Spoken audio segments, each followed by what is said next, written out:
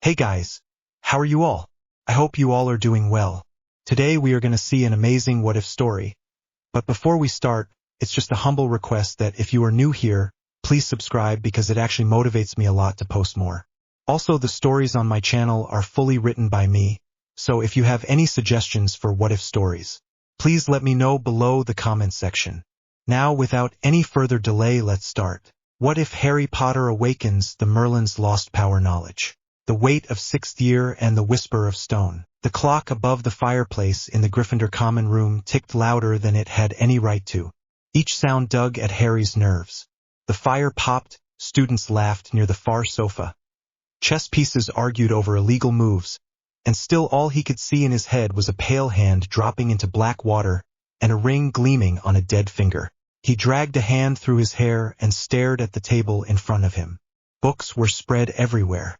Thick tomes on blood magic, old family lines, rites of succession, obscure history that even Hermione had never bothered with before this year. Half the pages were marked with scrap parchment and bent corners. None of it had helped. Ron dropped into the armchair opposite him with a heavy thump. The cushions protested. Ron shoved aside a book that slid into his lap and frowned at the title. Bloodline Anchors in Ancient Europe, Ron read in a flat voice. Brilliant. Really feels like my bedtime story. Harry did not smile. Hermione sat cross-legged on the rug between them, ink on her fingers, quill stuck behind her ear. Her notes covered more of the table than the actual books did, neat columns of ideas and references running into each other. She tapped her quill against her knee and glared at their pile of failures. "We are missing something," she said. "We have to be. There is no way that many old families used blood-based protection, and not one of these authors connected it to anything Dumbledore thinks is worth chasing. Maybe," Ron muttered, "because they did not have a Dark Lord chopping his soul into bits and hiding it in jewelry." "Ron," Hermione said, warning in her voice. "What?" he shot back. "I am just saying. All this." He waved a hand at the table. The gesture took in the firelight, the scattered parchment, the common room that felt too warm and not warm enough at the same time. "All this is great when you have professors who tell you the truth. We have Dumbledore handing Harry half a clue at a time, then disappearing again. How are we meant to keep up with that?" Harry's stomach twisted. The word disappearing landed in a place that was already raw. "He is not doing it for fun," he said. His voice sounded tired even to him. Ron snorted. "He has a funny way of showing it. Whole summer you get nothing. Then he shows up and drops a ring on you that nearly melts your hand off. Then he says you are going to hunt down the rest of you know whose soul and does not even give you the full map." Hermione pushed her hair behind her ear and looked from Ron to Harry. Her eyes were sharp, but there was strain there too. "Ron is not wrong about the missing information," she said. "I trust Professor Dumbledore. Of course I do. But the way he compartmentalizes is becoming a problem. He knows more about Horcruxes than anyone alive. Yet we are sitting here trying to reverse engineer a dark ritual from secondhand hints and vague warnings." Harry stared at the table again. The words on the page blurred. He pressed his fingers hard into the wood. It hurt in a small, grounding way. "I know," he said quietly. "I know we are missing things. That is the point. I am supposed to follow him round and learn what he chooses to show me. The rest is me guessing." "Guessing about your own life," Ron said. His voice was rough now, not angry yet, but getting there. "And ours. You realize that, yeah. Every time you go off with him, we sit here wondering if you are going to make it back. You come back with half a story and a new scar. And we are meant to be what, backup research crew." Hermione flinched. Harry looked up and saw the way Ron's fists were clenched on the armrests, the white knuckles, the hard set of his jaw. Under the grumbling there was real fear. "I did not ask for any of this," Harry said. The words came out sharper than he intended. "I did not ask for the prophecy. I did not ask for Horcruxes. I did not ask to spend my life chasing bits of Tom Riddle round the country." "No one is saying you did," Ron answered, heat rising. "That is kind of the point. You did not ask, but you get told. You get to know what the plan is, even when it is half-baked. We get pieces. We get to wait." Hermione cut in before Harry could snap back. "Stop," she said. Both of you, just stop for a second. She closed one of the books with more force than was really needed. Dust puffed up. This is not helping. We are tired and we are scared, and we are taking it out on each other. Her gaze softened for a moment as she looked at Harry. What did he say exactly? Word for word. About the locket. About the line you keep repeating. Harry exhaled and leaned back on the worn sofa. The springs creaked. He pointed to a sentence in one of his old notes, Harry said. Something his old teacher wrote, apparently. Said it had puzzled him for years. The line was that Salazar hid his greatest sin where the stone remembers the first blood. Hermione's eyes sharpened. You did not say the second half before, she said. You only mentioned the stone part. Harry scrubbed at his face. I was not trying to hide it. I just did not think it mattered. Everything matters, she replied. Salazar's greatest sin has to be either the chamber or something related to the Horcrux. The line about first blood suggests family. Bloodline. Maybe a ward keyed to his descendants. Ron frowned. Hang on. First blood. Could that be the first pureblood line in Britain or something? Some ancient manor. Hermione shook her head. No. Salazar was not British in the way the later families are. The founders came from different parts of Europe. First blood in this context would mean the first heir of his line, or the original sacrifice used to bind the magic. Harry listened to them bounce ideas and felt the familiar mix of respect and frustration. Hermione's mind ran circles round everyone else. Ron's instincts cut right to the heart of things. Yet the ceiling above all of them was the same. Dumbledore knew more. Dumbledore always knew more. He also said, Harry added in a low voice, that there are parts of Hogwarts older than the founders. Things built into the stone long before they arrived. He thinks Salazar used one of those places. Twisted something that was already ancient, that quieted them. Even Ron stopped fidgeting. Older than the founders. Older than the stories in history of magic. Older than the castle Harry had walked for years without ever seeing the whole of it. Hermione reached for one of her notebooks with quick fingers. Why did you not start with that? She said, trying to sound annoyed and not entirely managing it. Older foundations mean older magic. Old magic does not care about ministry warding or modern building plans. If there is a hidden wing, it might be tied directly to the bedrock. Ron stared at her. You are actually excited. Of course I am, she said. It is terrifying. But it is also the first real lead we have had in weeks. Harry felt every one of them. Nights lying awake listening to the castle groan and shift. Days spent nodding through lessons that no longer seemed to matter, while Death Eaters gathered outside and the Order scrambled with half numbers. Every time the post arrived, he expected news of another attack. Brilliant, Ron said, though his tone was flatter than his words.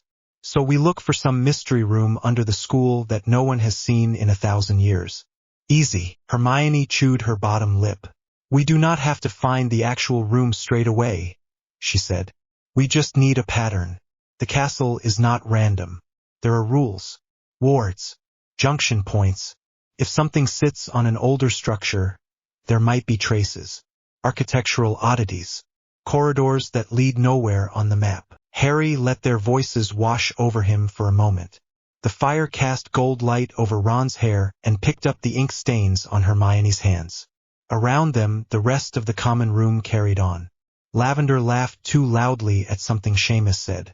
Ginny leaned on the back of a sofa and chatted with Dean, though every so often her eyes flicked over at Harry, quick and guilty, as if she was checking he was still there. He looked away. He felt like he had no right to want anything simple anymore. Not when every conversation with Dumbledore ended with more weight on his shoulders. You two keep going through the books, he said suddenly. Ron blinked. What? Where are you going? Walk, Harry said. He pushed to his feet. His legs felt stiff. I need to think. Clear my head. Maybe the castle will do that thing where it helps out for once. Hermione opened her mouth to argue. Then she looked properly at him. Whatever she saw in his face made her swallow the speech. Do not go near the forest, she said instead. And do not go near Snape. Was not planning on inviting him for a stroll, Harry said. Ron snorted at that. Some of the tension eased. Only some. Take the map, Ron added, reaching under his chair for his bag. He dug around in it for a second, then pulled out a worn bit of parchment. If you are going wandering in the middle of the night, at least give me the illusion you are not running straight into Malfoy's arms. Harry managed a faint smile. Malfoy would pass out if he saw me again without half his bodyguards, he said. He took the map and tucked it into his pocket. The feel of it against his fingers was familiar, almost comforting. He headed for the portrait hole as another loud burst of laughter rose from the far side of the room. Harry, Hermione called softly. He paused and glanced back. We are with you, she said. Even if it feels like we are not useful right now. You know that, right? He swallowed and nodded. I know. He climbed through the portrait hole and out into the corridor. The castle was quiet in the way it only was late at night. Portraits whispered as he passed. A few pretended to be asleep. Suitors in paintings yawned behind gloved hands. The torches burned low, throwing shadows that stretched long across the stone. Harry opened the map with quick practice. He tapped it with his wand and whispered the usual phrase. The familiar ink lines spread like veins across the parchment. Small labeled dots moved along the passages. Filch was on the second floor. Snape was a sharp dark outline near the dungeons. Dumbledore's dot sat still in his office. Harry stared at the maze of corridors and stairs. Where would Salazar have gone? Where the stone remembers the first blood, he muttered. The phrase rolled round his head. First blood. Old foundations. Places that predated the school itself. If there really was a part of Hogwarts that old, it would be somewhere the builders had simply built around, not over. A knot in the pattern. He traced his finger along the map, looking not for labels but for strange gaps. Areas where there should be rooms and were none. Places where corridors kinked for no reason. Near the lower levels, close to the dungeons but not quite part of them, there was a space with no rooms marked at all. Staircases skirted it and then turned away. The ink lines went round it like water round a rock. Harry felt a small jolt in his chest. Got you, he whispered. His own dot sat in the corridor outside the common room. The strange gap was 2 floors down and a long stretch along the wall from the Slytherin area, closer to the part of the castle that led towards the old foundations near the lake. He folded the map again and slid his wand back up his sleeve. Then he set off, trainers quiet on the stone. The walk took him past sleeping classrooms and cold suits of armor. Once, a suit shifted as he passed and muttered something about discipline. Harry ignored it. As he descended another staircase, the temperature dropped. The air took on a damp edge, like the walls held more water this far down. The torches were further apart. Some flickered. One had burned out completely, leaving a patch of deeper shadow. He checked the map at the foot of the stairs. His dot hovered near the edge of the blank space. Up close, the lack of detail was even stranger. The ink did not show walls there. It simply refused to mark anything, as if the castle itself did not want to admit something existed in that stretch. Very comforting, Harry said under his breath. He looked up. The corridor ahead looked normal at first. Stone floor, stone walls, a line of old portraits on one side, all empty at this time of night. On the other side, the wall was bare apart from a single faded tapestry of a medieval duel. The tapestry hung a little crooked, as if something had tugged at one corner long ago. Harry walked slowly, the soles of his shoes whispering on the floor. The closer he got, the more wrong the space felt. Not scary, just wrong. The air was too still. Sounds seemed to sink into it. Even his own breathing sounded quieter. He stopped in front of the tapestry and reached out. The threads were rough under his fingers. The hero in the scene raised his sword at that exact moment and glared at Harry. Do you mind? The tapestry knight said. I was about to win. Against a dragon that looks like a pillow, Harry muttered. The dragon puffed a small embroidered flame in offense. Harry lifted the tapestry aside. Behind it, he expected solid stone. Instead, he found a section of wall that did not match the blocks around it. The stones were narrower, set in a pattern he did not recognize. They were smooth, almost polished, and colder than the rest of the wall. When he leaned closer, he saw thin lines carved into the surface. Not words in any alphabet he knew, not runes from their coursework. These lines curved and intersected in a way that made his eyes ache if he looked too long. Hermione would know these are not any standard set, he thought. He wished suddenly that he had dragged her out of the common room with him. Then he imagined her face when she saw the map pointing to a gap in the castle and decided leaving her with Ron was kinder for the moment. First blood. He reached out and rested his palm flat on the cold stone. Nothing happened. Harry frowned. It would have been too easy anyway. Open, he tried. Nothing. He narrowed his eyes at the tangle of carved lines. Some of them almost looked like they wanted to form a shape he recognized. A curve like a snake. A circle with a cross through it. Old things. Goblin coins sometimes had similar signs on them. Gringotts' work, maybe.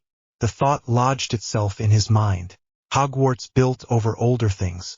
Goblins working in the depths of the earth.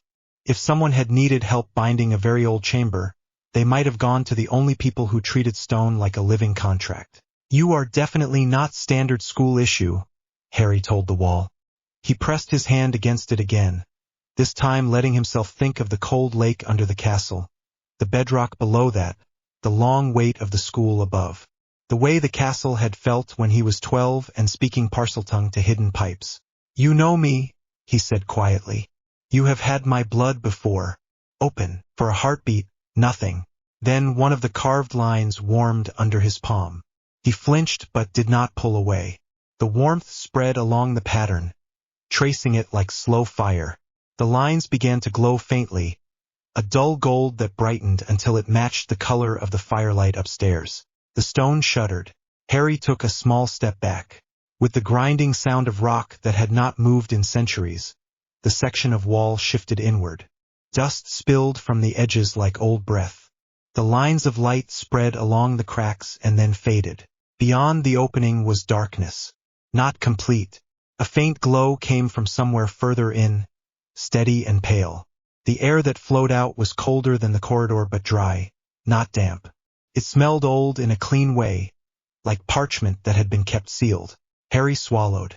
His heart thudded heavier than before. It was not the same panic as walking into the Chamber of Secrets years ago.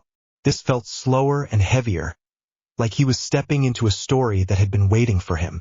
You wanted a lead, he murmured to himself. Congratulations. He took out his wand again and whispered for light. The tip glowed. He stepped over the threshold. The corridor beyond was narrow, the ceiling low enough that even he felt the weight of it. The walls were the same smooth stone, their surface crisscrossed with more of the strange lines. His light picked up dust, but not much. This place had not been disturbed often, but it did not feel abandoned. Felt dormant. He walked slowly. His footsteps echoed in a way that did not match the distance. The sound went ahead of him and came back as if from a much larger space. After a short stretch, the corridor opened suddenly into a wider chamber. Harry stopped at the edge and lifted his wand higher. The room was circular and much larger than he had expected. The ceiling soared up into shadow. The walls were covered in the same unfamiliar markings, but here they were larger, more deliberate. They formed rings and spirals that drew the eye to the center of the space. There, on a raised platform of plain stone, stood a monolith. It was simple in shape, a tall rectangular block, almost as tall as Hagrid, though not as wide. The surface was polished black. It did not reflect his light in the way ordinary obsidian did. Instead, it seemed to drink it in. The faint glow he had seen earlier came not from lamps or torches, but from the patterns on the floor around the base. He stepped closer. The floor directly under and around the platform was etched with a complex circle that put every Hogwarts ward diagram he had ever seen to shame. Paths of carved lines met at sharp angles, then curved away again. Some of the shapes were similar to the ones on the wall outside. Others were entirely new. He crouched at the edge of the circle and studied it. There were no obvious gaps, no place to slot his wand into, no physical object to turn or pull. It was not a lock in the way he understood them, felt more like a question. Harry straightened slowly and looked at the monolith itself. Up close, the black surface was not entirely plain. Faint lines ran through it so thin he almost missed them. They glimmered very slightly, like veins of silver deep under a dark lake. When he leaned in, he realized they were not random. They formed letters he did not recognize, script that curved and dipped in ways that made his tongue itch. The hairs on his arms stood up. He did not know the language, but something inside him responded to the rhythm of it. "Brilliant," he whispered. "What are you then?" His scar tingled. Not the sharp stab that came with Voldemort's moods. This was a slow, steady thrum that matched his pulse. It made the bones under his skin feel hollow and strange, as if they were waiting to be filled with something. He stepped back and forced himself to think. Dumbledore's half-note. Salazar's greatest sin. First blood. Older than the Founders. Goblin lines used as anchors. A monolith that felt like nothing else in the castle. This did not look like a Horcrux. If it was a very odd one. There was no sign of a living mind inside. No whisper of malice. Just quiet expectation. This is wrong.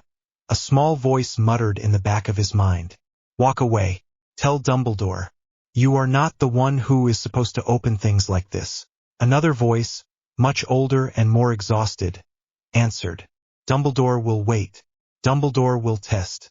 By the time he decides, people could die. Again, Harry's hands curled at his sides. He could see faces when he closed his eyes. Sirius falling through a veil. Cedric on the grass. He was so tired of being too late. He took a slow breath. Right, he said to the empty air. If you are some ancient trap, I am going to be very annoyed. He stepped onto the edge of the carved circle. Nothing exploded. No wards flared. The light from his wand flickered once, then steadied. He moved to the base of the platform and stood there for a moment, staring up at the monolith. It towered above him, silent and patient. Closer now, the faint lines in the stone seemed to shift. For an instant, he thought he saw shapes that were almost familiar. A staff. A dragon coiled round a tower. A wand, thinner than any modern one. Symbols of stories he had heard as a child. It might all have been in his head. Harry lifted his hand. His palm hovered a few inches from the surface. The air between his skin and the stone felt cold and thick, like water. His heart hammered. His mouth was dry. Every instinct that had kept him alive so far yelled that touching unknown magical artifacts found in hidden rooms under a cursed school was a terrible idea. He thought of the ring on Dumbledore's blackened hand. The withered flesh. The way the headmaster had smiled and told him it had been worth it. He thought of Ron's face in the common room, tight with anger and fear. Hermione's frustration. The tightening circle of the war. The prophecy that said he was meant to face Voldemort whether he liked it or not. Fine, Harry muttered. If this kills me, I am going to be very cross. He laid his hand flat against the stone. The first thing he felt was cold. Real, biting cold that sank into his skin like it had been waiting there. It raced up his arm, sharp enough to make him gasp. Then the cold vanished. Heat roared in its place. It was not fire. Fire burned in a way he understood. This was different. This was pressure and light and weight all at once. It shot along his nerves and into his chest. His spine snapped straight. His vision went white round the edges. His scar exploded with pain. Not thin, spear-like pain like usual visions. This was a flood, a tide slamming into a wall. He cried out, or thought he did.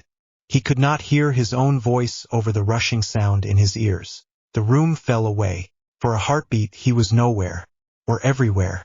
He could not tell. He had the sensation of falling without moving, of being pulled through something so vast his mind could not grasp any edge. Images flickered in front of him. A tower on a hill, battered by rain. A circle of standing stones under a sky full of stars. A man with a long beard and bright, tired eyes standing over a table littered with scrolls. Words that were not English or Latin or anything he recognized beat against his eardrums. They carried weight, not just meaning. Each one landed in his chest and stayed there, open. Except, remember, he tried to pull his hand back. He could not. The stone held him, or he held the stone. He could no longer tell which way the contact went. The light gathered in the monolith and surged outward. From the outside it might have looked simple. A boy in worn school robes standing alone in a hidden chamber, hand pressed to a block of black stone. A line of gold racing up his arm. A flash that turned the chamber bright as day. From where Harry stood, it was everything. Gold light shot out of the monolith and poured into him. It ran along his skin like molten metal and then sank through, vanishing into muscle and bone. His veins burned. His heart kicked hard enough to hurt. His scar felt like it was splitting. He stumbled, but the stone kept his hand in place. The whispering grew louder. It filled his head, not in one voice but in many. Old voices, firm, patient, amused, furious, all overlapped into a roar of knowledge. Runes rearranged themselves behind his eyes. Wards unfolded and refolded. The castle around him lit up in his mind as lines of power. He saw them running under the floors, through the walls, up into the towers and down into the cold earth. He saw points where they met, diverged, crossed. Somewhere in the distance, something howled. It sounded like defiance and fear. Voldemort, a small part of him, realized. He feels this. The thought flickered and was swallowed by a much larger wave. This is too much, Harry thought wildly. Cannot hold this. I am not made for this. The light did not care. It raced up his arm, across his shoulders, into his head. For a moment, his entire world was his scar. It was a doorway and a wound and a key all at once. The gold light crashed against it, then through it, shattering something that had sat there for years. The connection that tied him to Voldemort flared white-hot. Then it snapped. Harry screamed. Sound did not leave his throat, but his entire body jolted. The world vanished in a blaze of gold. Then there was nothing at all. Cold stone pressed against Harry's cheek. For a while that was the only thing that existed. Stone and the slow drip of water somewhere in the dark. His head felt stuffed with wool and bright shards of something that would not stay still. When he tried to move, his stomach lurched. He forced his eyes open. The ceiling above him was high and curved. Huge stone pillars carved like snakes wound up to meet it. Faded carvings of serpents coiled round each one. The air smelled of damp rock and something older, a dry dust that clung to the back of his throat. Harry stared up at the huge stone face at the far end of the chamber and knew exactly where he was. The Chamber of Secrets. He pushed himself up onto his elbows. The movement sent a spike of pain through his skull, a blunt throb that made his vision swim. Bits of memory came back in broken flashes. Gryffindor common room, arguments, the map, the cold wall behind the tapestry, the hidden passage, the black monolith. Gold light, pressure, his scar tearing open from the inside. Then nothing. Now he was lying on the floor in a place he had only been once before, years ago, when he was smaller and more scared and did not know what he was doing. He dragged in a breath and sat up properly. Bones lay silent around the edge of the water. The corpse of the basilisk was a pale heap in the gloom, ribs like collapsed arches. The last time he had seen it, it had been terrifying and huge. Now it looked like a dropped skeleton in a museum. His head hurt more when he tried to look at it. Not from fear. From the way his mind tried to add numbers to the size without him asking for them. Length in precise feet, weight, the poison content in each fong, the way the corpse had changed the airflow in the chamber since it died. He squeezed his eyes shut. For a second, that made it worse. With his eyes closed, the darkness behind his lids filled up with patterns. Lines of light slid into place like chalk marks on giant boards. Wards, old ones and new ones, wrapped round each other. The castle above him glowed in his mind as a nested set of shells. Some were bright and recent. Others sat heavier and deeper, colors he did not have words for. He knew which ward tracked who held a wand inside the walls, which one watched for animagus forms, which one traced the scent of dementors across the borders. He knew where each had been anchored and how many people had worked on each lattice. He had never seen any of that with his eyes. He should not know any of it. His breathing sped up. Stop, he told himself. One thing at a time. He opened his eyes again. The patterns faded from his inner vision, though they did not vanish. They sat at the edge of his awareness, waiting. He placed his hands flat on the stone and pushed carefully to his feet. The world-tilting sensation eased when he stood. The pain in his head stayed but settled into a hard pressure instead of a wild throb. His scar stung in a new way, not like a cut, more like a bruise that had been pressed too often. He lifted his fingers and touched his forehead. The skin there was tender and hot. When he pulled his hand back, there was no blood. There was something else. Thin threads of gold light clung to his fingertips, stubborn and faint. They vanished after a moment, sinking into his skin. Harry stared at his hand. "Right?" he said to the empty chamber. His voice echoed off the walls. "That is new." The words that rose to mind next were not English. An old phrase formed itself behind his teeth, full of harsh consonants and soft endings. Felt like a command and a greeting at once. Without thinking about it, he spoke it aloud. The sound hardly left his lips before something in the stone around him answered. The air in the chamber steadied. The faint damp chill pulled back. The slow drip of water evened out. For a heartbeat, every ward that touched the space turned and looked at him, not with eyes, with attention. A clear thought slid through his head that was not his own, yet fitted there as if it had been waiting. Emery's recognized. Bearer accepted. He swayed. The name sat in his mind with the weight of centuries. Emery's. A title and a person and a legend that had been twisted in stories for so long that hardly anyone used the original word anymore. Merlin. Images jammed themselves under his eyelids again. A man in rough wool with ink staining his fingers, standing in a circle of standing stones. A stone city half-built, its wards raw and bright, a skeleton of power waiting to be filled.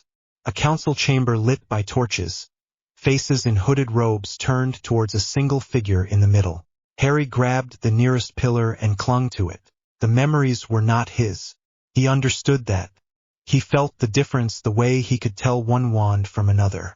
But they threaded through his own thoughts as if they had always been there. He saw a younger Merlin arguing with a group of older witches and wizards. Their accents were thick, their robes cut in styles that had vanished long before Hogwarts was a plan. They were furious with him. He could hear why in a language that had never been taught at school, yet he understood every word. No one mind may hold all paths. It breaks the world. He heard his own voice answer in that same language. Not really his, but close enough that it made his skin crawl. If no one mind holds them, the same mistakes repeat. If no one remembers the first fall, the next will be the same. He saw votes cast, hands raised and lowered, an old law drawn in fire across a stone table, binding and final. No more repositories, no more Emerys. Harry wrenched himself back from the vision with a ragged breath. His fingers dug into the carved stone of the pillar. The serpent under his hand seemed almost alive for a second, scales rough under his palm. He let go. "Brilliant," he whispered. His voice shook. "So I have broken an ancient law that was written before this school even existed. That is good to know." He looked around the chamber again. Last time he had been here, he had been 12 and terrified and angry. He had faced a piece of Tom Riddle that sneered at him and told him he was nothing without the help of other people. He had stabbed a book and watched a ghost of a boy scream. This time the fear was different. It was bigger, heavier, without a face to aim at. He took another breath and forced his shoulders to relax. Think. What can you do now that you could not before? What has actually changed? He closed his eyes again, more carefully. The map of Hogwarts rose up at once. It was not like the Marauder's map, with its inked corridors and tiny names. It was more like a model built out of threads of light. Each floor hung in his mind in a thin sheet, then another above, and another, all joined by tight lines where staircases stood. He could see points of heat where people were grouped. Gryffindor Tower glowed with warm patches of students and their tired magic. The staff room flickered with a few strong points, one that felt like McGonagall, one like Flitwick, compressed and sharp. Wards wrapped round all of it. He could trace each line if he focused. He could tell where they were thin, where war and bad repairs had frayed them. He could also see the boundary of the grounds. As he watched, the outer line shivered. A ripple moved along the border near the front gates. Old stones that marked the school edge flared in his mind, complaining. Someone outside pressed against them, hard enough to leave a dent. Harry's eyes flew open. "No," he muttered. Not now. He reached for the map in his pocket by reflex and then stopped. He did not need ink to know what he had just felt. The wards trembled again. This time the shock traveled deeper, towards the central core of protections. Certain ones tightened of their own accord. Others strained. Older magic woke. Along the front boundary, a cluster of bright, unwelcome sparks appeared. They had a particular feel. Sharp and oily at the same time. Heavy with borrowed power. Some of them carried traces he knew too well from last year. Death Eaters. They were not inside yet. Not quite. They pressed and searched, looking for weak points. Harry could feel them without any need for glass or distance tools. He knew exactly how far from the front doors they stood, how many wands they held, which ones had scars on their magic from previous use of unforgivable curses. He swallowed. Fine, he told the empty chamber. Later panic. Now we move. He turned in a slow circle, trying to remember the exact layout from his previous visit. The serpents.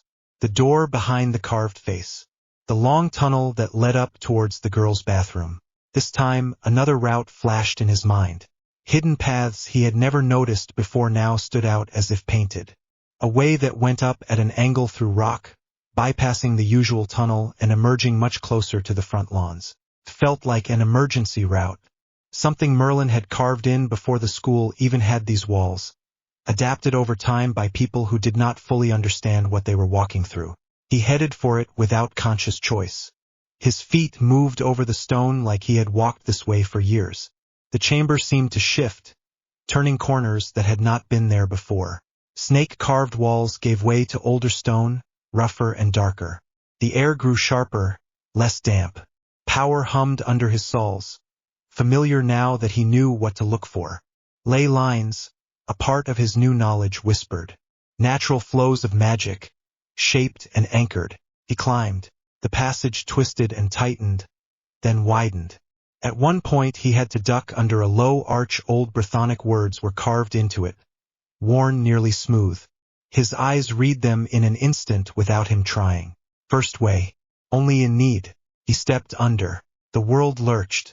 For a stretch of 3 heartbeats he was nowhere and everywhere again, the way he had been in front of the monolith. Power slid round him in a tight loop. Then he stumbled out into cold night air.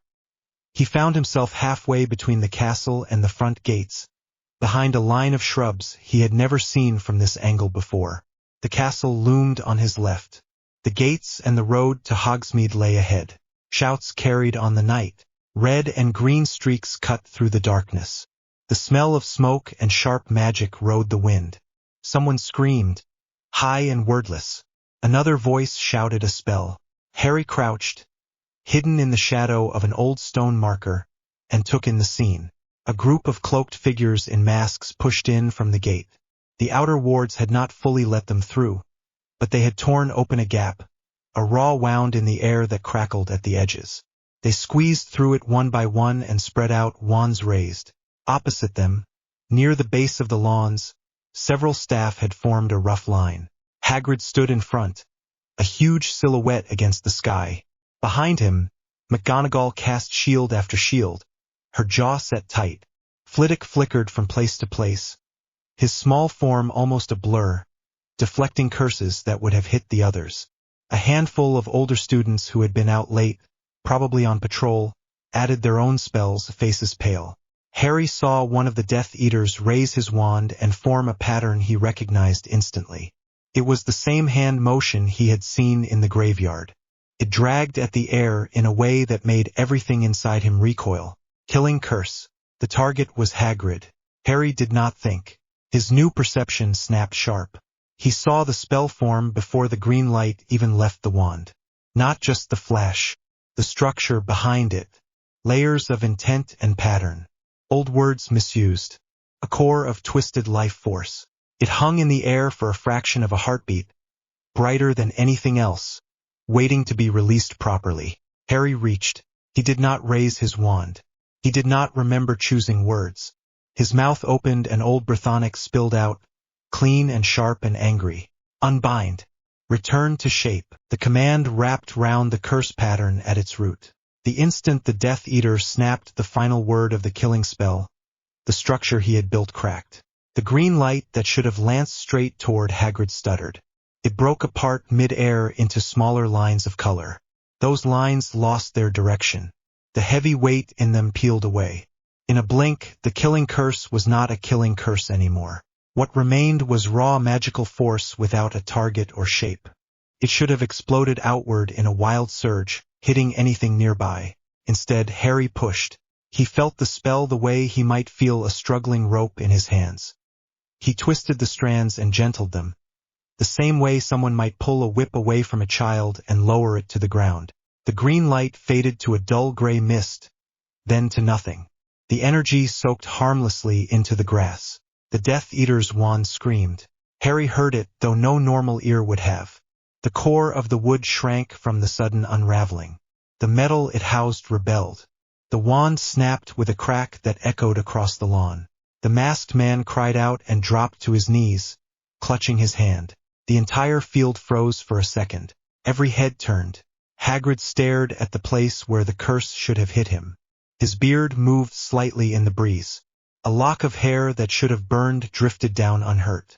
Professor McGonagall looked from the broken wand to the shadows where Harry crouched, eyes wide. The Death Eaters hesitated.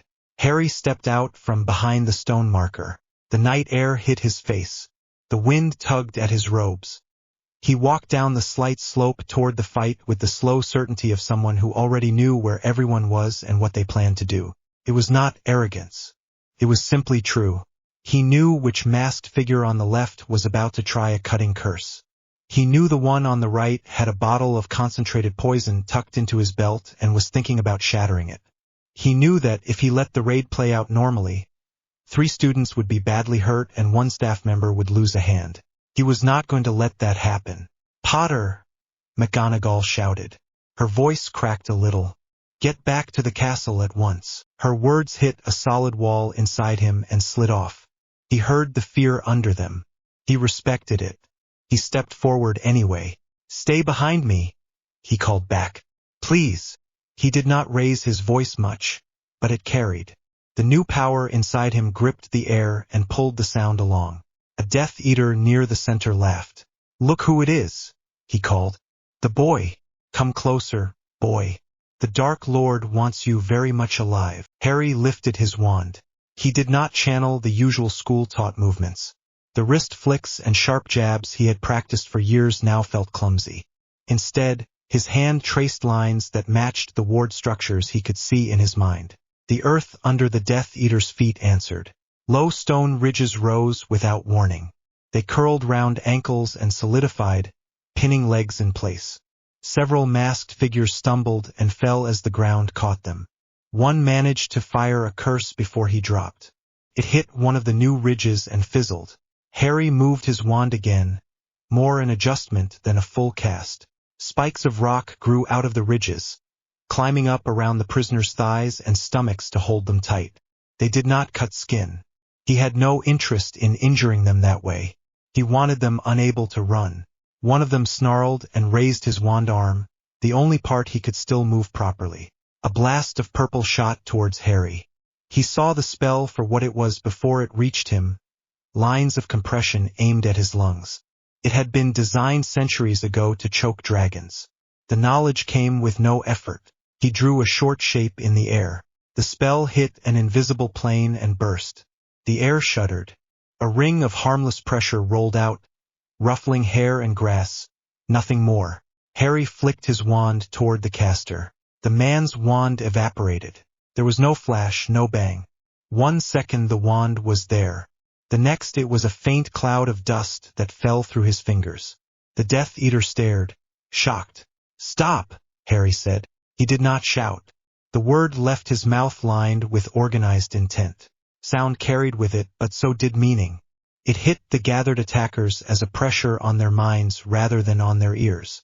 For a moment, every curse on their lips stuck there. Hagrid and the teachers behind him stared. They felt something as well, but for them it was different, less invasive. A firm hand on the shoulder instead of a grip at the throat. Several Death Eaters fought the effect. Harry saw the shapes of their resistance clearly. Occlumency walls, hastily thrown up and poorly sealed. Sigils burned onto inner arms to boost courage. Anchors tied to the mark on their skin. He touched those too. Not gently.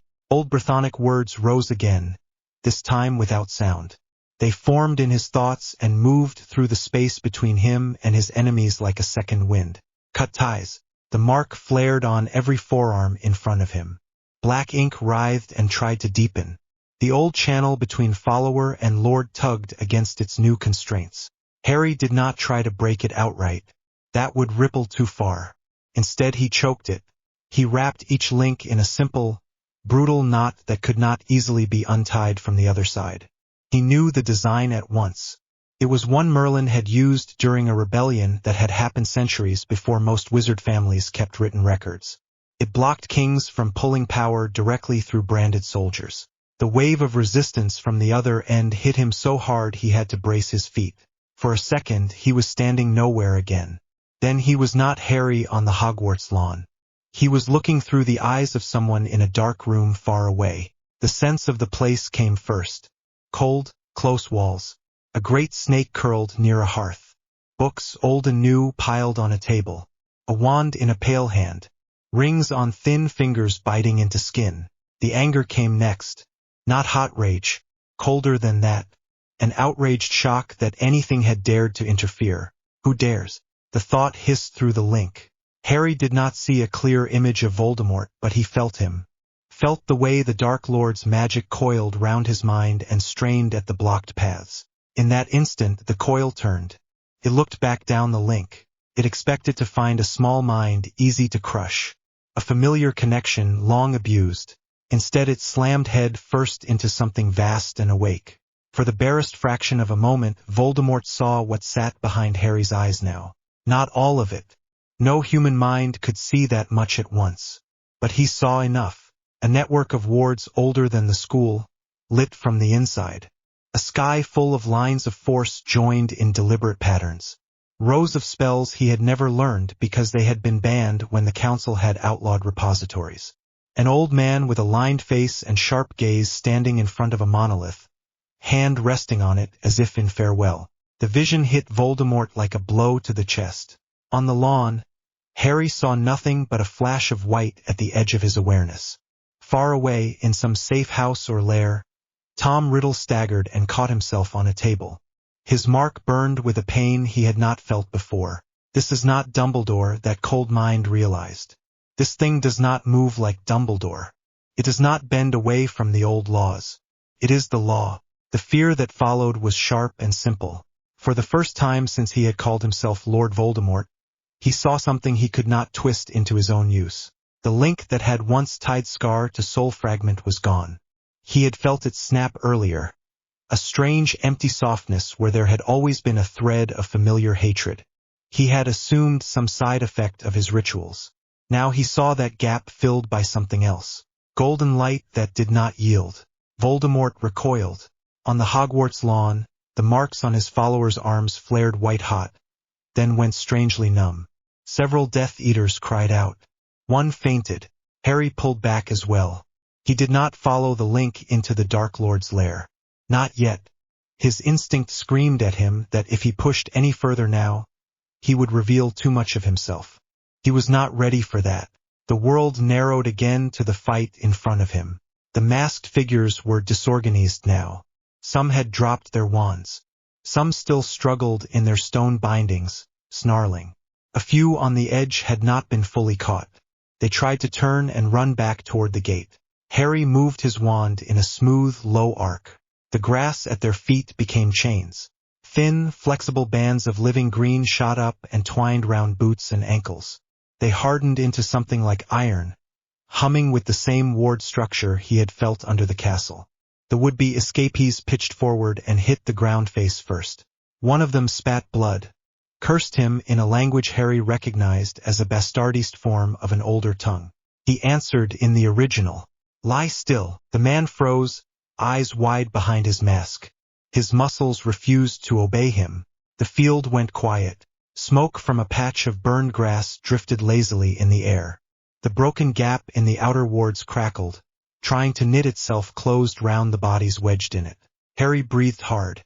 Sweat slid down the back of his neck. For all the power flowing in him, he was still human. His lungs needed air. His legs trembled a little from the strain. He did not let the exhaustion reach his face. McGonagall stepped forward slowly, wand still in her hand. Her eyes were on the immobilized attackers, then on Harry, then on the still faintly glowing surface of the lawn where the killing curse had died. "Potter," she said. Her voice sounded thinner than usual. "What did you do?" Harry opened his mouth, closed it again. How exactly was he meant to answer that? He could describe the twist of the killing curse structure. He could talk about the way its old name had been bent over centuries until the current form was more curse flesh than curse soul. He could explain that he had simply forced it back into raw, unshaped magic and then let that go to ground. Or he could say something else. "I stopped it," he said quietly. Her mouth pressed into a line. "I can see that," she replied. "How?" Hagrid came up beside her, huge and solid. He peered down at Harry with worried eyes. "Yeah, looked like yeah hardly moved," he rumbled. "Then that green bolt just went soft. Never seen anything like it, Harry." Harry swallowed again. The back of his throat tasted of metal. He became suddenly aware of how everyone else was standing. Flitwick, still half behind a rock, wand ready. The handful of older students, staring with their mouths slightly open. Even the Death Eaters were watching him now, not with contempt, with something closer to wary confusion. "I learned something," he said. "Tonight. Under the castle." Professor McGonagall shot him a sharp look. "Under," she repeated. Harry nodded. "The school sits on older foundations," he said. "Older than the founders. Some of the first wards are still down there. Not just Hogwarts work. Before that. Before British wizardry looked the way it does now." McGonagall glanced briefly at the immobilized Death Eaters, then at the castle. Her shoulders were very straight. "We will speak about this somewhere private," she said. "Later." She turned her head slightly. "Phileas, bind and disarm these creatures properly. Take their masks off once they are in custody, not before. Hagrid, help him move them. Mr. Finnegan, Mr. Thomas, go to the entrance hall and alert the rest of the staff. Tell them the wards held but some got through." Her orders unfroze the others. People moved. Flitwick stepped out from behind his cover. With a few precise flicks of his wand, he added extra bindings to each prisoner, checking Harry's stone restraints with quick eyes and a small frown of academic interest. Harry took one step back and let them work. He could feel the wards around the grounds trying to settle. They still hummed with the marks of the assault. He could see exactly where they needed reinforcement, what shapes would support the overstrained sections. Runes danced behind his eyes, willing him to reach out and repair. He did nothing. Not yet. A soft pop sounded behind him. The air took on a faint scent of lemon and something older. Harry's skin prickled. He turned. Dumbledore stood a few yards away, robes slightly disordered as if he had come in a hurry. His eyes swept the lawn in a single broad glance that took in everything. The broken grass, the bound Death Eaters, the students. "Harry." The look paused on him. "Harry," Dumbledore said. His voice was gentle as always. There was a new tightness at the edges of it. Harry felt a strange double image. For years he had seen Dumbledore as the most powerful wizard in any room. The person who could bend the air with a simple flick, who could turn a stone basin into a lake of memory, who could walk into a ministry full of enemies and leave with his head high. Now, some part of him measured the headmaster's wards and found them wanting. Not weak, never that, but built on a set of rules that were out of date. Dumbledore's magic sat in his body like a well-organized library. Everything in its place, indexed, available. It did not reach as far as the old lines that ran under the castle. He had never been allowed to touch those directly. He had had to work round them. Harry could see that in an instant. He hated the thought. "Professor," he said. His voice came out hoarser than he would have liked. Dumbledore walked closer. His gaze flicked once to the still faintly scarred patch of grass where the killing curse had died. The blue in his eyes chilled. McGonagall met him halfway and spoke in a low, fast voice. Harry could not hear every word. He did not need to. He knew what she was saying. Death Eaters at the gate. Wards strained. Harry arriving and doing something no one recognized. He watched Dumbledore's face. There was surprise at first. Then relief, when he saw Hagrid unhurt and the students alive. Then, slowly, something heavier. Calculation. Dumbledore dismissed McGonagall with a small nod and came to stand directly in front of Harry. The headmaster was tired. Lines round his eyes seemed deeper in the pale light. His hand, the damaged one, twitched slightly at his side. "Are you hurt?" Dumbledore asked. The question was simple. There was real concern in it. Harry almost laughed. He did not. "My head hurts," he said. "My scar. Everywhere else is fine." Dumbledore studied his face, then his scar. His gaze lingered on the faint gold sheen that still seemed to sit under Harry's skin. "I felt something," Dumbledore said quietly. "A surge from the old wards. Older than this castle. It woke me from sleep. When I tried to touch it, it shut me out." The last words were soft, without accusation. It still felt like a door closing between them. Harry shifted his weight. "I found something under the school," he said. "Behind the tapestry near the lower levels.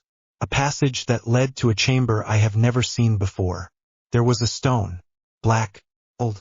Full of something." He spoke carefully around the parts he did not know how to explain. He did not mention the law drawn in fire. He did not mention the council that had stood in judgment over Merlin. He did not talk about the way the monolith had felt almost alive. Dumbledore's eyes sharpened with each word. "A repository," he murmured. "Of course. I should have guessed." Harry blinked. "You knew it was there," he said. "Not precisely," Dumbledore answered. "I suspected there were things under this school that even the founders did not create. When I repaired some of the deeper wards after Grindelwald's fall, I saw traces. I never found the core." His gaze moved to Harry's right hand, as if he could still see the mark of the monolith there. Until now, silence stretched between them for a moment. Behind Dumbledore, staff moved about their tasks. Hagrid lifted 2 bound Death Eaters at once and carried them with grim satisfaction. Flitwick directed a pair of stunned students back toward the castle. McGonagall barked an order at someone who had wandered too close to the broken ward gap. The world went on. Here, in this small stretch of trampled grass, something had shifted so far that nothing would be the same. Dumbledore lowered his voice even more. "How much did it give you?" he asked. "This stone." Harry tried to form an answer. He thought of trying to count drops of water in a river. It was useless. "I do not know," he said in the end. "Enough that when the Death Eaters pushed against the wards, I saw everything they did. Enough to stop a killing curse by pulling it apart. Enough to choke the marks on their arms without touching them." His jaw tightened. "Enough to know that the link between me and him is gone. The scar connection. It broke when the light hit." Dumbledore inhaled. "Gone," he repeated. "Yes," Harry said. "He still has Horcruxes. I can feel those like old splinters. But the link that gave him a way into my head is gone. Whatever the stone did, it tore that loose." He left out the part where Voldemort had tried to push back through and had seen the edges of what Harry now held. He would have to tell someone that. Later.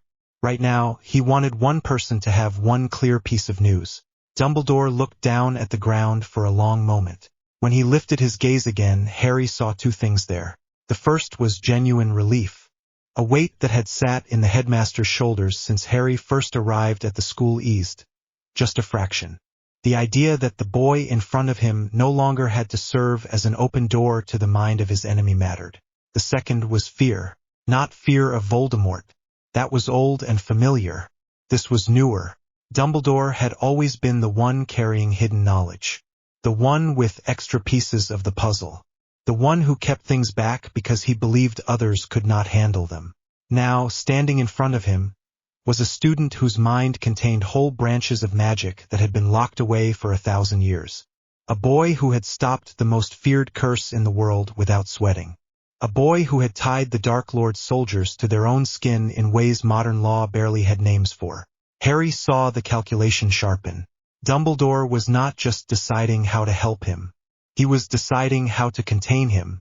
The headmaster smiled, gentle and weary. "I am glad for your sake that the link is gone," he said. "That alone would be a miracle. What you describe is more than a miracle. It is a change in the rules of the war." His eyes flicked briefly toward McGonagall, then the castle, then the bound Death Eaters. "For now," he went on, "no one outside this lawn needs to know the details." Harry stared at him. "You want to hide this," he said. He kept his voice level. Dumbledore spread his hands slightly. "I want to prevent panic," he said. "You have just done something impossible. If word spreads that a student can unmake killing curses and choke dark marks, the Ministry will react in fear.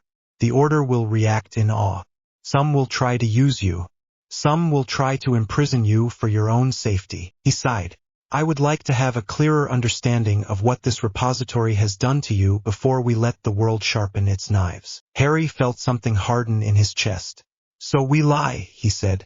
"We simplify," Dumbledore corrected softly. "We say that old wards woke, that Hogwarts itself rejected the assault with more force than expected, that you were near and helped. All true in a sense." Harry thought of the old law written in fire, the one that said no single mind could hold this much knowledge again. He thought of the way it had bent when the monolith accepted him anyway.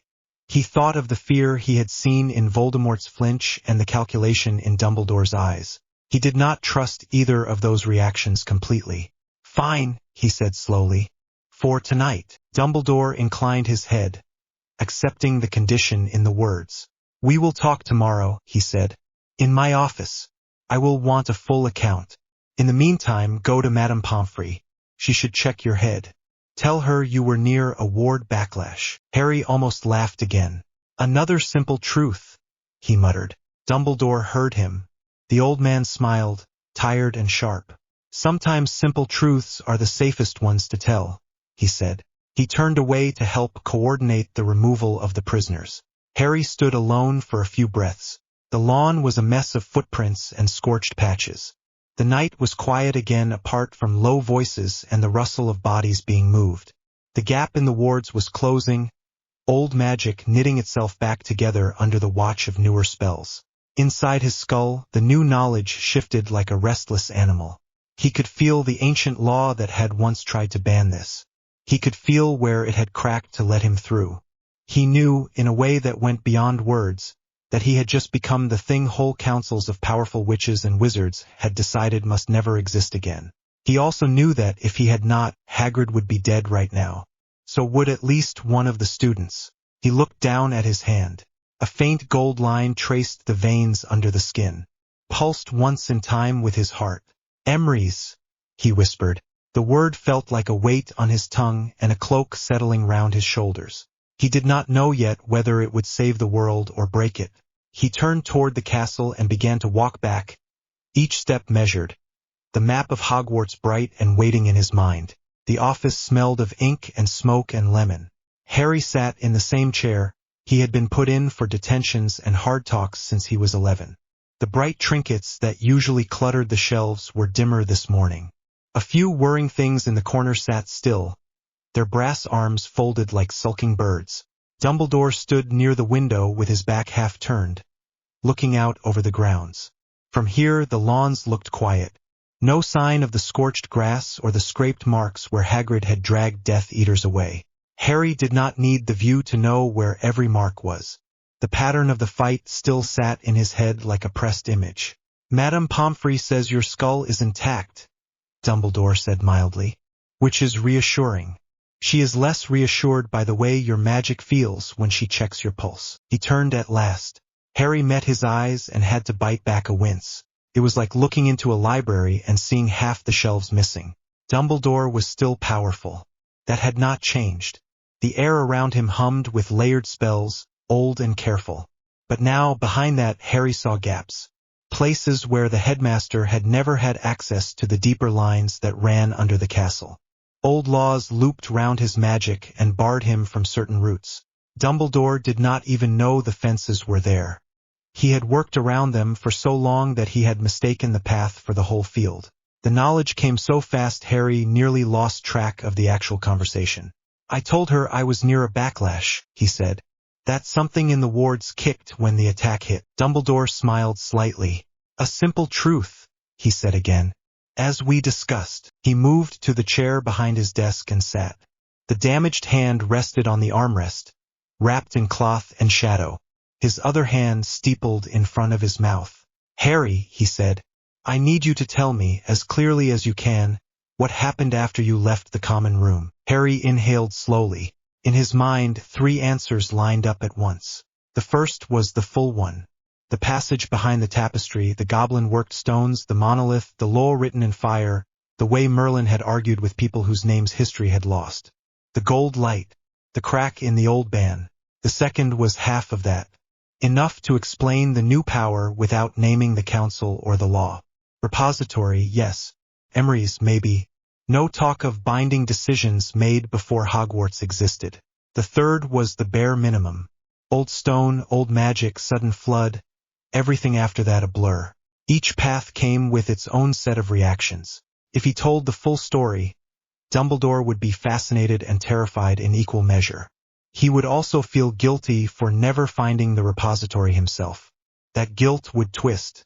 It would turn into a stubborn refusal to let anyone else touch those depths without his oversight. If Harry gave the second version, Dumbledore would still be afraid, but the guilt would be smaller. He would focus on managing the present instead of rewriting the past. He would push for tests, for boundaries, for oaths. The third would leave Dumbledore blind. He would suspect more but not know where to put his worry. He would start watching Harry like he watched cursed objects. None of the options kept trust safe. Each moved the pieces in a different pattern. The awareness of that made Harry's skin itch. He chose the middle path. He talked about the hidden wing, about following the map down to the strange blank space near the lower levels, about the carved wall and the goblin-style lines, about the way the castle had responded when he called on blood already spilled in its halls. He described the monolith in the circular chamber. He told Dumbledore how it had felt to touch it, how the light had poured through his scar and torn the old link. He mentioned seeing strands of wards, the castle as lines of power, the way the Death Eaters felt when they pressed against the boundary. He did not speak about the council. He did not mention the name Emeries, though it sat heavy on his tongue. He did not talk about the law that forbade repositories or the way that law had bent. Dumbledore listened without interrupting. Only his eyes moved, flicking from Harry's face to his scar and back. When Harry finished, silence held for a few breaths. Old, Dumbledore murmured at last. Very old. He leaned back, chair creaking. I wondered once if Hogwarts would produce a new fulcrum, he said quietly. A person, a place, a thing that would tilt the board. I had thought perhaps it would be a child with a new sort of gift, or an object long buried. I confess, I did not imagine the castle itself would offer you the mind of Merlin. Harry flinched. He had not used the name. Dumbledore put it there anyway. You recognized it, Harry said. Only in part, Dumbledore admitted. When you speak of seeing wards as lines, of hearing old stone answer in a tongue no one teaches anymore, it calls back to hints I have seen in very old texts. Merlin was not only a man who advised kings. He was also a repository of a sort. The last one, if the stories can be believed. He tapped the cloth around his damaged hand. The council that banned such things did so for reasons they considered good, he went on. No one mind, they believed, should hold too much of the world's shape. It makes that mind a target. It also tempts that mind to believe it knows better than everyone else. His gaze fixed on Harry, sharp and sad at once. If what you say is true, the stone under this school has broken that law. It has chosen you as its new repository. Chosen sounded nicer than it was.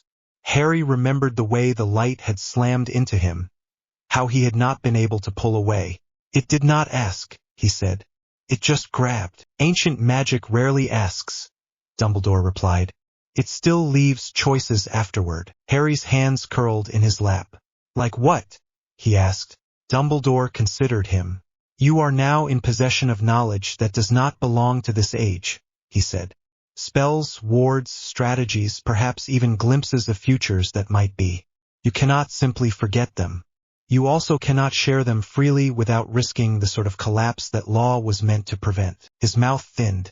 You will be tempted, Harry. Tempted to fix things you see going wrong before others even know the danger exists. Tempted to judge everyone around you by measures they do not understand. Harry thought of the feeling on the lawn when he had gripped the killing curse and twisted it. The way every spell on that field had unfolded in his mind like a diagram. The way he had seen each Death Eater's next move before they made it. He thought of Ron's face white and angry, Hermione's hands shaking as she prepared shields. The thin line between them and death in those seconds. If I can stop people dying, he said slowly. Why would I not? Dumbledore opened his hands a little. I did not say you should refrain from acting, he said. I am asking you to consider how you act, and how much of your reasoning you share. You are no longer only a boy with a prophecy. You are something our world has not seen for a very long time. His eyes were very blue. Whatever you do from this point will set precedents, he said. Others will follow the path you cut. If that path is carved too deep, no one will be able to leave it. Harry stared down at the grain of the desk. He saw paths already. That was the worst part. As Dumbledore spoke, thin lines of possibility drew themselves in the air behind his words. If Harry promised to obey him without question, one set of lines brightened. In that future, Dumbledore remained the filter. He decided which old spell could be used, which could not, what reforms would be allowed, which secrets would stay buried. In that path the war ended, yes. Voldemort fell. But some truths never reached the world. Some laws stayed half-broken. The next generation never learned why their elders had failed so badly. If Harry decided to ignore Dumbledore completely, another set of lines lit up. In those, he moved like a storm through the Ministry and the Wizengamot, tearing out rot without asking anyone's permission. He shouted truth in public. He broke wards in front of cameras. The war ended faster. It also left the world frightened of him. There were whispers of prisons with his name in them. In between those extremes was a narrow, difficult path where he acted on what he knew but tried to bring others along with him. It was messy. People got angry. Some left. Some called him arrogant. Some followed. The in-between path hurt more. It also looked less likely to end in disaster. Harry, Dumbledore said softly, I am not asking you to be less than you are. I am asking you not to walk alone. Harry lifted his eyes. Then stop leaving me in the dark, he said. Stop deciding how much I get to know and when. If I am meant to carry this, I need people who actually know what I am carrying beside me. Not just watching from the edge. Dumbledore flinched. Just a small movement round the eyes. That, he said, is a fair rebuke. He hesitated, then nodded once, as if agreeing to something inside himself. I will tell you more, he said. About Horcruxes, about the old wards, about the politics you will have to face when Voldemort falls. I owe you that much, but we cannot do it all at once. Your mind is already under strain. I can feel it from here. Harry's head did hurt. A dull pressure sat behind his eyes, a constant reminder of the new weight crammed into his skull. Every time he reached for a simple idea, 3 complicated ones tried to come along for the ride. If you try to use that repository as a map to every choice, Dumbledore added, you will lose yourself in it. Let it advise you. Do not let it replace you. That landed in a place that was not Merlin's memory. It was simple, personal. Harry exhaled. Fine, he said. We go one step at a time. But I am done being your secret weapon while you pretend I am only a student. If we are going to do this, we do it honestly. Dumbledore's gaze flicked again toward the window, then back. As honestly as the situation allows, he said wryly. Which, you must admit, is not as much as either of us would like. It was not a full answer. It was as close as Harry was going to get today. Then we start with one thing, Harry said. You stop keeping Ron and Hermione out of every discussion. Dumbledore's brows rose. I have never forbidden you to talk to your friends, he said. You never had to, Harry replied. You made it clear enough that you preferred I did not. You wanted me to protect them by lying. That is over. They are already in danger. They deserve to know what they are facing. The headmaster looked as if he wanted to argue. Then his gaze dropped to Harry's scar, to the faint gold still glimmering there, and he sighed. I will not stop you telling them, he said quietly. I will ask you to be careful which parts you share. Not because I think they are weak, but because some truths are like that stone. Once touched, they do not let go. Harry nodded once. I will decide what they can handle, he said. They are my friends. A shadow of something passed across Dumbledore's face. Harry could not tell if it was regret or weary acceptance. Very well, Dumbledore said. Go to breakfast. Try to eat. Madame Pomfrey assured me you have not had a proper meal yet. He paused. And Harry, he added, whatever else happens, I am glad you are still here. The words were simple. They were also honest. For a moment, the lines of possibility in Harry's head quieted. Me too, he said.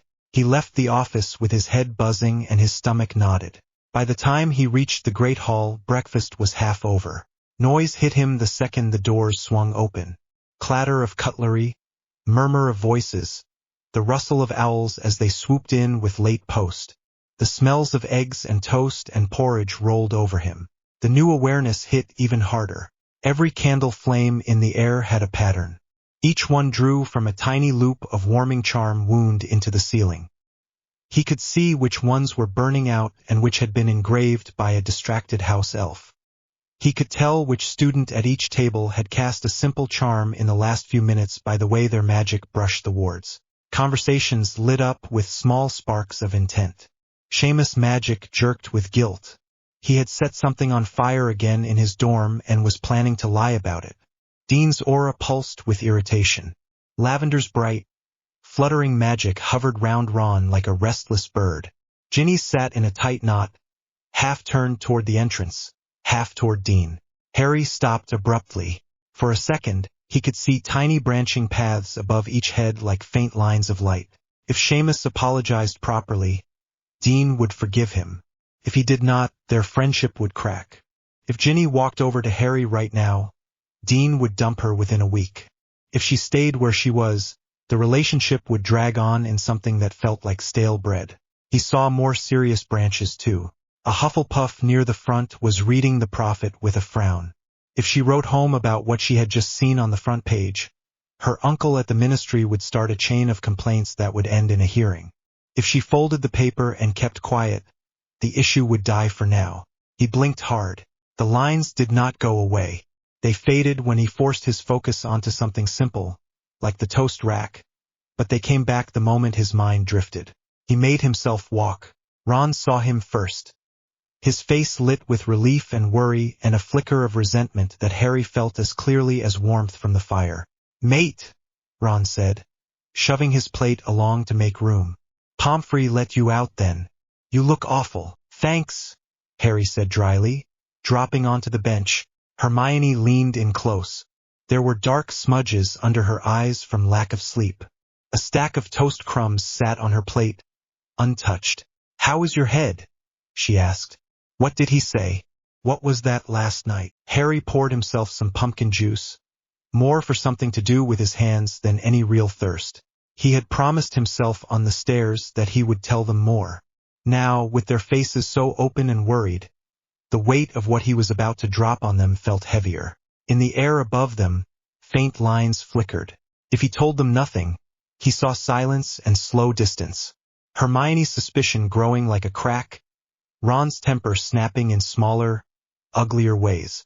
If he told them everything without filter, he saw shock and a different kind of distance, one where they looked at him and saw something not quite human. The middle path was thin.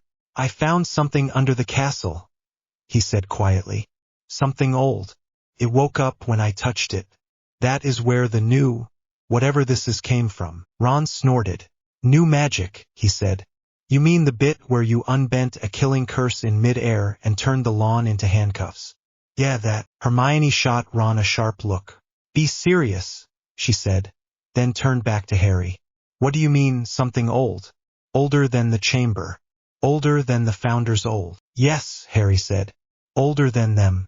It looked like they built some of the school round it. Dumbledore thinks it is a repository. A place where someone's knowledge got stored. Hermione's breath caught. Her eyes widened. Stored, she repeated. As in, all in one place. Harry nodded. Ron's brows drew together. Whose? He asked.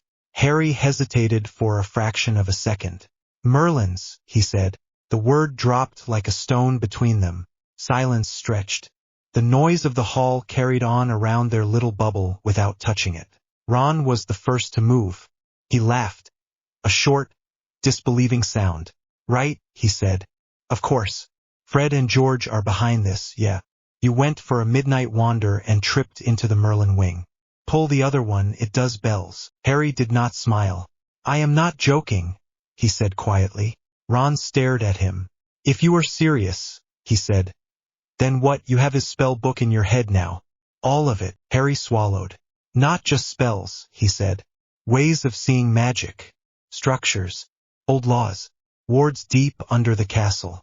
It is like someone shoved a library into my skull and forgot to leave room for my own thoughts. Hermione pressed a hand over her mouth. That is why you looked like that last night, she whispered. When you stepped out onto the lawn. You were not just guessing how those curses worked. You saw them the way Professor Flitwick sees dual patterns. Only more. Harry nodded once. The killing curse is built on an old structure that was never meant to be used that way, he heard himself say. Its original form was a cut to sever threads between a soul and a curse, not a person and life. Someone twisted it. I just twisted it back. They stared at him. He realized only after a beat that his voice had gone flat, like he was reciting from a book. Hermione's eyes filled with tears. Harry, she said. Listen to yourself. He forced his mouth shut. The lines in the air above them brightened. If he softened what he said now, if he made a joke, Ron would relax for a while. Hermione would still worry, but she would process it as stress. If he kept talking about structures and soul threads, she would do what she always did and try to catch up. That would tear at her own mind. He could see the strain already. Her magic buzzed round her like static. Sorry, he muttered. It is hard to explain without sounding mad. Ron rubbed a hand through his hair. That is one word for it, he said. There was no real bite, but there was a new distance in his eyes. So you have a super brain now. That is good, right? You can see what you know who is going to do. Stop it before he does it. End of war, everyone gets a day off. It is not that simple, Harry said. Hermione frowned. What do you mean? She asked. If you can see the wards and the spells and the way they fit together, you can predict a lot. That is good. That is what we have been missing all along. We have always been reacting. Now you can act first. Harry looked at them both. I can see more than that, he said slowly. Not exact futures. Not like Trelawney. More like patterns, branches. If this, then that. If the ministry keeps going the way it is, I can see where the law will crack. If Dumbledore keeps certain secrets, I can see which ones will backfire. If I say one thing to you now instead of another, I can see 3 different rows we might have later. He did not mean to say that last part. It slipped out, pulled by some rough honesty that still felt like his. Ron's expression closed. So you are reading us now, he said. Great. That is what every bloke wants his best mate to do. Run probability sums on his feelings. Hermione stiffened. No one said that, she began. He did. Ron cut in. He just did. He can see what row we will have if he says the wrong thing, so he's gonna manage us, yeah. Make sure we only do what fits his plan. That is not what I said, Harry snapped. I am trying not to do that. That is the whole point.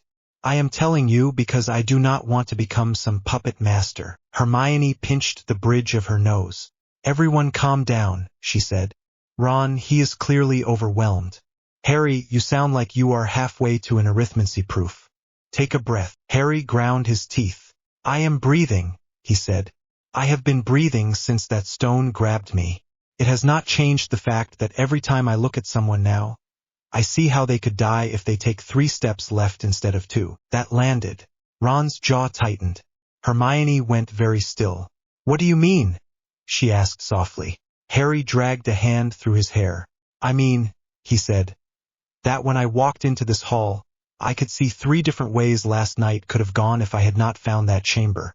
In all of them, you two were out here with the other students, and at least one of you ended up on the grass. He looked straight at Ron. You took 2 steps forward when that killing curse went wrong, he said. If I had not pulled it apart, it would have glanced off Hagrid and hit you. That is not a guess. I can see the line. I can feel where the energy would have gone. Ron flushed, then went pale. Hermione's eyes shone. And now you see that all the time, she whispered. With everyone. Yes, Harry said. Even us? Ron pushed. Yes, Harry repeated. Ron barked a laugh that sounded more like a cough. Brilliant, he said. So every time we talk, you are not just listening, you are, checking the odds, figuring out whether our choices are worth it. That is nice. That makes me feel like a real person and not some chess piece. Harry felt something cold settle in his stomach. That is not fair, he said. You know that is not what I want. Maybe not what you want, Ron said. But it is what you have. You are sitting there with the mind of the most famous wizard in history in your head. You see the future in lines. You just admitted it. How long until you stop seeing me and Hermione and start seeing percentages? Stop it, Hermione said sharply. Ron, that is enough. Ron rounded on her. Oh, so we just nod and smile then, he said.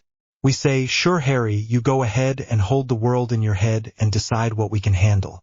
You already did that once. Remember the prophecy. Remember 5th year. That went well. Do not bring that up, Harry snapped. The memory of Sirius falling rose up, raw and sudden. Why not? Ron shot back. You went off on your own back then because you thought you had to. Now you are going to do it because you think you know better. Hermione's voice cut across them, sharp. Stop it, both of you, she said. Her hand shook where it lay on the table. You are twisting this into something it is not, she went on. Harry is telling us the truth, which is what we always asked for. He could have hidden this. He did not. Ron opened his mouth, closed it again, then stared down at his plate. I am not saying I want him to lie, he muttered.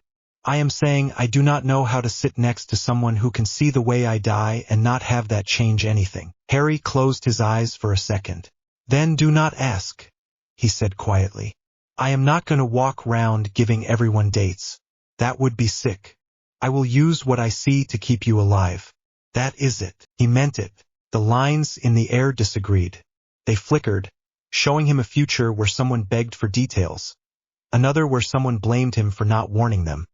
Another where silence ate trust from the inside. He pushed the images away. We are still us, he said. I am still me. Ron lifted his head. Are you? He asked. The question hurt more than Harry expected. He did not have a neat answer. Merlin's memories sat under his own, heavy and old. He could not pretend they were not there. He also refused to pretend they were all of him.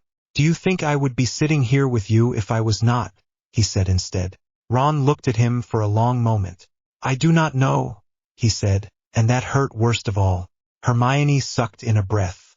Ron, she said, voice low with warning. He stood up, chair grating on the floor. I need air, he muttered. He grabbed a slice of toast he had not even buttered and stalked out of the hall, shoulders tight. The lines of possibility shifted with every step he took.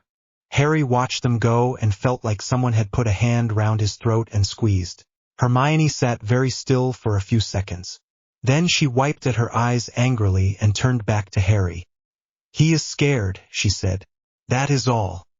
He does not think well when he is scared. Harry stared at his plate. I know, he said. It does not make him wrong. Hermione frowned. He is not right either, she said. You are not a god. You are a boy with too much in your head. There is a difference. She reached out and took his hand. He felt the faint burn of her magic through his skin. It smelled of parchment and lavender oil and stubbornness. For a second, the old comfort of it cut through the noise. We will figure this out, she said. Together. I am not leaving, do you hear me? He squeezed back. I hear you, he said. He did not tell her that in half the lines above their heads. She left anyway. Not because she wanted to, but because something broke later that none of them saw coming. The prophet came at lunch. By then, most of the school had heard some version of what had happened. The story grew in the telling. By the time it reached the younger years, Harry had apparently raised a stone wall out of thin air, punched a Death Eater with it, and driven the others off single-handed while Dumbledore watched. The headlines did not help. Death Eaters repelled at Hogwarts. One announced in thick black letters. Ancient wards react. Another mystery. Beneath the ink, Harry read more than print. He saw the way the article had been put together, which sentences had been pushed by the ministry in a quiet back room, which had been added by Rita Skeeter's friend at the paper, the one who liked drama more than facts, which lines were there because the reporter was genuinely frightened. Halfway down the column, a smaller report caught his eye. Ministry security initiative delayed after unforeseen malfunction. He felt the old knowledge stir. The words on the page rearranged in his sight. A brief description of a new plan to issue protective tokens to all Muggle-born families flickered. The tokens would have contained a new tracking charm and a ward key for quick evacuation in case of attack. There were 3 tiny quotes from Wizengamot members calling it visionary. There was one line about a test run that had gone wrong. No details, just an assurance that the scheme was being reviewed. Harry's fingers tightened on the paper. In his mind, the scheme unfolded like a spell. The tokens would have been keyed not only to wards but to a set of conditional curses built by a small group of old pure-blood families. Those curses would have let the ministry lock down entire streets at once. In the right hands, they might have saved lives. In the wrong hands, they would have turned every Muggle-born household into a cage. The line between those hands was thin. He saw paths again. In one, the scheme went ahead. The tokens worked just long enough for people to trust them. Then someone loyal to Voldemort, buried high in the ministry, twisted the command phrase. Whole families vanished into quietly sealed pockets. No proof, no bodies, just absence. In another, the scheme failed early and was scrapped. The Wizengamot lost face. They turned their panic into stricter registration laws instead. Different shape, same problem. In the branch he stood in now, the test had already gone wrong. He saw it without trying. A quiet lab in the Department of Mysteries. 3 curse tokens on a table. An unspeakable with tired eyes reaching to activate them. The curses firing wrong and locking down half the floor. Alarms. Scrambled counter curses. One which losing 2 fingers to a misfire. The sight snapped away as if something had slapped him. The repository inside him hummed. Old law rose like a tide. Merlin's own notes on bindings and trust and what happened when you tied a population to a single point of failure. He had watched a city fall once when a king had tried something similar with a different spell. Harry swallowed. He could leave it. That was an option. Let the scheme die in internal review. Let the ministry learn whatever shallow lesson it drew from the failure. He had enough to handle without diving into their mess. The lines showed him what that looked like. Some years from now, under some other minister, a similar plan would rise. Slightly different shape, same idea. People loved tidy solutions. They loved central levers. They never learned where he could push. He could reach through the wards that laced the ministry and trace the new curse pattern. He could add a small adjustment no one would see.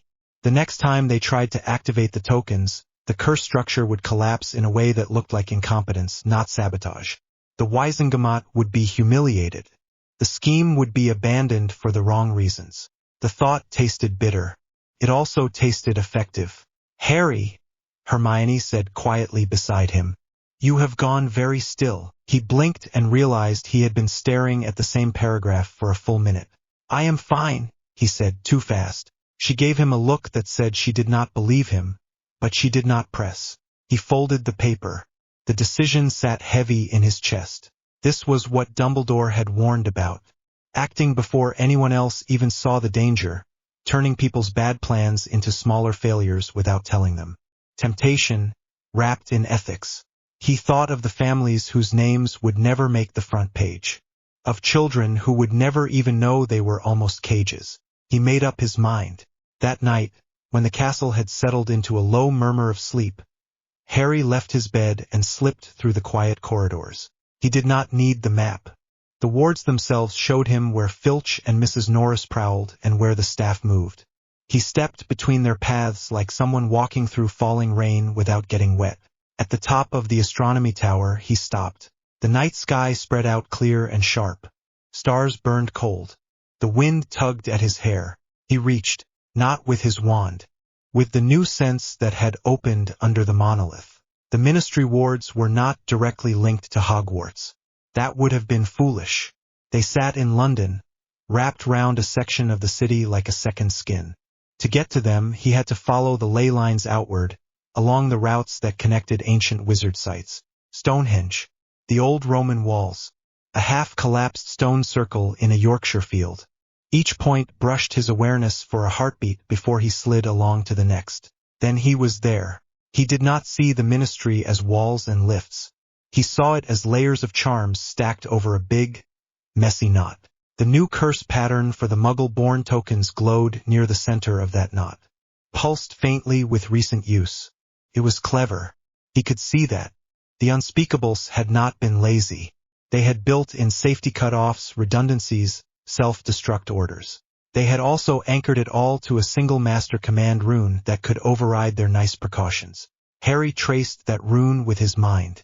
He saw its history, the way it had been taken from an old battlefield spell and repurposed. He saw the fingerprints of the wizened man who had suggested it at the meeting. He saw the contempt he had for the people it would track. Rage flickered low in his stomach. He did not let it drive the magic. That was one of the things Merlin's memories burned into him. Anger made spells sloppy. He breathed in, breathed out, and made 3 small changes. He altered the main command rune so that any attempt to use it in combination with the locking phrase would trigger a null cascade. The curse lattice would collapse into harmless light. No one touching the tokens would be hurt. The casters would be hit with a harmless, humiliating burst of colored smoke. He tied that cascade to a secondary trigger. If anyone tried to change the command phrase without owning the full map of the curse, the whole structure would unspool and refuse to reweave. They could not patch it. They would have to build from scratch. He added one last hook. The next time the Wizengamot discussed the scheme, the notes of the meeting would leak. Not all of them. Enough to reach a few reporters. Enough to show how close they had come to turning families into assets. It was precise, almost surgical. No one would die. No one would be cursed. The ministry would simply be forced to watch one of its grand plans fall apart in front of an audience. Dark. A small voice in his head said, "Necessary," another answered. He pulled back from the wards and opened his eyes. The stars were still there. The wind still tugged. His hands shook. He sat down hard on the cold stone and let his back rest against the wall. "Merlin would have done worse," he muttered. The old memories agreed. The prophet 2 days later was almost funny. Ministry farce, declared the front page. Test tokens explode in colored smoke. There were pictures of various grim-looking officials standing in a cloud of bright purple and green, hair standing on end. The article mentioned an over-enthusiastic curse matrix, a regrettable oversight, and ongoing investigations. Then came the leak. A smaller piece on page 3 quoted from meeting notes. Certain phrases stood out in harsh black ink. Collateral inconvenience. Acceptable risk. Sacrifice for security. Hermione slapped the paper onto the table at breakfast. "This is disgusting," she said. They were going to tag people like parcels and then lock them down whenever it suited them. Seamus swore loudly. Dean looked ill. Several Muggle-born students at other tables exchanged tight, scared glances. Ron, who had been keeping his distance since their row, let out a low, impressed whistle. "Hope they find who did this," he said. "Deserve a medal." Hermione glared. "Whoever did this messed with ministry wards," she snapped. "That is beyond illegal. It is terrifying." She looked at Harry for half a second, as if some part of her brain had already made a leap she did not want to acknowledge. Then she looked away. Harry kept his face neutral. In his head, the lines shifted again. In the branches where he never touched the curse, this article did not exist. The scheme limped along, got patched, went into partial use. In some of those futures, nothing catastrophic happened. In others, something very bad did. In this branch, the plan was dead. The Wizengamot was a laughingstock for a news cycle. Public trust dropped. Other schemes would be harder to pass quietly. He tried not to think about the fact that he had done this without consulting anyone. Ron caught his eye. For a second, Harry thought he was about to ask. There was awareness there. Suspicion. A mix of admiration and fear. Then Ron looked down at his plate. "Reckon the twins are furious they did not think of purple smoke," he said lightly. The moment slipped by. He met Daphne Greengrass that afternoon. It was not dramatic. No wand work. No tripping over each other in a corridor. It happened in the library, of all things, which Hermione would probably consider offensively obvious. He had gone there to get away from the noise. The buzz of too many minds was wearing him thin. Even with the repository, his skull was still human. He tucked himself into a far corner between shelves of old law texts. For a few blessed minutes, he read in quiet. The book in front of him was not school set. It was a dusty copy of a treatise on magical charters. Merlin's notes hummed under the printed words. He found himself correcting the author in his head, which was unsettling on about 7 levels. "You are 3 shelves ahead of where anyone your age is supposed to be." The voice was calm, dry. Harry looked up. Daphne Greengrass stood at the end of the aisle, a stack of books in her arms. Her robes were neat. Her hair was pulled back. Her expression was controlled in a way that reminded him of McGonagall on a good day. He knew who she was, of course. Quiet Slytherin. Kept her head down. Never seemed impressed by Malfoy's theatrics. Pure blood from an old house that had managed to avoid most of the more obvious scandals. He also knew, from the way her magic sat round her, that she was sharper than she let on. "Is there a sign?" he asked. "Or did I miss the age limit on boring legal stuff?" One corner of her mouth twitched. "The sign is invisible ink," she said. "You can only see it if you have never blown up a potion." He blinked. "Then there is no way half the school knows it is here," he said. The twitch turned into the smallest ghost of a smile. She stepped closer and slid a book into the shelf above his head. "Greengrass," she said. "Daphne, I know," he replied. "Harry, I know," she echoed. There was no awe in the way she said his name. No tremor. Just simple acknowledgement. She gestured at the book in front of him. "Act of Magical Governance and Charter Formation," she said. "Long title, small courage." Harry raised a brow. "You have read it," he said. "Once," she answered. "My father made me. Said if I wanted to survive this century with a Greengrass spine, I needed to know how the people writing the laws thought." "And?" Harry asked. "And?" she said, sliding another book onto the shelf. "I discovered most of them did not think very much. They copied old formulas and pretended that was wisdom." Merlin's memories stirred in agreement. Harry shut the book with a soft thump. "You came all the way over here to critique my reading choices," he said. "No," Daphne replied. "I came over here because you are sitting in the law section 3 days after ruins of a ministry scheme hit the papers and 2 days after you unmade a killing curse on the front lawn." She met his eyes. "I thought that combination was interesting." There it was. Harry considered playing dumb. The lines above her head flashed several paths. In one, he brushed her off. She shrugged and walked away. In another, he lied badly. She pegged him for unstable and dangerous. In a third, he gave her enough of the truth to see what she would do with it. He was tired of pretending. "Interesting," he repeated. "Is that the polite word in your house for terrifying?" "In my house," she said. "We reserve terrifying for things that cannot be understood. You are not that. Just unusual." She set her remaining books down and slid into the chair opposite him without asking. Up close, he could see the small things that set her apart from Draco and his pack.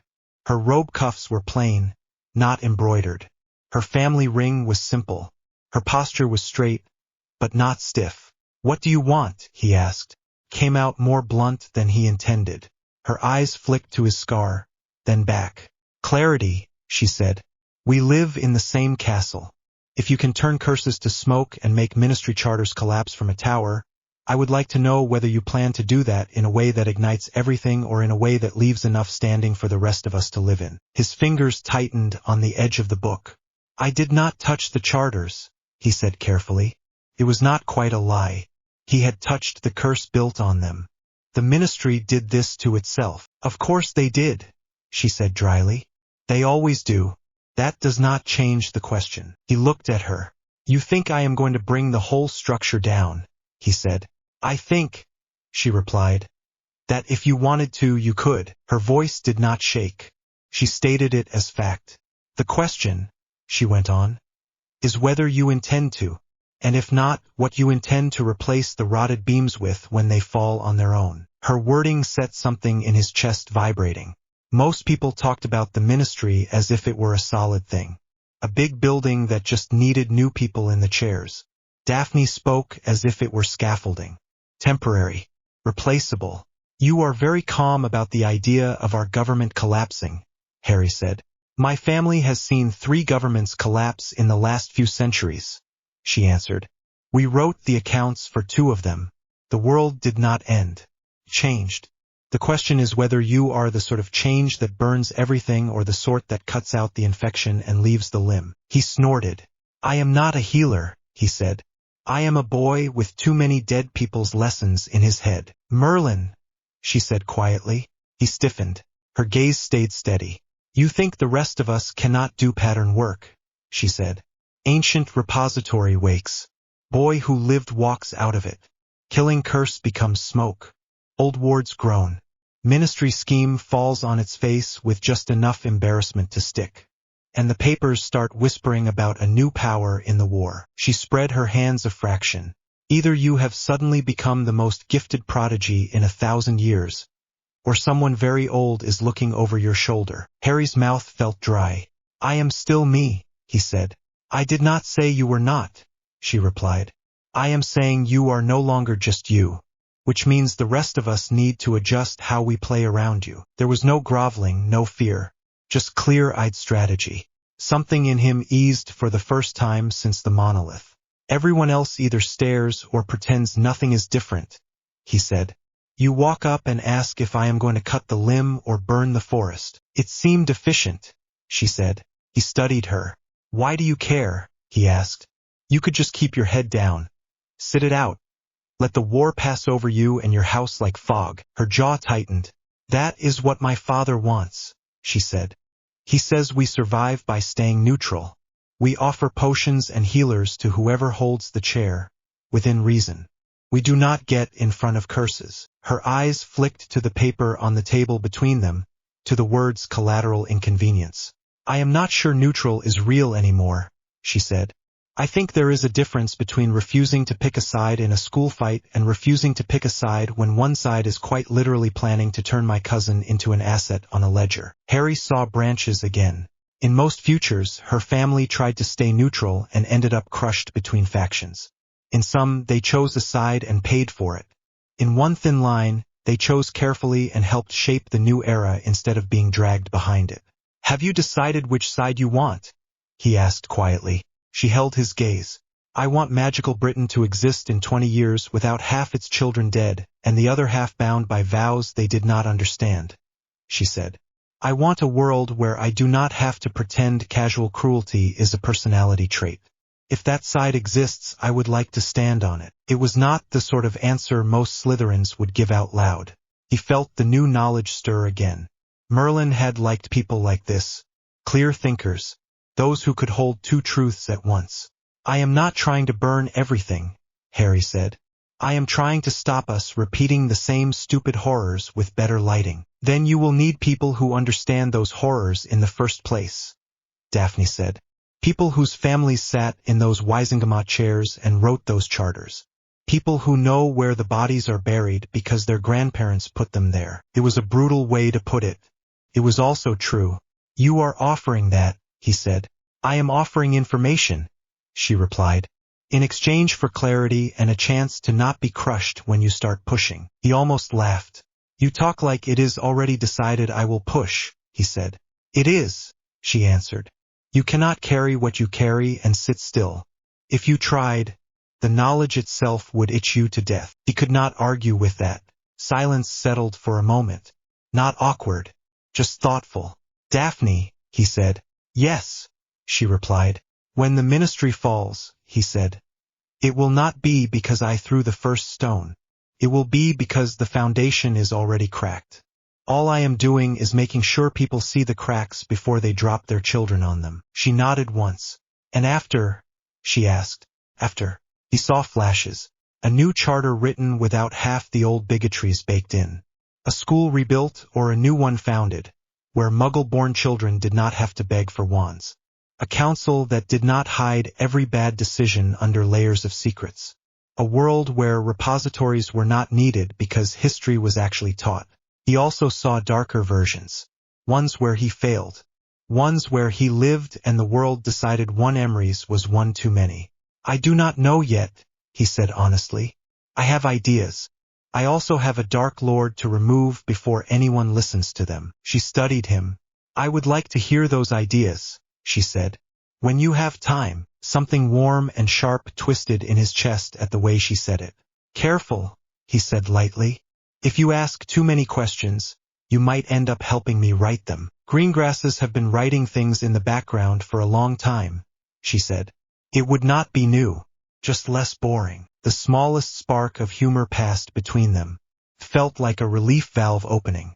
"Come by again," he said. "If you want. I could use someone who actually enjoys reading this rubbish." "I did not say I enjoyed it," she replied, standing. "I said I know it." She picked up her stack of books. "Potter," she added. "Harry," he corrected. She inclined her head. "Harry," she said. "Try not to collapse any more schemes without at least warning the people who are going to have to stand in the rubble." "I will try," he said. He watched her walk away between the shelves, her steps measured. Above her head, the lines of possibility shifted, drawing new branches that had not been there before. In several of them, she stood beside him in rooms filled with angry old witches and wizards, her voice calm and cutting. In one, she leaned against his shoulder on a balcony while crowds shouted below. He shut that branch away quickly, one impossibility at a time. That night, he sat on his bed behind the hangings with the curtains half closed and the noise of the boys' dorm muttering through the fabric. Neville's slow, steady magic pulsed from the next bed as he watered a plant. Seamus and Dean argued about a Quidditch match. Ron sat on his own bed, quiet. The distance between Harry and his oldest friend felt bigger than the space between castles and wards. He held the knowledge inside him like a too-full cup. Paths, laws, spells older than Hogwarts. Names of people who had held power and wasted it. Diagrams of wards that could keep Dementors out of whole counties if placed correctly. Rituals that could purify cursed objects instead of just hiding them. He could see ways to end the war faster. Hard ways. Dangerous ways. Some that would cost him more than scar tissue. He could also see what that would do to the people around him. If he moved too fast, Ron's fear would harden into resentment. Hermione's need to understand would break under the strain. The Order would split. Dumbledore would try to take back control. The Ministry would panic. If he moved too slow, more people would die while he hesitated. The omniscient reader paradox. Merlin's dry voice whispered from some deep shelf of memory. To see too much is to be paralyzed, unless you choose which blindness you will accept. Harry stared at the curtain. He did not want to be paralyzed. He did not want to be a god. He wanted to be a boy who could walk into a fight and know he had done everything he could to keep his friends alive. He thought of Ron's face at breakfast, caught between anger and fear. He thought of Hermione's hand on his. He thought of Daphne's calm question about limbs and fires. He chose his blindness. He would not look too far ahead where it came to his friends. He would use the knowledge to pull them out of immediate death, yes. He would not use it to weigh every choice they might make in 10 years. That way lay madness. He would look ahead when it came to structures, laws, war strategies. He would use the repository to tear out rot and build new supports. He would not let the fear of being called arrogant stop him from saving lives on a scale the others could not see yet. It was a thin line. It would hurt. He would walk it anyway. Outside his hangings, Ron turned over with a sigh. Lines of light shifted and settled, some brightening, some dimming. In a few of them, Ron walked away for a while and came back later, older and angrier and ready to listen. In others, he did not. Harry closed his eyes. Tomorrow, he whispered. One thing at a time. The knowledge did not stop humming.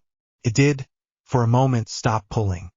He let himself fall into sleep, not with answers, but with a decision that was at least his own.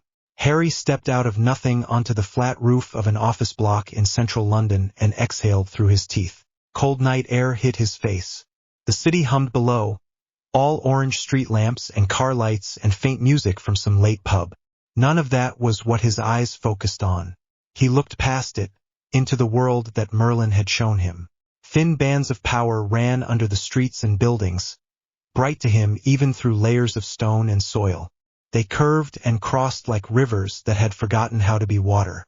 A thick one cut straight under the Thames, pulsing slow and steady. Others met it in sharp angles or soft curves, and at each point of contact the hair on his arms lifted. That one is stable. That one is weak. That one will tear if someone pushes the wrong way. His chest tightened. He swallowed and spoke softly. All right, show me the breaks. The bands shifted in his vision. Vaults glowed brighter. Old ministry wards, slapped on top of older work, flickered along the ley lines in dull patches of gray. They were full of shortcuts, cheap anchors and sloppy intent. Protective nets that did not respect what they wrapped around. Harry lifted his wand. He did not point it at anything in this world. He pointed it along the nearest band of power. Settle, he said. The word was not English. It rolled out of him in the old tongue that had come with Merlin. Thick, heavy, certain. The ley line under his feet answered. Power sank, cooled, knit together. The crude ministry ward that rode on top of it shivered, then adjusted without even knowing why. Something eased in the back of his head. Better. A sharp voice cut behind him. You look like you are about to fall off that roof. Harry turned. Daphne Greengrass stood near the roof door, her school cloak closed tight, pale hair pulled back in a simple tie. Her cheeks were a bit pink from the wind. She did not seem impressed by the trip she had just taken, even though a moment ago she had been in a quiet corridor near the Hogwarts library, and now stood above London with no sound of apparition at all. He had reached through the castle, caught the line that ran past the main stair, and pulled them both here in a single blink. Sorry, Harry said.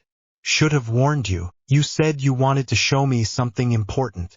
She walked closer, careful with her steps on the rough surface. Instant travel without a sound counts as a warning in itself, I think. Her eyes flicked over the edge, then up to the sky. Smoky gray clouds drifted over the city. She tilted her head, studying him. So, architect, she said. This is one of your new vantage points. He snorted. Please do not call me that. You spend your nights on rooftops, staring at invisible power and muttering in dead languages, Daphne said. If you do not want dramatic titles, you are doing a poor job with branding. He smiled in spite of himself. It felt strange and a bit painful, like using a muscle that had not moved all day. Come here, he said. Careful of that loose bit by your left foot. She checked, saw a cracked tile, and stepped around it. Show off, she murmured. Harry drew a slow breath and opened his sight wider. For a moment the rush pressed against his skull, hard and sharp, as if every ley line wanted his attention at once. He focused. Only Britain, only the main flows, only the nodes that mattered. The flood settled. He reached out, not with his wand this time, but with thoughts shaped by rules he now knew by heart. The roof under them blurred, while a faint glow climbed up around their ankles, like mist that rose in reverse. Daphne stiffened. Do not move, Harry said. You are safe. I promise. You say that a lot now. Her voice was tight. The last time you did something like this, a killing curse bounced. There was no proper answer to that, so he did not try. He pressed his palm flat in the air. Reality gave way. The roof dropped away in a smooth, soundless slide. The city below was still there, but now it looked small and far, as though they stood on glass above it. Ley lines shone in full. Great bands of color crossed the map of Britain, from old stone circles to old castles, from deep forests to wand shops packed in narrow streets. Daphne gasped. She grabbed his sleeve, fingers cold and tight. What is that? The earth, Harry said quietly. The parts wizards almost forgot how to see. She stared down. Her eyes moved along a bright band that ran from Scotland to the south coast, then followed a web of smaller lines that wrapped around London like a net. That is under us. All the time. Yes. And you can touch it. Yes. You realize how insane that sounds. Harry swallowed. Yeah. He took her hand from his sleeve and, after a second of hesitation, did not let go. Her fingers twitched, then settled in his grip. Look there, he said. He guided her gaze to a point where several lines met near the outskirts of the city. A dull, angry knot of gray sat there, heavy and slow, wrapped in a familiar pattern of runes. Ministry Ward Hub, Daphne said at once. They anchor most of their big charms out there, so they do not flood the city. Right, Harry said. Now watch. He spoke another word. Older, sharper, tasted like metal in his mouth. The knot flared, then bled out into the lines around it. Raw power flushed through the hub, stripped away the clumsy layers of ministry work, and settled into a smooth, even ring that matched the natural flow. Below, thousands of smaller wards blinked and reset. None of the muggles would notice. Most wizards would not either. Daphne sucked in a breath. You just rewrote every anchor they have in the city. I corrected them, Harry said. The way they set it up pulled too hard on the main flow. All it would have taken was one panic ritual from someone like Voldemort and the whole thing would have snapped. Half the charms in London would have failed at once. And now the lines will carry the push and spread it out, he said. Wards will wobble but not break. She looked from the glowing bands to his face. Do you know how long it would take the Department of Mysteries to design something like this? Yes. How long? He paused. A few years, he said.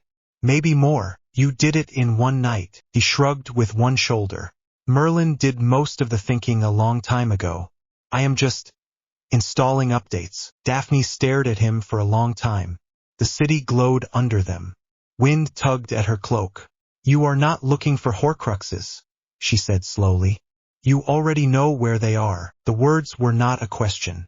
Harry's fingers tightened around hers. Yes, and you are doing this instead. Yes. Why? Because killing Voldemort is not enough, Harry said. Last time a Dark Lord rose, everyone said never again. They changed some laws and cleared some names, then went back to the same structure that let him rise in the first place. I am not going to do that. Her lips pressed together. You sound like you plan to keep the world safe forever. I know I cannot. His voice dropped. But I can make it harder for the next monster to cheat the rules. And the Deathly Hallows? Daphne asked. You do know about them. He snorted. I know exactly what they are. Power from old story and death itself, she said. The cloak, the stone, the unbeatable wand. I assumed they mattered a lot to a boy who spends his time on ley lines. They do not, Harry said. Not the way people think. Her eyes narrowed.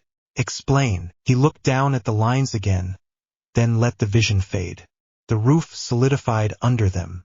The glow around their ankles slipped away. London returned to normal brightness, though it now seemed flat and dull compared to what he had just seen. Harry let go of her hand with care, in case she wanted to step back. She did not. The cloak is good, he said. Better than any cloak should be. The wand is strong because it has a long history of victory and a lot of blood tied to it. The stone plays with the edge between life and death but does not cross it.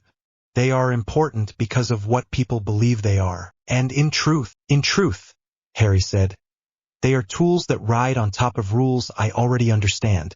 They bend the game.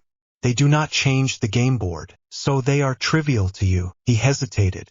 They are small compared to this. He glanced up, meaning the network that sat under the world.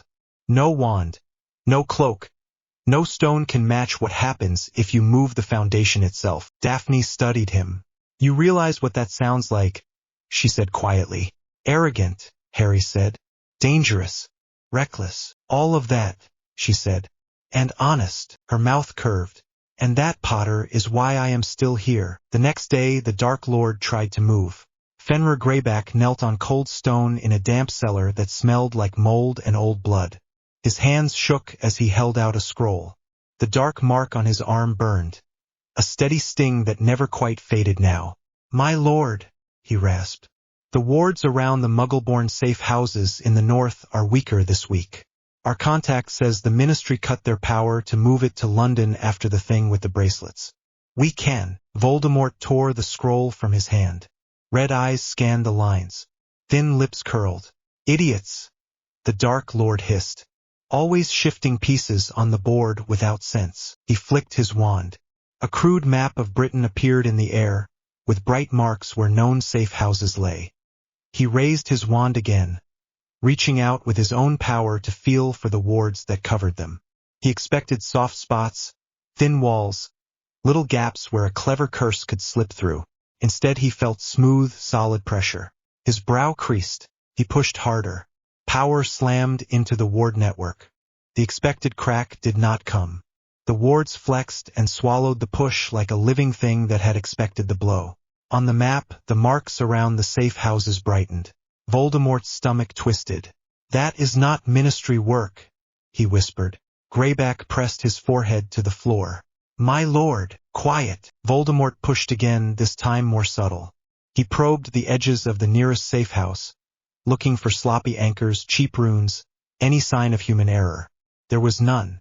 Whoever had shaped this had worked with a scale and care that made even his own earlier work feel childish. He pulled back in a sharp breath. The scars along his soul throbbed.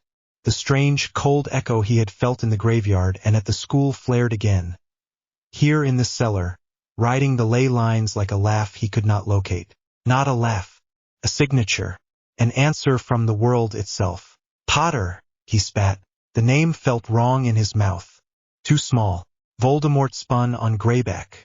How many times have you failed to bring me the boy? Greyback flinched. My lord.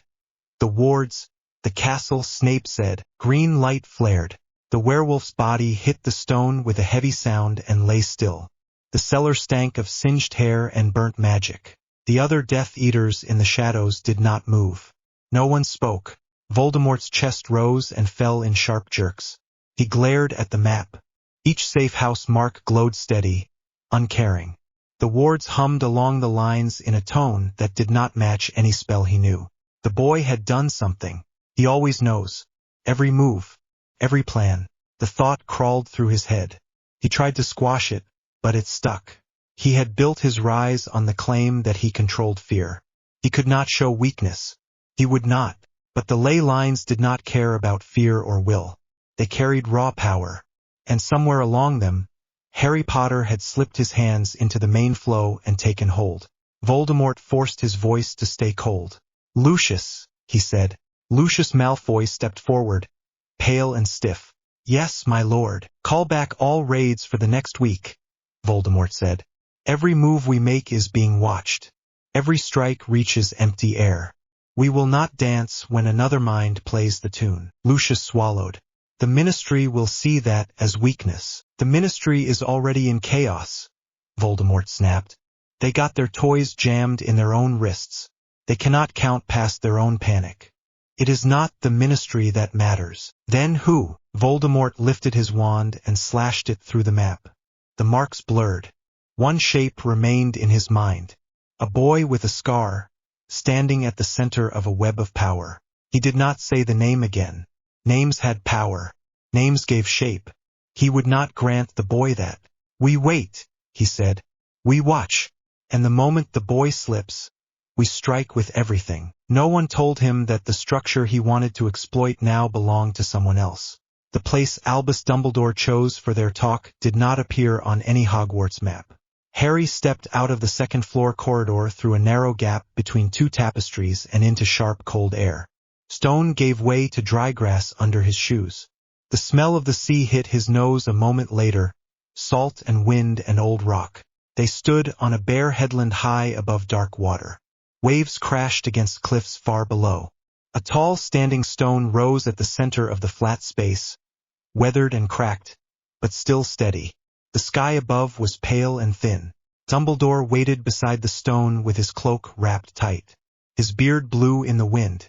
The elder wand rested in his hand, but the tip pointed down into the grass. Harry did not need Merlin's knowledge to see the node. Power gathered around the standing stone in waves. The ley lines met here in patterns so old that even the castle felt young in comparison. You chose well, Harry said. Dumbledore's eyes were tired. Long before Hogwarts, long before most human settlements in this land, magic moved through this place, he said. It seemed fitting. Thank you for coming, Harry. Harry walked closer until he stood across from him with the stone between them. The wind tugged at his hair and cloak. You called me, he said. What do you want? Dumbledore's fingers tightened around the wand. I want to talk about what you are doing, he said, and about what you must not do. Harry laughed once, came out sharp. Must, he repeated. After everything you have kept from me, you still open with must. The older wizard flinched. That is fair, Dumbledore said quietly. I have made many choices in secret. Some of them were wrong. Many hurt you. For that I am sorry, Harry. Truly. Wind roared below the cliff. Somewhere out at sea, a bird cried. You are not here to apologize, Harry said. No, Dumbledore admitted. I am here to beg. Harry blinked. That, at least, he had not fully expected. Beg. Dumbledore lifted his gaze. The usual twinkle was gone. In its place sat naked fear. I have felt the shift in the ley lines, he said. I have seen the way you move through them. I have watched the Ministry stumble and Voldemort fail, and I have watched you stand in the center of that pattern. I know what you found under the castle. Harry said nothing. I know about Merlin's interdict, Dumbledore went on. I have spent my life working around shadows cast by knowledge I was not allowed to learn. When I was young, I thought I could outwit those limits. Grindelwald thought so too. We were wrong. He looked at the stone, not at Harry. There are truths that tear minds apart, he said softly. There are powers that unmake more than they shape. Merlin did not hide his knowledge out of pride. He did it out of fear, a fear I now share. Harry's hands shook. He curled his fingers into fists at his sides. So you want me to stuff it back into a hole in the ground, he said.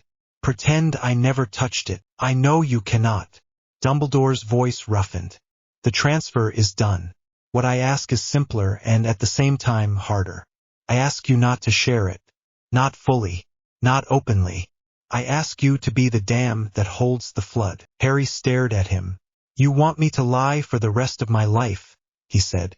You want me to know the shape of every trap and let people walk into some of them because the alternative is worse. Dumbledore grimaced.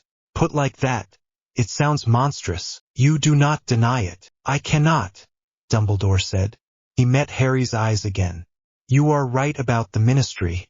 You are right about our world. It is petty, fearful, lazy. Give them the full truth of what you now know, and they will try to weaponize it, break it into pieces, chain it to their politics. The disaster that follows will make Voldemort's war look small. Harry felt the ley lines under the headland pulse with his heartbeat. They wrapped around the stone, around him old and steady. And if I keep it all to myself? He asked. If I do what you want, keep every hard truth locked in my head? What happens then? We survive, Dumbledore said. Imperfectly. Stagnant perhaps, but alive. There is safety in ignorance. Harry's throat hurt. I grew up in a cupboard because of ignorance, he said.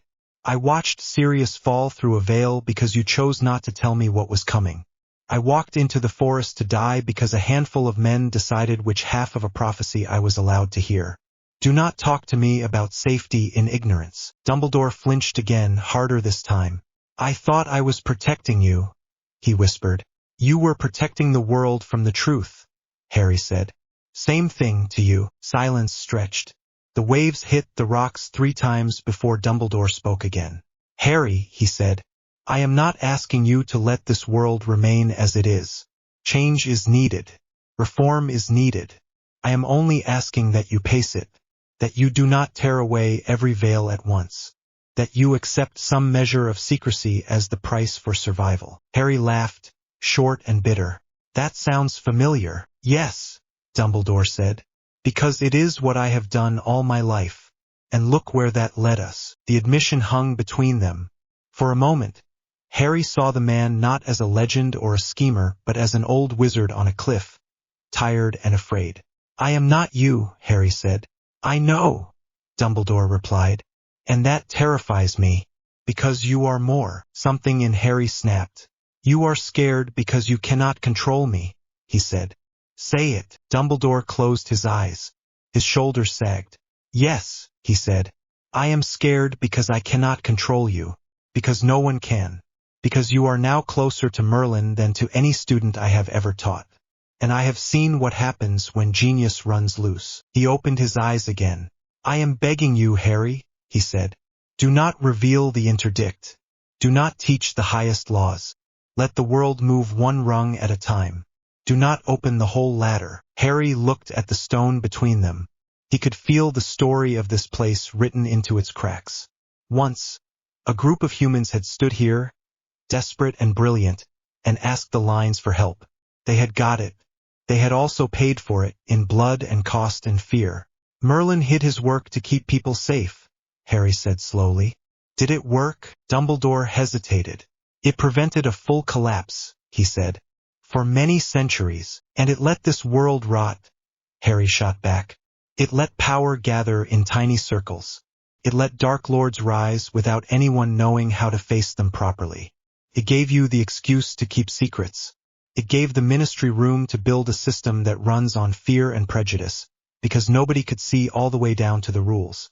So no, Professor. It did not work. His hands shook again. He forced them still. I am not going to dump every secret on the front page of the Prophet, he went on. I am not that stupid, but I will not keep this level of truth locked away forever in my own skull just because Merlin and a handful of old men thought the world was too childish to handle it. Dumbledore's jaw clenched. Then what will you do? Harry looked up. The sky stretched wide. The ley lines pulsed. Somewhere far away, he felt Daphne in the library, bent over a book, tracing her own path through these events. He felt Ron in the tower, angry and hurt, Hermione in the common room, surrounded by open pages that no longer gave the answers fast enough. I will build, Harry said, carefully, slow where it needs to be slow, fast where it must be fast. I will design structures that make this kind of war harder to start. I will teach enough that the next generation can push further without tearing things apart. I will not lie about what is possible. And if they twist what you give them? Dumbledore asked. If another Tom Riddle rises from your own school of thought? Harry's chest ached. Then that is my problem to solve as well, he said. But I would rather face a dark wizard who learned in a world that knows the rules, than another snake born from ignorance. Dumbledore's gaze fell to the wand in his hand. He turned it once, slow, thoughtful. The Hallows were meant as a path, he murmured. A trick, yes, but also a test. Mastery over death, over secrecy, over power. I thought once that you might walk that path. Harry shook his head. I do not need a story to tell me how to handle death, he said. I have already watched enough of it. The cloak is a comfort. The wand is a bit of wood with too much attention. The stone is a way to make grief worse. They are toys next to what is under our feet. Something in Dumbledore's face crumpled. You truly see them as trivial, he whispered. Yes, Harry said, because I have seen the laws they ride on. You spent your life chasing symbols. I am trying to fix the thing they sit on. Dumbledore swayed. For a second, Harry thought he might fall. Then the old man straightened. Then this is where our paths divide, he said. You walk forward with knowledge I cannot bear. I stay behind with fear I cannot drop. Maybe, Harry said softly, or maybe we stay on opposite sides of the same work. You hold back the worst idiots at the edges. I try to raise the floor. A sad smile touched Dumbledore's lips. You always did have a gift for impossible hope, he said. Very well. I cannot bless what you will do, but I can choose not to stand in your way. For now. Harry felt the weight behind those last two words. For now, he echoed. They stood in silence. The sea roared. The ley lines hummed. For a moment, time felt stretched thin, as if the world was waiting to see which way they would lean. Then Harry turned away from the standing stone. I have work to do, he said. I know, Dumbledore replied. Be careful, Harry. Harry did not answer. He stepped into the nearest line and let it carry him away. Later that night, In a quiet corner of the Slytherin common room that Daphne had carved out with sharp glares and a few carefully placed cushions, they sat side by side. A small fire burned low in the grate. Green lamps cast soft light over shelves of old books. The click of chess pieces and low murmur of younger years drifted from the other side of the room, but no one came near their chairs. Harry held his hands around a cup of tea he had no real desire to drink. The warmth helped. He watched the steam rise and tried not to see patterns in it. "So," Daphne said at last. "How bad was it?" He huffed out a breath. "He begged," Harry said. "Did not expect that." "Dumbledore?" Her brows rose. "That is new." "He wants me to be a wall," Harry said. "Hold back everything I know. Except that some people stay in the dark forever so they do not set themselves on fire." "And you said no." "I said I would not lie," Harry said. "Not in the way he wants. I will go slow, but I will not pretend the world is limited to third-year spellbooks when I know the full layout." Daphne studied his face. "Are you all right?" she asked. He almost said yes. The word sat on his tongue, heavy and false. He swallowed it. "No," he said instead. "I am tired. I am angry. I am scared out of my mind half the time. Every decision feels like it comes with 3 possible disasters if I miss a detail." His voice roughened. "And at the same time I cannot stand still. I can see the weak points. I can see the paths that lead to more war. If I do nothing, that is also a choice. Someone gets hurt because I did not move when I could have." Daphne leaned back, her eyes never leaving his face. "Do you know what the worst part of watching you do all this is?" she asked. He gave a short, humorless smile. "Please, enlighten me." "The worst part," she said, "is that I believe you. I believe you when you say you can see the paths, and I believe that you can stop things before they happen. I believe that if you walk away, more people die. That means you are trapped." He stared at her. "Comforting," he muttered. "It is not meant to comfort you," she said. "It is meant to explain why I am not going to tell you to stop." Harry looked down at his hands. His knuckles were white around the cup. "You are not afraid of me?" he asked quietly. "Of course I am," Daphne said at once. "Any sane person would be. You stand in the middle of the main flow of magic and tug at it like a child pulls on a loose thread. That should scare everyone." He winced. "But," she went on, "I have also watched the way you look at people when you think they do not see you.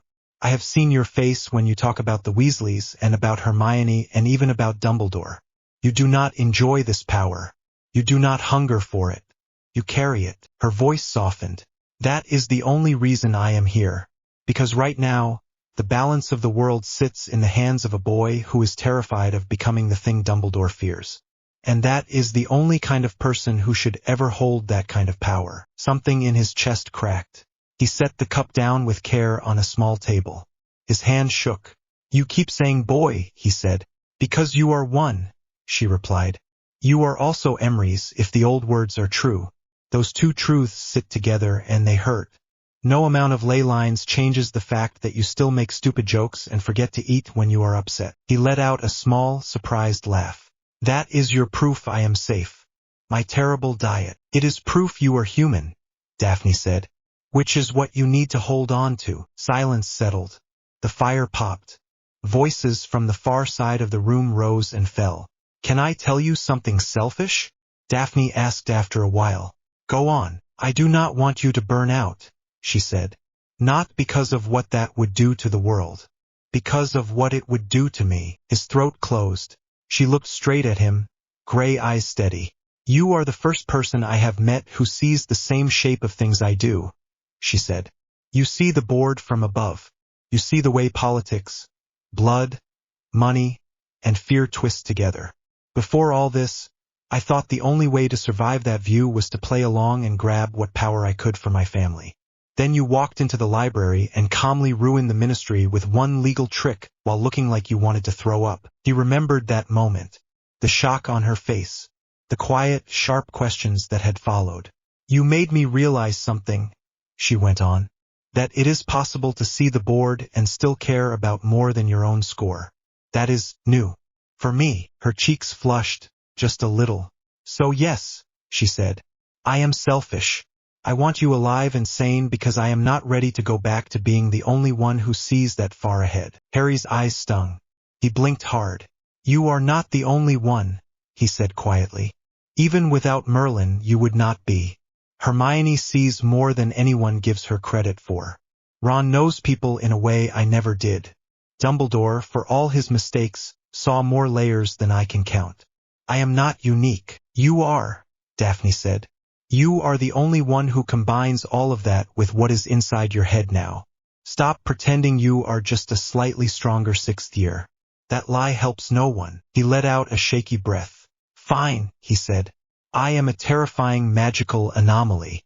Happy now? She smiled. A little. He looked at her. At the careful way she held herself. At the way her fingers were tight around the arm of her chair, even as her voice stayed calm. You are scared right now, he said. Obviously, she replied. You just came back from a meeting with Dumbledore at what might as well be a world anchor. If he decides you must be contained, the whole school will follow. My house will follow.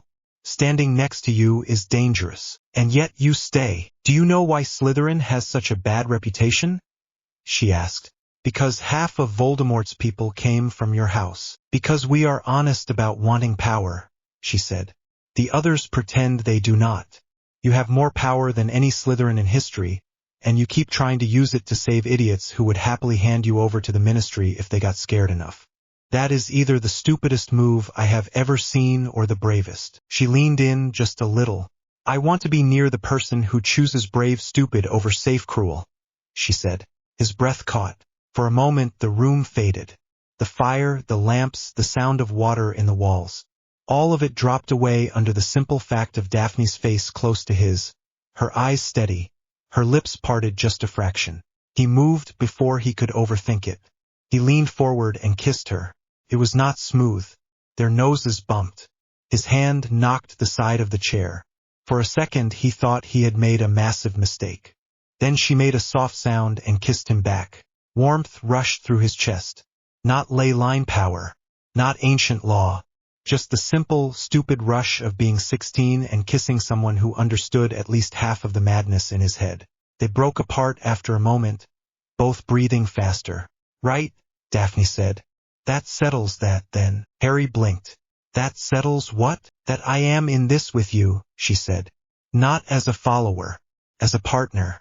Political and otherwise. He felt a grin try to climb onto his face. He tried to fight it and failed. Partners, he said. She bumped her shoulder against his. Good. Now go to bed before you fall asleep in my chair.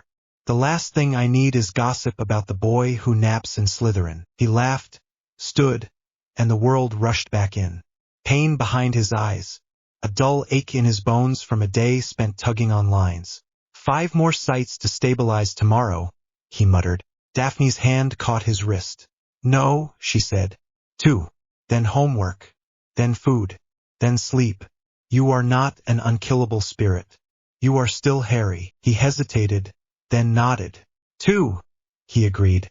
For now, far away, in a hidden cellar full of scorch marks and smoke, Voldemort sat alone. The Death Eaters were gone, sent away by a hissed command. Greyback's body lay cold against the wall. The map hung in the air, blank now except for a single faint glow in the center of Britain. No matter how many times he tried to erase it, the glow returned. He pressed his fingers to his temple. His skull throbbed. Each beat hurt. A strange echo where his soul should have been whole spread through him in thin cracks. Show me, he whispered. The lines did not answer him. They never had. But now they whispered back to someone else. And that was the thought that kept him from sleep. Harry wiped chalk dust off his fingers and stepped back from the stone floor. The runic circle took up almost the entire abandoned classroom. Thin white lines looped and crossed, weaving around 3 tighter rings marked by smaller sigils. A 4th circle sat at the exact center, empty for now. The faint pull of the castle's magic ran up through his feet and into his bones. He could feel the ley line under Hogwarts like a slow, deep breath. Again, Hermione said.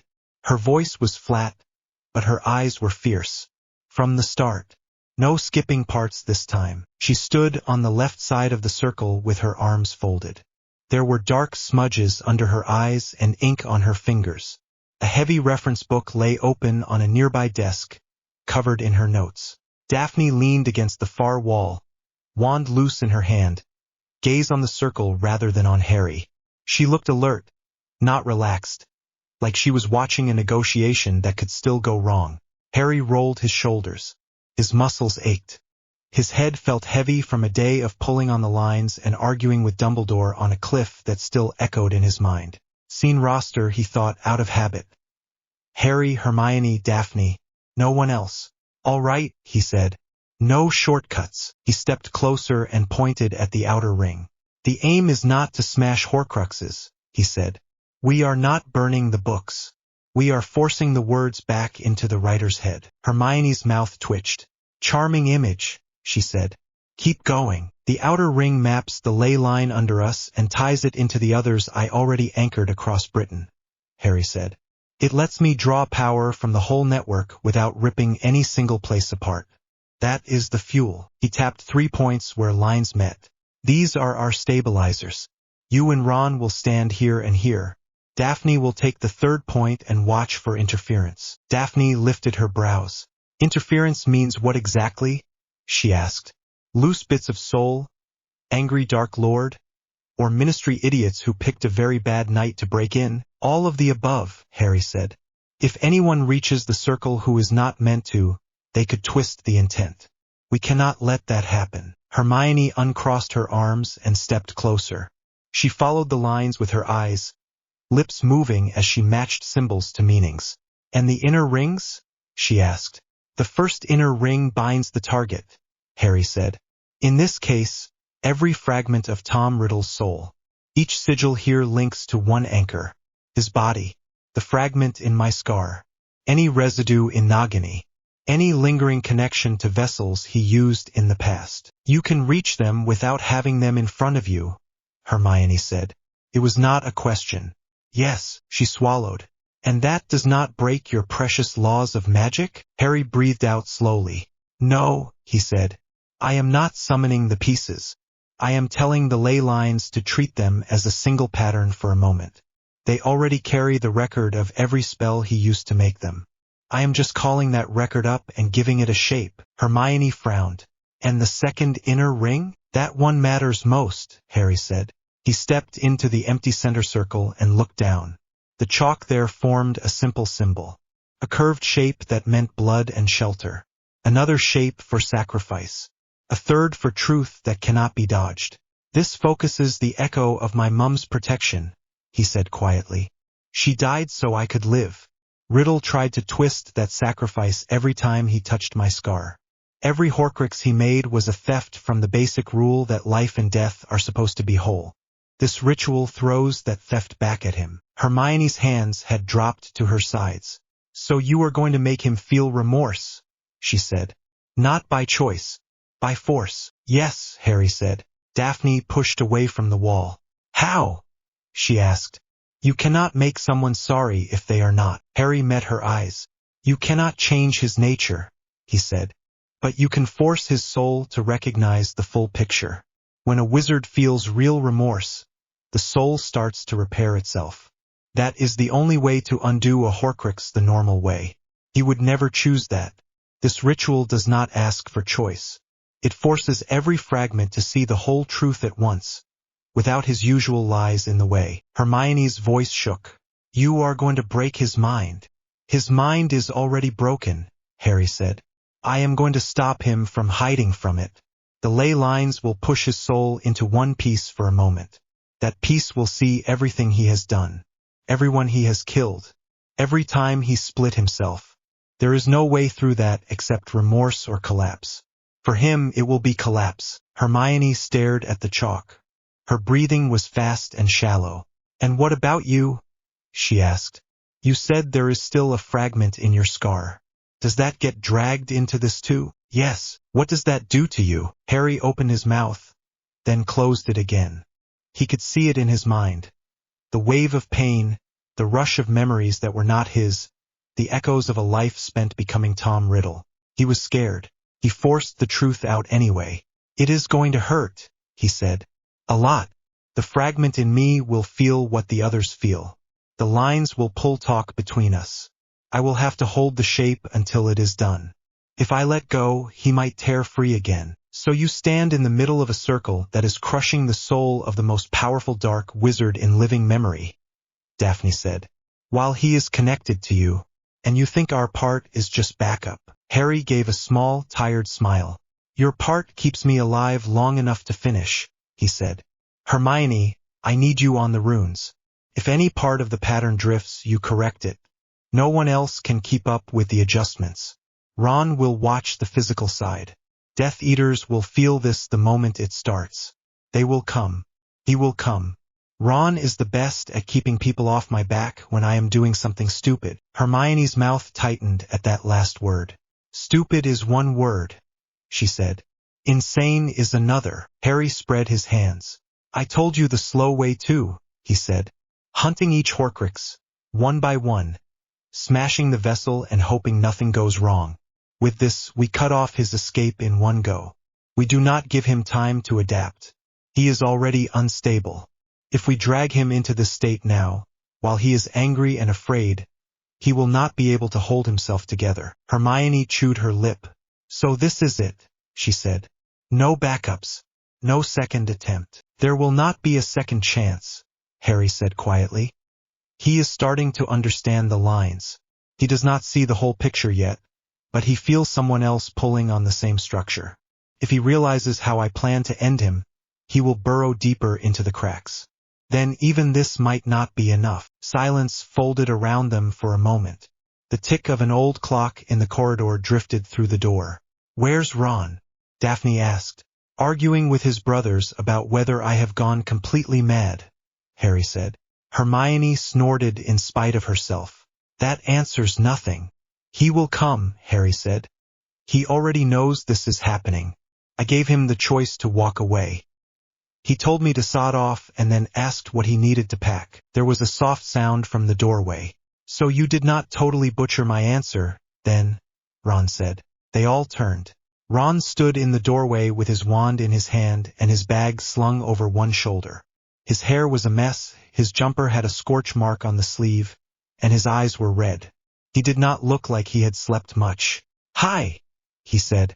Did I miss the bit where we all shout at each other? Or is that later? Hermione's face crumpled for a second, then smoothed again. Later, she said. Right now we are trying to stop you from dying. Nice to know you care, Ron said. He stepped into the room and dropped his bag near a desk. He looked at the circle and whistled under his breath. That is new, he said. Please tell me we do not have to take written exams on any of that. Just stay alive through it and you pass, Harry said. Ron walked around the edge of the chalk lines, eyes narrow as he tracked the loops and marks. He stopped at one of the outer points that Harry had marked for a stabilizer. This one is mine? He asked. Yes, Harry said.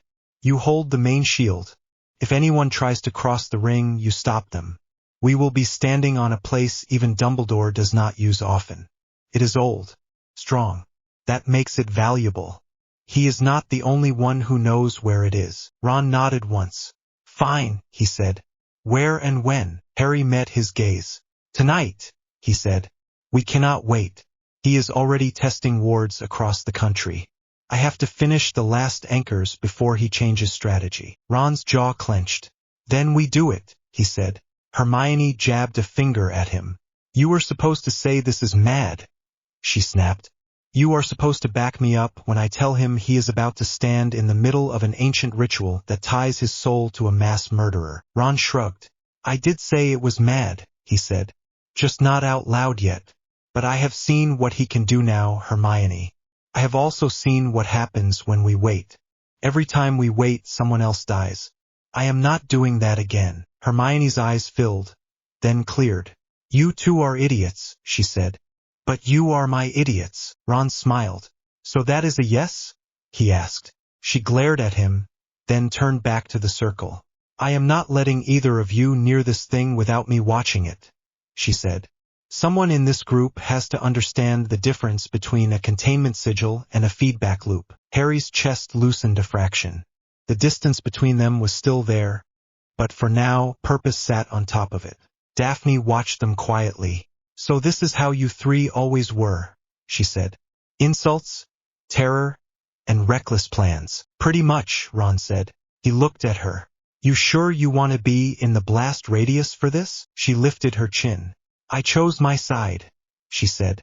"If this works, the world changes. I am not letting my house sit on the wrong end of that shift." Ron blinked, then nodded slowly. "Right," he said. "Just checking." Harry took a breath. "Pack what you need," he said. "Wands, potions, anything you think might help. We meet back here at midnight. From there, we go to the site." Hermione frowned. "Which site?" Harry looked at the chalk circle, then at them. "Stone that was old before Hogwarts," he said. "The same line that fed Merlin when he built the interdict. We are going to the place he used to write his law.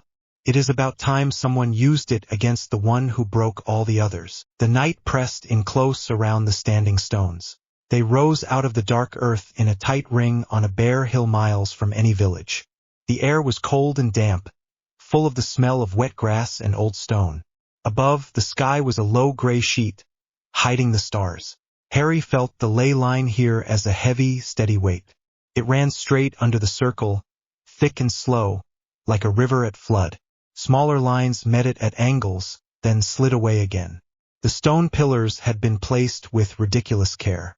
Each one sat at a junction where power turned. Scene roster: Harry, Hermione, Ron, Daphne. No one else. Yet he stood at the center of the ring with his cloak open and his wand in his hand. The chalk pattern he had drawn in the classroom now glowed faintly on the ground, but here the lines were carved into the stone itself, cut long ago and hidden under layers of soil. He had called them up again with a few careful words and a tug on the ley line. The symbols pulsed with a dull gold light. At the outer edge of the circle, 3 low stone blocks marked the stabilizer points. Hermione stood at the left. Her wand pointed down at the symbol carved into the block, lips pressed tight. Ron stood at the right, wand raised, eyes on the space between the stones beyond. Daphne took the third point, cloak already whipping around her legs in the rising wind. "You can still back out," Harry called. "Shut up," Ron said without turning. Hermione gave a short, sharp laugh. "All of us or just yourself?" she asked. Harry smiled. "Fair question," he said. "Consider that withdrawn." He stepped into the inner ring and felt the shift at once. The circle closed around him like a tight collar. The ley line under his feet surged. Heat ran up his legs and into his chest. The scar on his forehead burned. He closed his eyes and reached down, not with his wand, but with the part of him that had stood under Hogwarts and let an ocean of knowledge pour through. He shaped intent in the old tongue, in words that had no neat English match. "Anchor the pattern," he said. "Call every breach. Bind every stolen piece to its source." The circle flared. Hermione sucked in a breath. Runes along the outer ring lit up one by one, like lanterns in the dark. The stabilizer blocks under their feet hummed. Harry saw the Horcrux network unfold in his mind. He saw Nagini, coiled on a rotting chair in a damp house, yellow eyes shut. He saw the thin thread of soul wrapped around her life. He saw the knot of power wound through Voldemort's own body, stretched and twisted by every split. He saw the faded marks where the ring had once been and where the diary had poured out ink and memory and hate. He saw the faint residue around the locket and the cup and the diadem, already stripped clean by earlier work. Every tear in the natural rule of life and death, every place where Tom Riddle had tried to cheat, glowed in front of him. He took hold. "Now," he said. Hermione's wand snapped down. She began to chant the support pattern he had taught her, crisp and precise. Her magic sank into the runes, holding the circle's shape steady. Ron raised a shield charm that spread out in a clear dome over the ring. The air around them shimmered. He planted his feet and set his jaw. Daphne swept her wand in a slow arc, feeling for any twist in the wards around the site. The ley line roared. Pain ripped through Harry's scar. He doubled over with a gasp as a cold presence slammed into his mind. "Boy!" hissed a voice that had haunted his nightmares for years. Tom Riddle's magic threw itself at the circle. It crashed against the runes like a storm against a seawall. The lines held. Harry straightened with effort. "Hi!" he said through his teeth. "You are just in time." The fragment in his scar howled. Images burst behind his eyes, too fast and bright. A child in an orphanage, burning ants with magic. A teenager charming a girl with bright eyes and then stealing her secrets. A young man walking into a hidden room at Borgin and Burke's and learning exactly how to tear his own soul. Harry bit down on a cry. "Harry!" Hermione called. "Talk to me." "I am fine," he lied. His hands shook. "Keep the pattern steady." He raised his wand and spoke the next set of words. "Bind the fragments. Force coherence. No more hiding." The circle flared white. Far away, Nagini jerked awake and let out a piercing hiss. Her body convulsed. The thread of soul wrapped around her tightened, then whipped away along an invisible path. In a cellar, Voldemort staggered. His hand flew to his chest. The world tilted around him. For a moment he saw the standing stones on the hill. He teleported without thinking.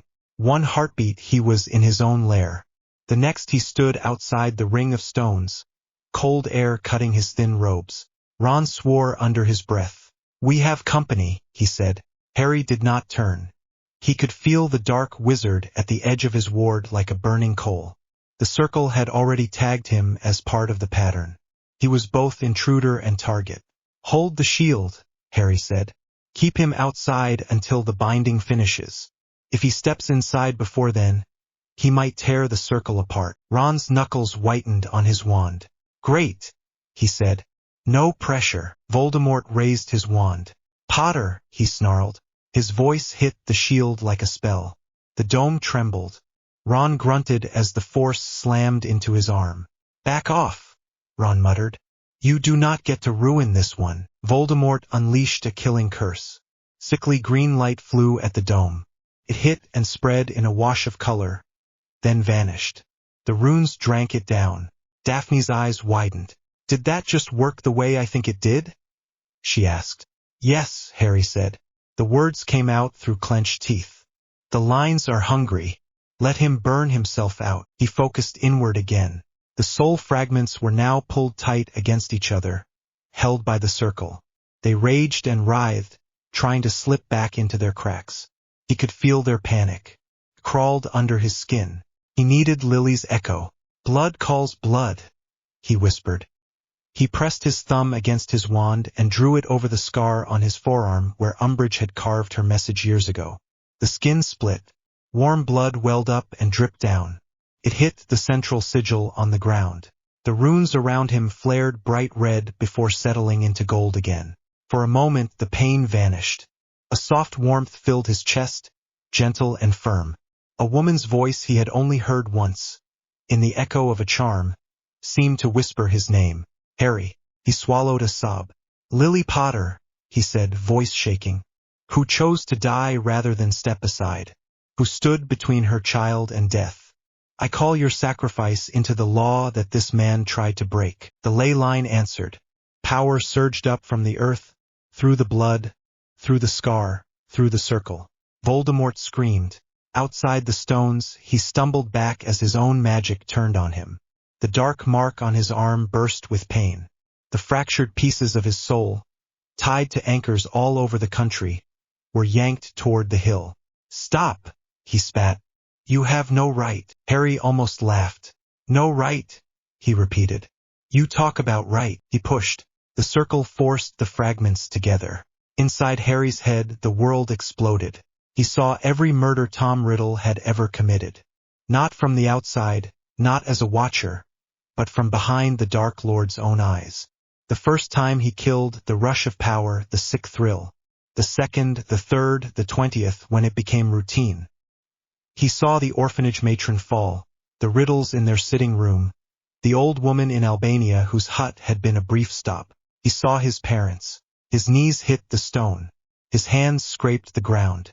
His blood smeared across the sigil. "Harry!" Hermione's voice was raw. "You are losing your footing. I can feel it in the pattern." He dragged his head up. Sweat ran into his eyes. "I am here," he rasped. Keep going. Outside, Voldemort clawed at his own chest. His wand dropped from his hand. The snake face twisted, not with rage now, but with something like fear. What have you done? He gasped. What is this? Truth, Harry said. The word echoed through the circle, through the ley lines, through the soul fragments. The pieces stopped fighting for a second. In that pause, the ritual shoved images at them. Not the ones they liked. Not the moments of victory. The parts they never looked at. The pleading eyes. The children he had hurt for practice. The friends he had betrayed at school. The woman who had cried and begged him to spare her child. The terror on his own face the first time he realized his anchor was not as stable as he thought. For the first time in his twisted existence, Tom Riddle faced himself. Harry felt it. The horror.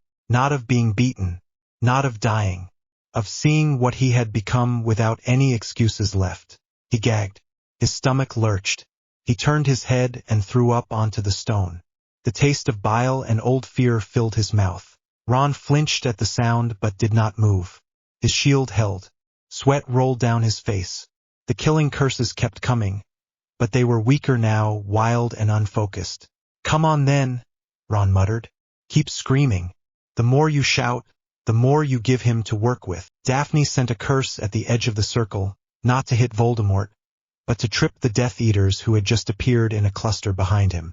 They had followed his trail, drawn by the pull of their master's pain. Company, she called. 5 of them, maybe 6. Hold them off, Harry forced out. They were blurred shapes at the edge of his vision. Masks, black robes, flashes of light. Daphne's curses were sharp and precise. One Death Eater fell with a rope of magic around his ankles. Another dropped when a silent stunner hit him between the eyes. Hermione adjusted the runes again, her wand moving in tight, controlled arcs. She was pale, but her voice did not shake. The circle is trying to widen, she called. It wants to pull more magic in. I am holding it at the anchors, but you need to finish this soon or it will start drawing from places we cannot contain. I know, Harry said. His scar burned like a brand. He felt the last shift. The fragments had stopped tearing at the binds. They huddled together, pressed into one shape by the circle and the lines and Lily's echo. For the first time, Tom Riddle's soul was whole. Not repaired. Just together. It was enough. Remorse roared through it like fire. Not because he wanted it. Because that was the only way a soul built for a human life could react when forced to see every terrible thing it had done without any lies left to hide behind. Harry screamed. Felt like his own chest was tearing open. His body shook. For a moment he could not tell himself apart from the man he was killing. Then something warm and firm wrapped around his mind. Not Lily this time. Daphne.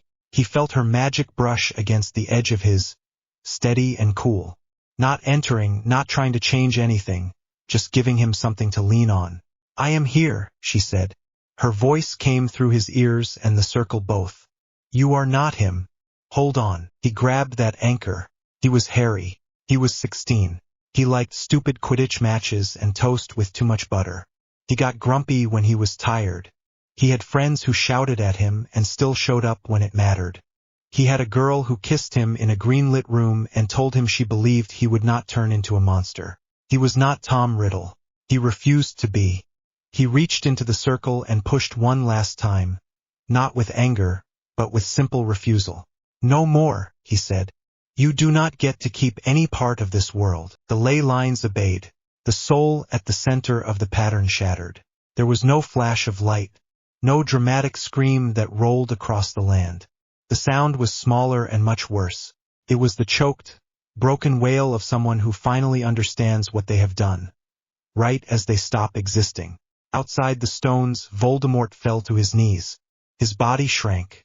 The snake-like features melted away, leaving a thin, pale man with hollow eyes. He looked around wildly, as if expecting something to save him. Please, he whispered. I did not know. I did not realize. It might have been a lie. It might have been real. It did not matter. The circle had already decided. His body slumped. His eyes went blank. There was no burst of magic, no ghost, no rising shadow. His form simply sagged, then lay still on the wet grass. The dark mark on the arms of every Death Eater in the world burned once, then faded to a faint, dead scar. In the ring Harry sagged. The runes dimmed. The roar of the ley line sank back to a low hum. The cold air rushed in. Hermione cut off her chant and clutched at the stone block to stay upright. "Is it done?" she asked. Ron did not lower his wand. He kept the shield up for another long breath. Then 2 more. Only when nothing else slammed against it did he let it drop. The world stayed quiet. Daphne flicked her wand again. The remaining Death Eaters at the edge of the hill were already scrambling to flee. One disapparated with a crack. Another tripped and rolled down the slope, then vanished as well. She did not chase them. "Harry," she said. He tried to answer and found his throat entirely gone. His body did not feel like his. Limbs heavy, head full of sand. He took a step and his knees gave way. Ron lunged forward, crossing the dead circle in 2 strides now that it was safe. He caught Harry under the shoulders before his head hit the stone. "Got you," Ron said. His voice was rough. "I have got you, mate. Easy." Harry clung to him because there was nothing else to do. The world spun. "I saw it all," he whispered when his voice came back in a thin thread. "Everything he did. Every person. It is still in my head." Hermione stumbled closer and knelt on Harry's other side. Her hands shook as she checked his pulse, then pressed her palm against his scar. It was red and angry, but the pain coming through it had changed. The sharp, cold sting that had always been there was gone. In its place she felt only the dull ache of overused magic. "The fragment," she said. "Is it still there?" Harry forced himself to feel. Deep in his mind, where there had always been a thin crack of other, he found nothing. No hiss, no whisper, no watching presence. "Empty," he said. Tears leaked from the corners of his eyes. "It is empty. He is gone." Ron let out a sound that was half laugh, half sob. "You did it," he said. "You actually did it. You mad, brilliant idiot." Hermione's face crumpled properly now. She leaned over and hugged him, hard and awkward, her hair in his face. "Never do that again," she said. "Ever." "Hopefully I will not have to," Harry muttered into her shoulder. Daphne walked into the center of the ring. She stepped around the smear of blood and sick on the stone and looked down at the still body lying just outside the circle. So that was Tom Riddle. For a man who had held the world in fear for so long, he looked painfully small. She felt no pity, only a strange, quiet relief. She turned back to them. "Move him into the circle," she said. Ron blinked. "Why?" "Because the ministry will come here," she said. "Someone felt what you did. They will want proof. If they find a dead body outside some strange ritual, the story writes itself wrong. They will say you killed him with forbidden magic. If they find him inside a circle that used his own crimes against him, that is harder to twist." Hermione hesitated. "Can we do that without ruining the pattern?" Harry dragged his head up. "The ritual is done," he said. "The circle will not activate again. Moving the body will not change what happened. She is right. We need the truth to be visible when they arrive." Ron made a face. "That is disgusting," he said. "But fine." Between them, he and Daphne levitated the body. Felt light. Wrong, somehow, like the power that had once filled it had never truly belonged there. They set it down in the dead center of the now dark circle. Tom Riddle lay on his back, eyes closed, arms limp at his sides. The scar on his forearm where the mark had been was pale and empty. Harry looked at him. He felt no triumph, no gloating joy, only a tired, deep quiet. "That is it then," Ron said. "No more Dark Lord. For now," Hermione murmured. Harry gave a small nod. "There will always be another idiot who thinks rules do not apply to him," he said. "But there will never be this one again." The wind picked up. It smelled of rain. Somewhere far off, a faint boom hinted at apparition. "We have company," Daphne said. "Time to decide what story you want them to hear." Harry tried to stand. His legs shook. Ron and Hermione took an arm each and hauled him up. Daphne stepped closer, reached up, and brushed her fingers lightly against his cheek. "You are still bleeding," she said. He reached for his scar on instinct. She caught his hand. "Leave it," she said softly. "Let them see you like this. Tired, hurt, but standing. Not a god. A boy who did what no one else could be bothered to do." His chest twisted. "Thought you wanted me to look terrifying," he said. His voice was rough, but there was a hint of humor there. "I want you to look real," she said. "Terrifying comes on its own." She leaned in, quick, and pressed a brief kiss to his mouth. It was not long or deep, just a solid, clear answer to the question he had not had energy to ask. Then she stepped back and raised her wand as figures began to appear at the edge of the hill. Ron swore under his breath. "Lovely," he said. "Fudge's lot or Dumbledore's lot?" "Both," Hermione said.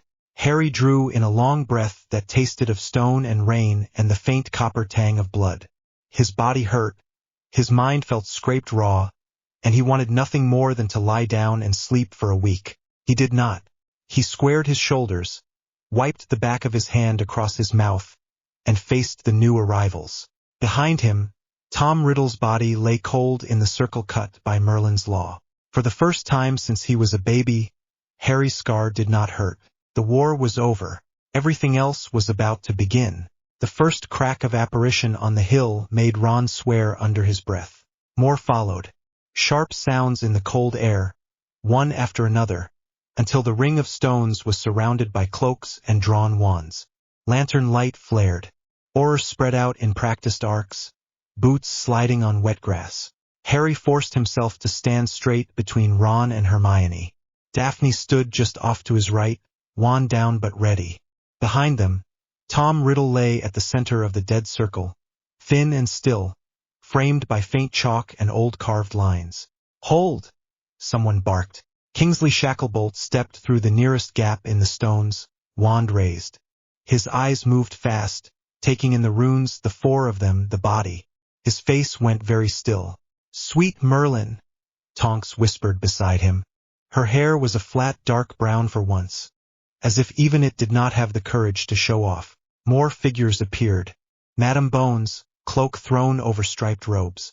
A pair of unspeakables in plain black. Fudge in a bright green bowler, face pale under his hat. Dumbledore, last of all, quiet and watchful.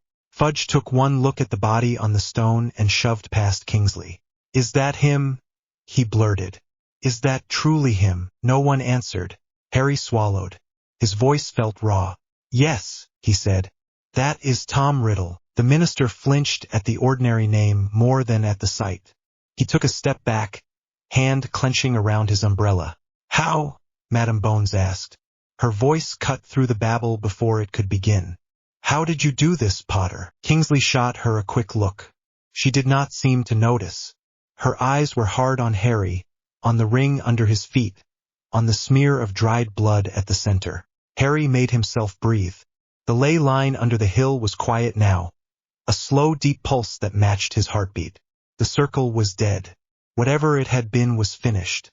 "I used what he broke," Harry said, "and what my mum did. I pulled all his soul fragments together and made them face everything he had done." The ley lines carried it. He could not hold himself together. Tonks stared. "You killed you-know-who with feelings," she said. "Truth," Harry said. "Feelings were a side effect." Fudge made a strangled noise. "This is highly irregular," he said. "You cannot simply perform experimental magic on state enemies without ministry oversight." Daphne's jaw tightened. "With respect, Minister," she said, voice cool as ice. "Your oversight involved cursed bracelets and a public collapse. Harry has done in one night what your office failed to manage in years. Perhaps focus on that." Several Aurors looked down to hide small smiles. Madame Bones did not bother to hide hers. "Miss Greengrass," she said. "Interesting company you keep." Daphne lifted her chin. "I am where the future is being decided," she said. It seemed the only sensible place to stand. Dumbledore stepped forward at last. The Elder Wand rested in his hand. The tip still pointed at the ground. His gaze moved from the dead circle to Harry's scar. "May I ask a question, Harry?" he said. Harry's throat hurt. He nodded once. "The fragment in your scar," Dumbledore said.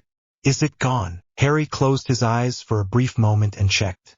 The spot that had always felt like a thin crack, a hint of other, was empty. There was just the tired ache of overused magic. "Yes," he said. "There is nothing of him left in me." Dumbledore let out a breath Harry had not known he had been holding. For a second, the old man looked simply relieved. "Then it is done," he said softly. "The war is over." Fudge puffed himself up. "Yes, well, the Ministry of Magic will of course issue a formal statement at once," he said. "We shall have to take custody of the body, Potter, and you will need to make a full report. And there is the matter of unauthorized rituals and dangerous interference with ward structures and Cornelius." Madame Bones cut in. "Shut up." The minister gaped at her. "You cannot speak to me like that." "Watch me," she said. Our Aurors felt a burst of unknown magic, followed by the dark mark dying on every marked arm in Britain.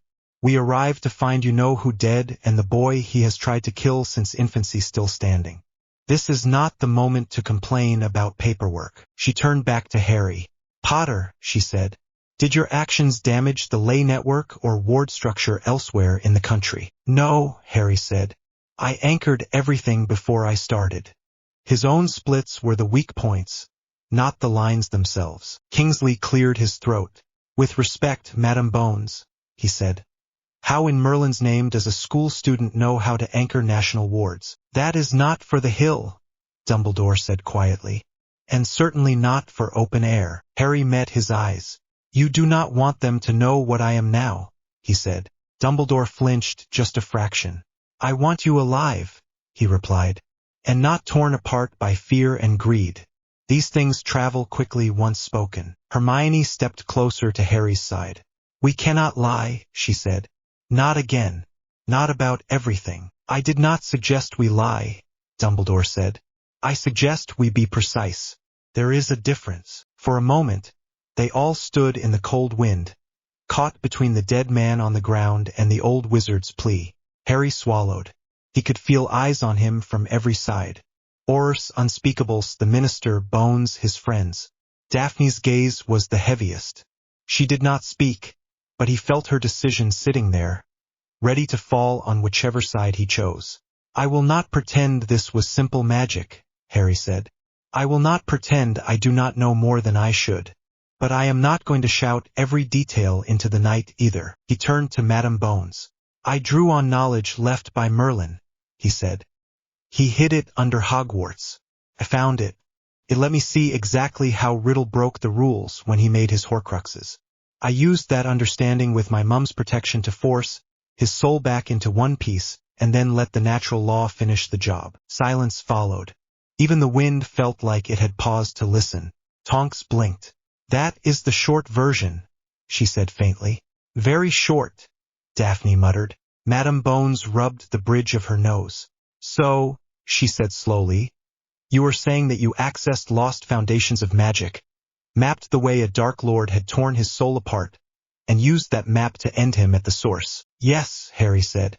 "And you did this," she went on, "without blowing a hole in the country." "Yes." "Then our next task is simple," she said. "We keep you alive and we stop anyone else from trying the same tricks with worse intent." Fudge spluttered. "Amelia, the ministry should control this boy. We cannot have him wandering around with ancient power in his head, doing whatever he likes. There must be protections, there must be supervision, authorizations, committees." Harry's stomach tightened. Daphne stepped in before he could answer. "Minister," she said, voice crisp. "You tried to arrest him last year for telling the truth. You have cursed half the population with your panic toys. If you attempt to collar the one person who just ended Riddle, you will not survive the week in office.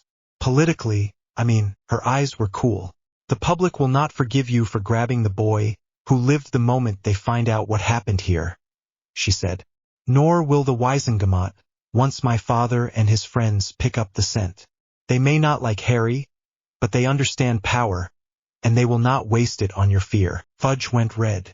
"You are threatening the Minister of Magic," he squeaked.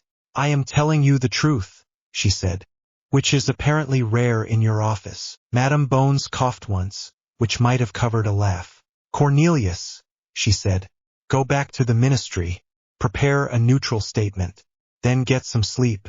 You look dreadful.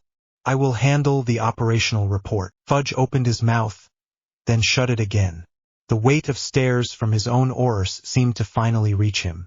Fine, he muttered. Fine. I will expect a full briefing in the morning. He disapparated without another word. The air felt lighter. Not safe. Just less stupid. Madame Bones gave Dumbledore a long look. Albus, she said, I would like a private conversation with you and Mr. Potter in my office tomorrow afternoon. Bring whatever notes you have on this Merlin business. For now, I suggest we get everyone out of the wind. Dumbledore inclined his head. A wise plan, he said. Shall I take them back to Hogwarts? Yes, Bones said. She looked at Harry again. Potter, good work. Next time you plan to rewrite the rules of death, send a note in advance. Harry almost smiled. I will try, he said. One by one, the Aurors and Unspeakables disapparated with the body, the evidence, and a night they would tell stories about for the rest of their lives. When only the four of them and Dumbledore remained, the old man lifted his wand. Shall we? He asked. Harry glanced once more at the empty circle, at the stone that still hummed faintly under his feet. Yeah, he said. Let us go home. News did not travel. Crashed. By breakfast the next morning, the great hall buzzed like a hive. Daily Prophet headlines screamed from every table. Some tried for solemn, some for dramatic, some for smug, but they all said the same thing. He who must not be named dead boy who lived ends Dark Lord Ministry confirms final defeat. Harry sat between Ron and Hermione with his plate mostly untouched. Daphne had claimed the end of the Slytherin table closest to the doors and pulled a few chairs away so she could see the whole hall. Every few minutes her gaze flicked to him, a small green flag across the sea of students. They used a very flattering picture of you, Hermione said dryly, tapping the lead article.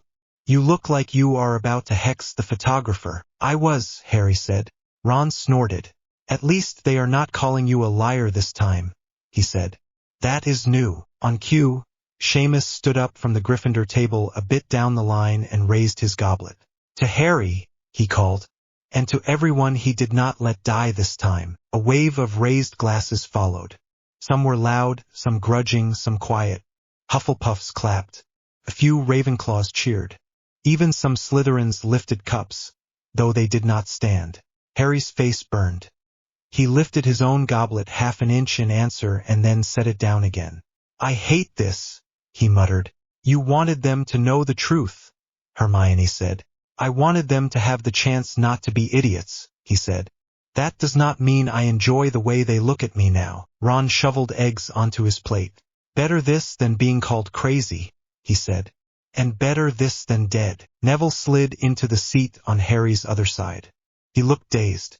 My Gran cried, he said, as if that was the most shocking part of the war ending. She hugged me and said you had done what no one else could. And then she cried. Harry blinked. Oh, he said. Sorry. Neville let out a short laugh. Do not apologize for making my Gran cry happy tears, he said. It confuses the hell out of her. Hermione choked on her juice. Ron thumped her on the back. From the staff table, McGonagall watched them, eyes bright. Hagrid kept dabbing at his face with a tablecloth the size of a small tent. Dumbledore looked tired. Not the gentle, twinkling tired Harry remembered from old feasts. A deep, set weariness that seemed to have settled into the lines around his eyes. Halfway through breakfast, a flock of owls soared in with more papers and letters. One dropped a thick envelope onto Harry's plate. The seal was heavy red wax stamped with the sigil of Gringotts. Daphne rose from the Slytherin table and crossed the hall as if she had every right to stroll through the middle. She stopped behind Harry's chair. Private, she said low. Now, the whole hall watched as Harry pushed his plate away and stood. Ron and Hermione followed without needing to be asked. They stepped out into the corridor. The noise of the hall muffled behind the heavy doors. Daphne shut them with a quiet wave of her wand. Gringotts, she said, nodding at the envelope. I saw the seal. Harry broke it. A small sheet of thick parchment slid out, covered in sharp goblin script. He read it once, then again slower. Well, he said, That did not take long. Ron peered over his shoulder. What does it say? He asked. Honored Emrys, Harry read aloud. The title made him wince. The High Council of Gringotts requests your presence in the deep halls at your earliest convenience. The ley disturbance has woken obligations older than the British ministry. They require a living emissary. Terms will be discussed in person. Hermione stared. They know, she said, about Merlin's power, about what you did with the lines. They felt it, Daphne said. Every goblin banker in this country has a job because their ancestors understood how magic and value and earth tie together. When you pulled on the main flow, you knocked on their front door. Harry rubbed at his scar. It was not hurting, but the movement was habit. I had hoped for a week before non-human communities started knocking back, he muttered. You were never going to get a week, Daphne said. You tore out a dark lord by the roots. This is the new normal. Ron frowned. Do we trust goblins? He asked. I mean, I know we use their bank, but that is not the same as walking into their deep halls for a chat. Hermione folded her arms. We trust that goblins respect power and contracts, she said. They do not like the ministry. They do not like being treated as second class. If Harry goes in with old law on his side, this could shift more than gold accounts. Daphne nodded. She is right, she said. This is not just about money. Gringotts has vaults that are older than some human families. They hold artifacts, oaths, leverage. If they decide Harry is their ally instead of a client, the ministry will have to treat him as a separate power, not a schoolboy. Harry sighed. I already hate this, he said. I am not a government. No, Daphne said. You are a force. People will build governments around that whether you like it or not. The question is whether you pick who gets a seat at the table. Hermione bit her lip. You should go, she said. We cannot fix the wizarding world with the same people who broke it. The goblins have their own reasons to want change. Ron scratched his head. What do they mean by obligations older than the ministry? He asked. Harry felt the answer flick through his mind, dredged up from Merlin's flood of knowledge. Old treaties, carved into stone and sealed with blood and earth. Pacts between the first goblin clans and the first wizard councils, made long before Britain had a minister of magic. Merlin made deals, he said slowly.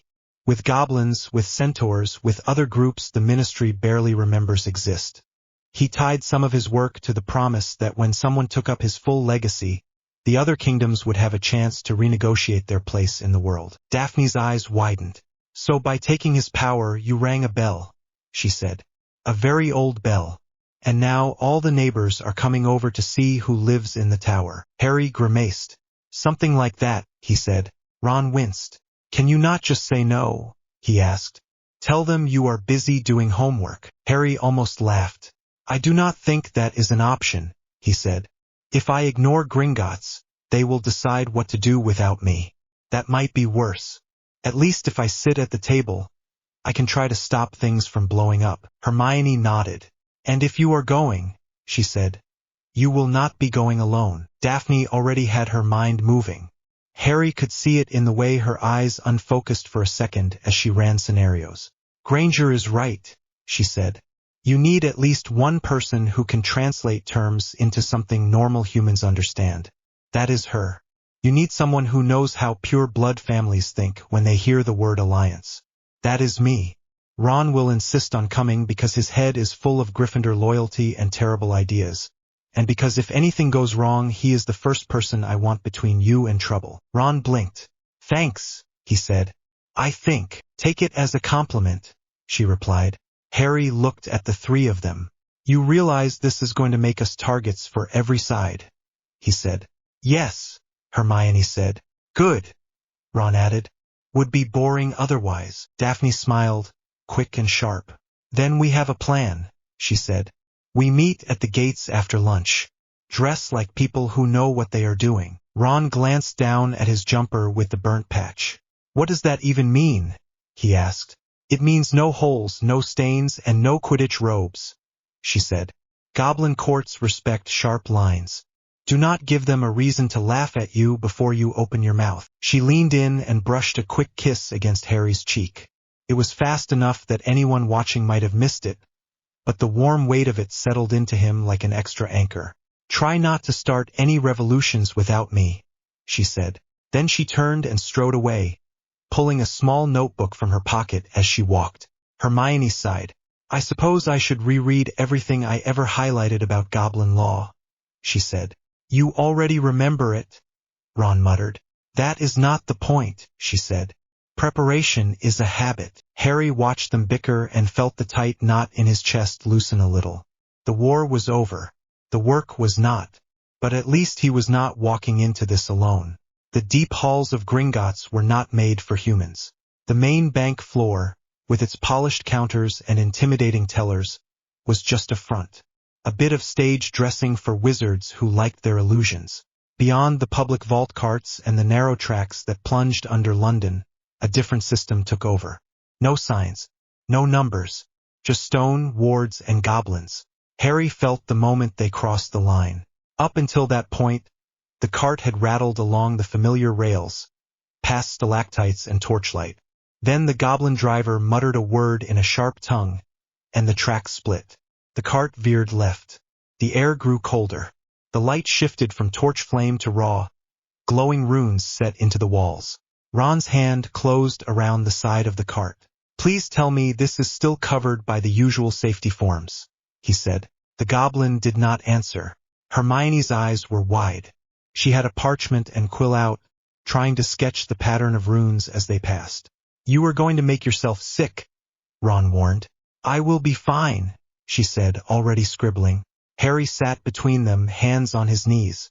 The ley lines down here were strong and close. They bled into the stone, into the runes, into the tracks. For the first time since the ritual, he felt something look back at him through the network. Not a person, a structure. Goblins had built their own way of talking to the earth. The cart stopped at a small landing with a heavy iron door. 2 goblin guards stood beside it, each with a wicked-looking spear and eyes like chips of flint. "Harry Potter," the driver said. "Emery's bearer. The council awaits." He climbed out. Ron and Hermione followed. The taller guard looked them over. "Companions," Harry said. "Advisors. They come with me." The goblins studied him for a heartbeat longer, then nodded once. "They may stand at your back," he said. "They do not speak unless invited." Ron opened his mouth.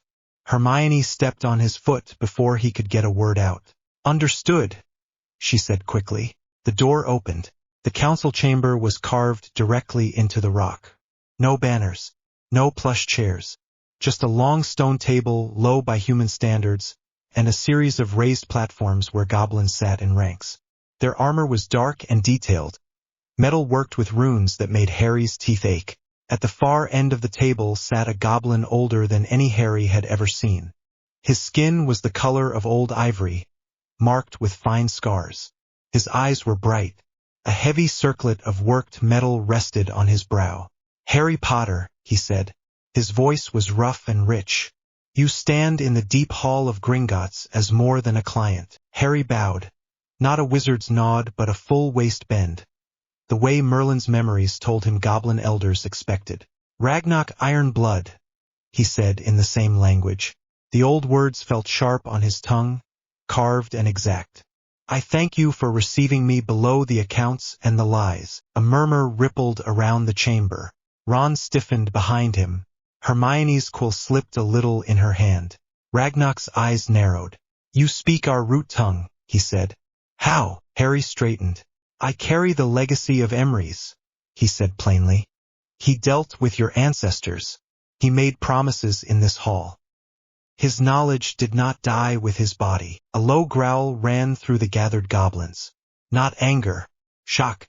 One of the counselors to Ragnarok's left slammed a palm onto the table.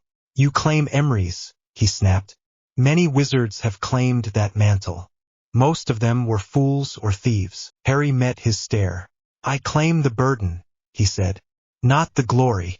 I did not seek this power. It was forced into me to keep it from dying with the castle. I am trying very hard not to break the world with it." Ragnarok studied him in silence for a long time. "You pulled on the main flows," he said at last. "You twisted the pattern and something old woke up. That much we felt. Explain what you did to the Dark Lord. Harry told them, not every detail, not the worst memories that still sat like acid in his throat, but enough. He described the fragments, the soul tears, the circle, the way he had used Lily's sacrifice as a key, the way the ley lines had carried the truth into riddle and not let him look away, the way it had ended quiet and absolute. When he finished, the hall was very still. Ragnar leaned back. You used law, he said. Real law, not ministry parchment. You invoked a debt and you called in a theft. That is old work. Harry nodded. I did not want him to come back again, he said. Killing his body never worked. I needed to end what made that possible. And now that you have, Ragnar said. What do you think happens next? Harry breathed out. The vacuum, he said. The ministry will scramble to keep control. Some Death Eaters will try to buy their way back into polite society. Others will try to go underground. The Muggle world will feel the edges as your wards and human wards shift. The other magical communities will decide whether to wait or act. And you? Ragnar asked. What will you do? I will try to raise the floor, Harry said. To make it harder for another riddle to build a world on fear and ignorance. I cannot do that with the ministry alone. They think in short elections and old names. Merlin did not build his work that way. He built it with the earth and with you. A few of the goblins nodded, grudging respect in the set of their shoulders. What do you want from us? Ragnar asked. Harry held his gaze. An alliance, he said. Not one where wizards sit on top and goblins are told to be grateful for the scraps. A treaty based on equal risk and reward. I want your help to seize the assets of known Death Eaters and use them to repair what they broke. I want your deep wards tied into the new structures I am building over the ley lines, so that if some human idiot tries to twist them again, your alarms go off first. Ragnar's mouth twitched. And in return, he said, you will give us what? Formal recognition, Harry said. In wizard law, not just bank contracts. A seat for your people in any council that makes decisions about ward networks or magical infrastructure. The right to refuse ministry orders that violate your own codes. A path for goblin children who show wand magic to study at Hogwarts without being stripped of their clan. The hall erupted. Shouts and goblin tongue bounced off the stone. Ron flinched as a spear but slammed on the floor nearby. Hermione's eyes were bright, taking in every word she understood and guessing at the rest. Ragnar raised a hand. The noise thinned. You offer much, he said slowly. And you speak as if you can make it happen. Harry almost smiled. I cannot promise the ministry will agree, he said. But I can promise that if they do not, they will find every ward and system they rely on answering to someone else. They already do if we are honest. They just pretend otherwise. He spread his hands. I am not asking you to trust me because I am noble or kind, he said. I am asking you to make a deal because it is in your interest. You know better than most that power is safer when it is spread through real contracts instead of sitting in one foolish head. Mine included. That drew a few sharp laughs. Ragnar's lips curled. You speak like Emery's, he said. Annoying, blunt, and with an eye for the ledger beyond gold. He leaned forward. There are other kingdoms waking, he added. Centaurs in the deep forest. Merfolk in the darker lakes. Old clans in the mountains who remember when humans were the newcomers. They felt the shift too. They will send envoys. They will not like talking to your minister. They will want to talk to you. Harry's stomach sank. Of course they will, he muttered. Ragnar caught the words and barked a laugh. Good, he said. You have some sense of how heavy this is. That makes you less likely to drop it on our heads. He tapped a claw lightly on the table.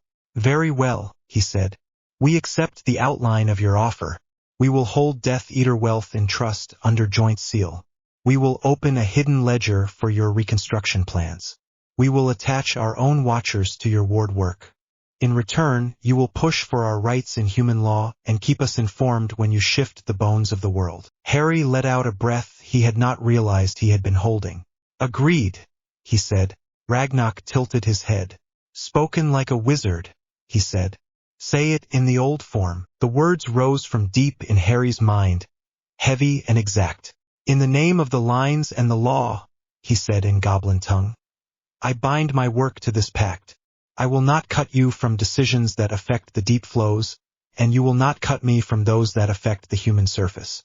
We stand on different stone, but the same earth. Silence followed. Then Ragnarok stood. Every goblin in the hall did the same. Witnessed, they said as one. The sound rolled through Harry's bones. For a moment the ley lines hummed in answer.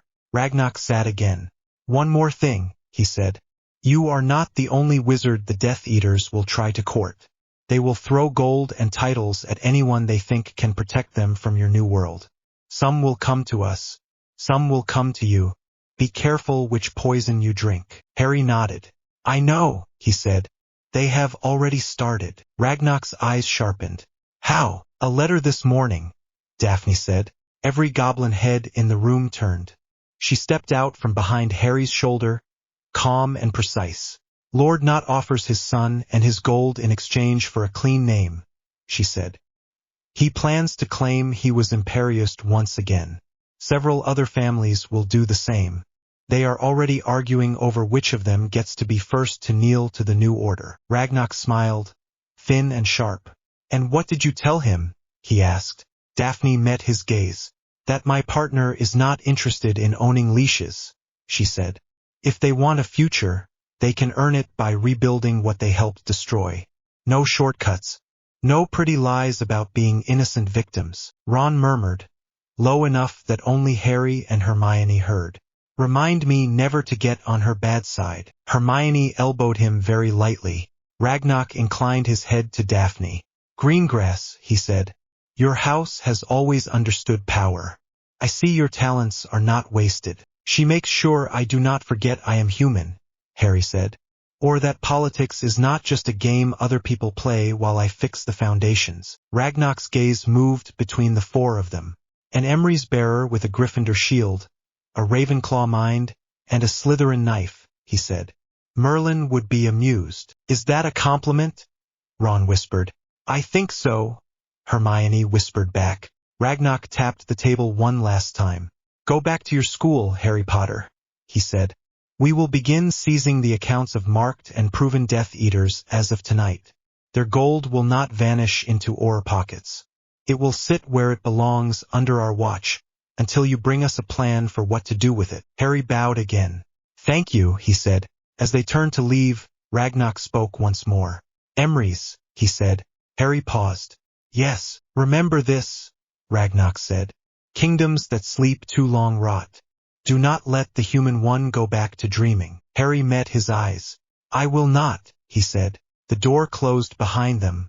By the time they reached the main hall and the cold light of Diagon Alley, Harry's head throbbed. Ron let out a long breath. Well, he said, that was fun. You did not throw up once, Hermione said. That is progress. Only because I was too scared to move, Ron replied. Daphne walked beside Harry in silence for a few steps.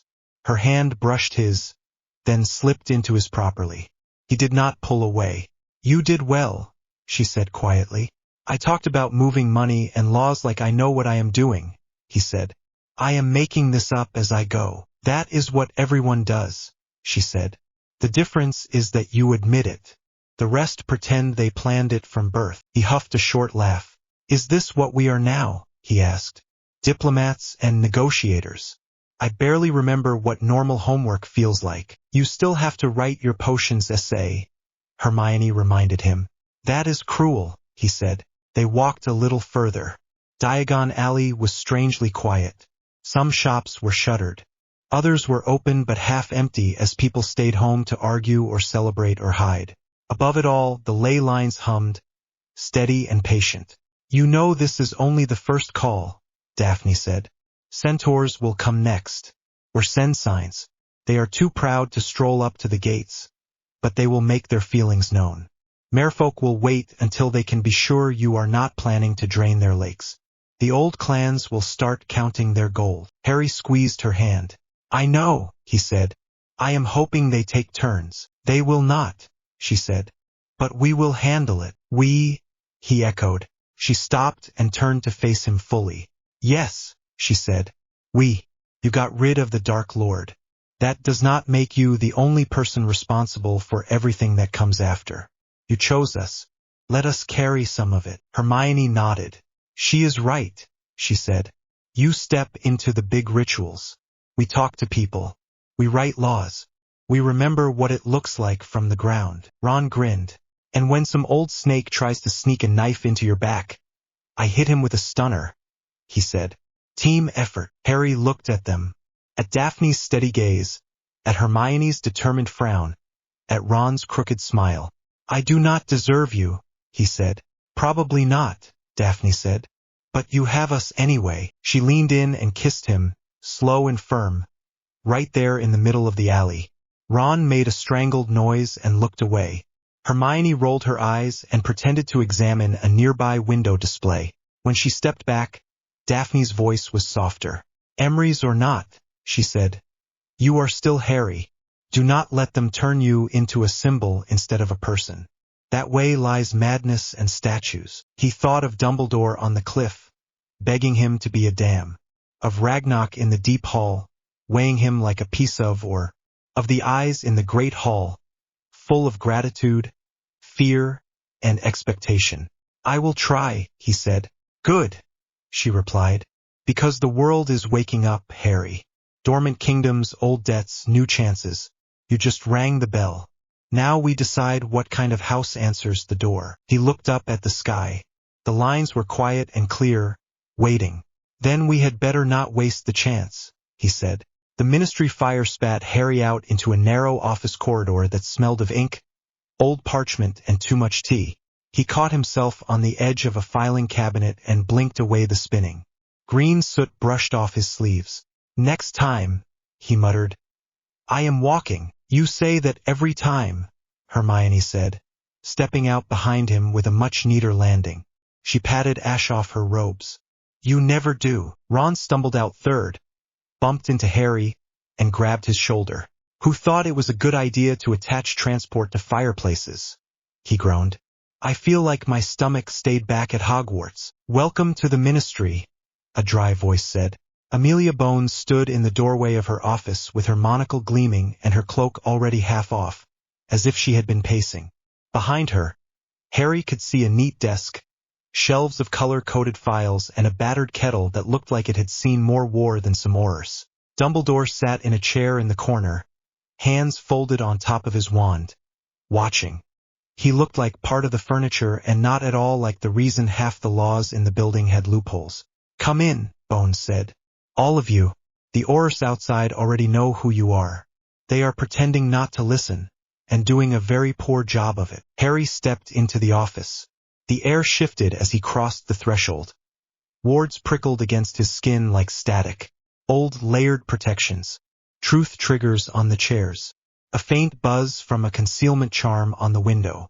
The ley lines under London hummed, muted by concrete and older stone, but still there. He could feel one band thread under the ministry and up through Bones's office. It made his teeth itch. Bones shut the door and traced a quick locking charm. It settled over the room like a thin blanket. Right, she said. Let us skip the pleasantries. This is a sealed meeting. The official record is a short paragraph that says we spoke about ward stability and the end of you-know-who. The real conversation does not leave this room without my say-so. Understood. Yes, Harry said. Dumbledore inclined his head. Hermione and Ron nodded. Bones eyed them. Granger and Weasley are here because you will spend any plan you make on them first, she said. Better they hear it from you than from gossip. I do not have to like that, but I would be an idiot not to plan around it. Ron opened his mouth. Thank you, I think, he said. Bones waved him to the chairs. Sit. Potter, you too. Albus, you are already pretending my seat is yours, so we may as well get on with it. They sat. The chair under Harry shifted just enough to fit his height. It was a subtle comfort charm.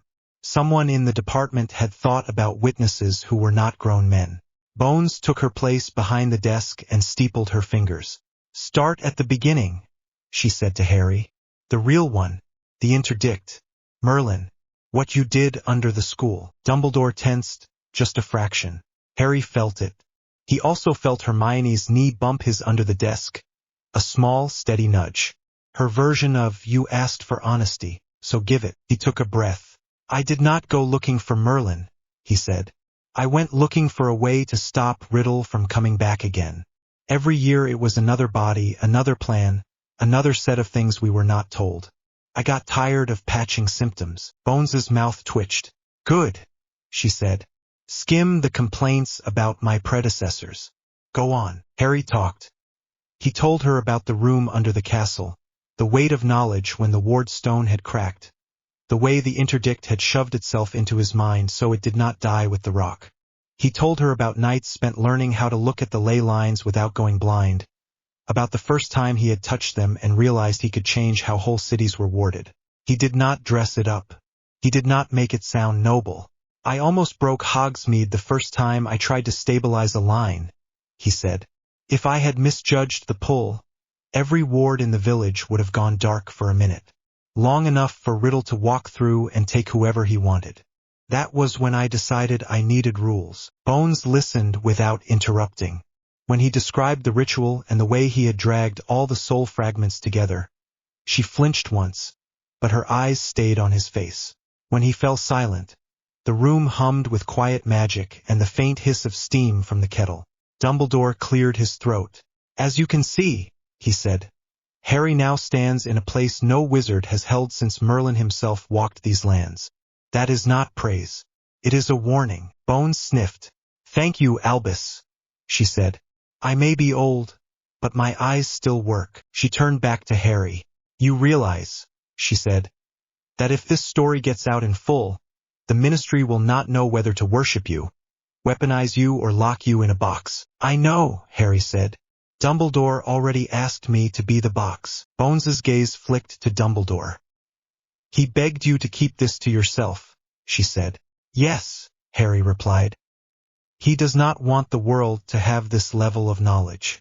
He thinks it is too dangerous." "I think people are too fallible," Dumbledore said quietly. "Give a child a dragon and see what happens." Bones rubbed a thumb along the edge of her monocle. "Children already have dragons," she said. "They just call them wands and family names." She leaned forward. "I am not an idealist, Potter," she went on. "I run the department that cleans up after everyone else's bad decisions. I know what happens when dangerous knowledge leaks. I also know what happens when a handful of men decide no one else is ready for it. We got you-know-who once. We will get someone worse if we do not raise the floor." Hermione exhaled sharply, like someone who had been holding her breath for 10 minutes. "Thank you," she said before she could stop herself. Bones gave her the ghost of a smile. "I am not on your side," she said. "I am on the side of not watching my Aurors die because some old fool hoarded answers. That occasionally lines up with your lot." She tapped a folder on her desk.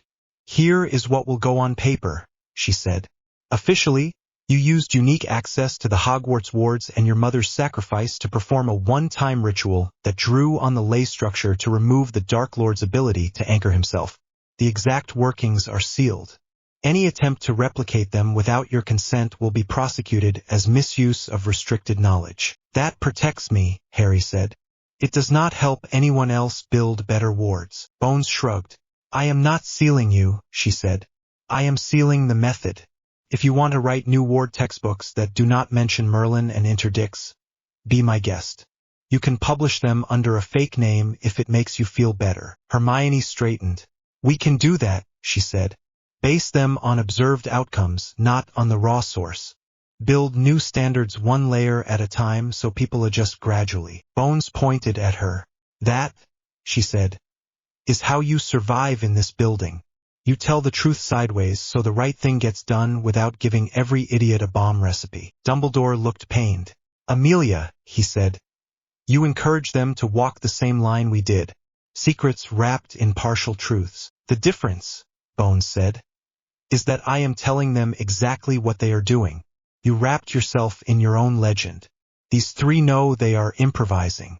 That makes them safer." Harry felt the ley line under the office pulse with his heartbeat. "Old treaties, old laws, new choices. You mentioned other kingdoms," he said. "Ragnarok told me they felt the shift." Bones slid another parchment across the desk. A rough hand had drawn a simple symbol at the top, a circle with a vertical line and a small star. Harry recognized it from the forest. "The centaur herd's answer arrived this morning," she said. "Delivered to my Aurors at the edge of the forbidden forest. They do not usually write. They prefer riddles and arrows. This is new." Hermione leaned over. "What does it say?" she asked. Bones summarized. "They acknowledge that the sky has shifted," she said. "They say the creature of lightning and scar has pulled on the roots of the world, and that the paths of fate are tangled. They wish to speak to Emrys before they decide how to respond." Ron grimaced.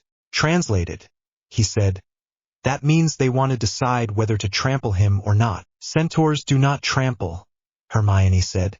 "They shoot." "Comforting," Ron muttered. Dumbledore's fingers tightened around his wand. "I had hoped to speak with them first," he said. "Firenze has already been a bridge to the herd in the past." "They asked for Emrys," Bones said. "Not for the headmaster." Her gaze returned to Harry. "You go into that forest, it will not be with ministry backup," she said.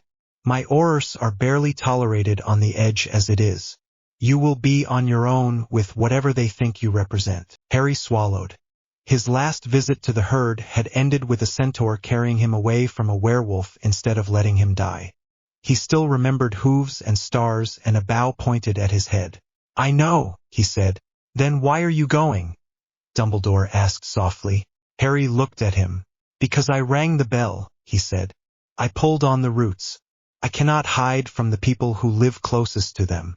If they decide I am a threat, I would rather hear it from their mouths than from an arrow in my back." Bones sat back. "Honest answer," she said. "I suggest you take someone who understands politics, not just prophecy. Centaurs see the world in patterns. They also know leverage when they smell it." Harry thought of Daphne drawing lines through Gringotts' offers before he did, of the way she had shut Fudge down with 2 sentences on a hill. "I know who to ask," he said. Dumbledore closed his eyes for a moment. "I will ask Firenze to act as guide," he said. "He is already considered half-exile for choosing to teach. They may listen to him long enough not to kill you on sight." "That is all I need," Harry said. The forest swallowed sound as soon as they stepped under the trees. Late afternoon light filtered through branches in pale strips. The air was damp and full of the smell of earth and green things.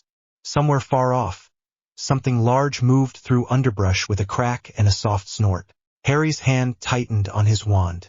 "Remind me why we always end up here when everything important happens," Ron muttered. "Because Hogwarts was built on top of everything people were afraid to understand," Daphne said. "The forest is where they put the things they did not want to look at." She walked on Harry's left, cloak brushing bracken, posture relaxed in the way that meant she was ready to move in any direction at once. On his right, Firenze stepped lightly, hooves barely making a sound on the leaf litter. His pale hair fell down his back like a mane. "They know you are coming," Firenze said. "The herd has watched the skies since the night of the hill.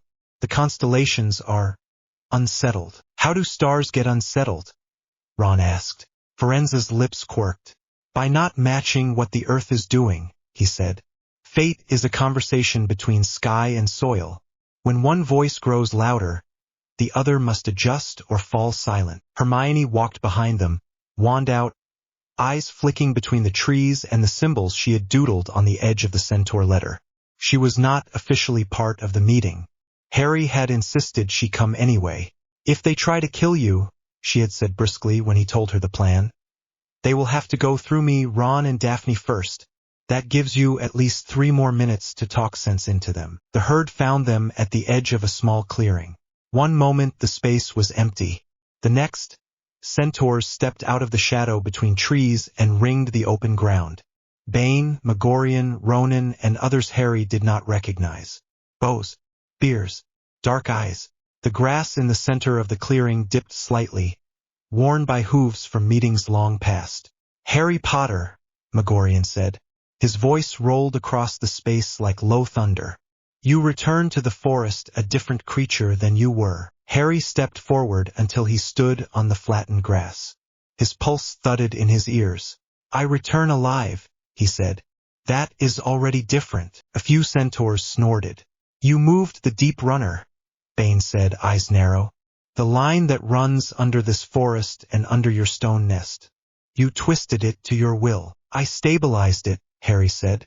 Riddle's Horcruxes were tearing at it. If I had left the line as it was, your forest would have cracked when he finally pushed too hard. Bane's hand tightened on his bow. You speak like a wizard, he said. Always a justification. Always a promise that this time you know better. Firenze moved to Harry's side. He is not the same, he said quietly. I have seen his face when he thinks no one is watching. He does not enjoy this power. The sky does not care about enjoyment, Megorian said. The stars show what will be, not what boys wish. Hermione took a half step forward, then stopped when Daphne's hand brushed her sleeve.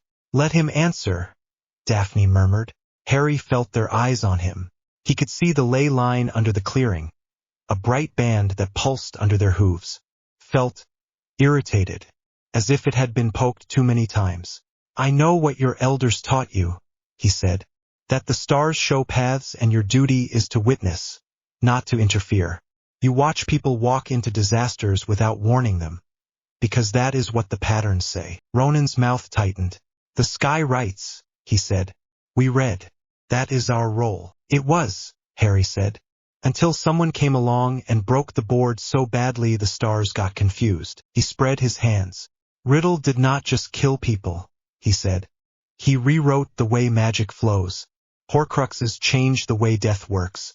The bracelets the Ministry used twisted the way wands and people share magic. Every time someone did that, they pulled the earth and the sky out of sync. You saw it. You felt it. You did nothing but speak in riddles. Bane's nostrils flared. You dare judge our choices, he hissed. Yes, Harry said, because your choices helped kill people I cared about. Silence dropped over the clearing like a heavy cloth. Harry's heart hammered. His hands shook. He did not look away. Megorian stared at him for a long time. The boy speaks with Merlin's arrogance, he said at last. He also speaks with a grief the sky cannot show. Ronan shifted his weight. The stars changed, he said slowly. When you pulled on the deep line, patterns that had held for generations bent. Some prophecies faded. Others flared. The herd debated whether to trample you under hoof before the change settled. Thank you for the warning, Ron muttered under his breath. Megorian's gaze flicked to Daphne. You brought a snake into our council, he said. Why? Daphne's shoulders went back. I am here as Harry's partner, she said. Political and otherwise. I see patterns on the ground that you might miss while you look up. Some of the younger centaurs shifted at the bluntness. Bane snorted. Humans and their coupling, he said. It changes nothing. It changes everything, Firenze said quietly. Because he does not choose only one herd to stand with. Harry swallowed. I did not come here to tell you how to do your duty, he said. I came because by taking Merlin's legacy, I woke up treaties your ancestors made with him. Ragnarok called them obligations. You call them patterns. They are the same thing. Megorian's ears flicked. Speak, he said. Merlin promised that when someone took on his full work, the other kingdoms would have a say in how that power is used, Harry said. Goblins, centaurs, merfolk, others. I honored that with Gringotts yesterday. I am here to honor it with you now. He took a breath. I am not asking you to follow me, he said. I am asking you to watch me closely. If you see me pulling on the lines in ways that tear the sky worse than Riddle did, I want you to tell me before it is too late. I am asking you to be a brake, not a wheel. Ronan tilted his head. You ask for oversight from those who have no wand, he said. That is new. It is necessary, Harry said. Dumbledore is afraid I will become another Dark Lord. The Ministry is afraid I will ignore them. I am afraid of missing something that gets people killed. You are the only ones who truly see the long view. Bane's bow creaked in his hands. And what do you give in return? He asked. You speak of deals with goblins. What is the price for centaurs? Harry thought of the forest, of Hagrid's hut, of Umbridge's smug face when she had shot a stunner at a herd member and called it pest control. Recognition, he said. In law. not as beasts or creatures who can be ordered off school grounds when a bureaucrat gets scared. As a people with rights and a voice whenever humans plan to touch the forest or the lines that run under it. Hermione's breath caught. Bane's eyes narrowed. Words, he said. Wizards promise much. They forget even faster. Daphne stepped forward half a pace. Not if those promises are tied to the main ward contracts, she said. If Harry anchors the Hogwarts and Hogsmeade wards to a treaty that names the herd as protectors, any human attempt to revoke that without your consent will cause the wards to fail. No headmaster will risk that. No ministry either. Several centaurs murmured at that. Megorian looked from Harry to Daphne to Firenze. Firenze, he said, you have walked between sky and stone longer than this boy has been alive. What do you see? Firenze lifted his gaze to the strip of pale cloud above the clearing. I see a path that was not written 2 months ago, he said. I see a scar borne by a child who should have died in a crib. I see a pattern that could lead to ruin if left alone, or to a slightly less terrible future if guided. He looked back at Harry. I also see someone who does not want our job, he added, which is the only reason I am willing to consider giving him part of it. Megorian grunted. You speak in riddles, Bane snapped. That is our curse, Firenze said. Megorian stepped closer to Harry. The ground seemed to shift under his weight. Up close, Harry could see gray in the centaur's hair, scars on his flank. The way his eyes held years that made even Dumbledore look young. If we agree to this, Megorian said, we bind ourselves to your actions. If you fail, our herd will suffer with your world. If you succeed, we will have helped humans change the way they speak to the sky. That is no small thing. I know, Harry said. His voice came out hoarse. I am not asking this lightly. Megorian studied him for another long heartbeat. Then he lifted his hand. Bane hesitated, then lowered his bow. The herd will watch, Megorian said. We will accept the role of break, as you put it. We will send counsel when the patterns twist.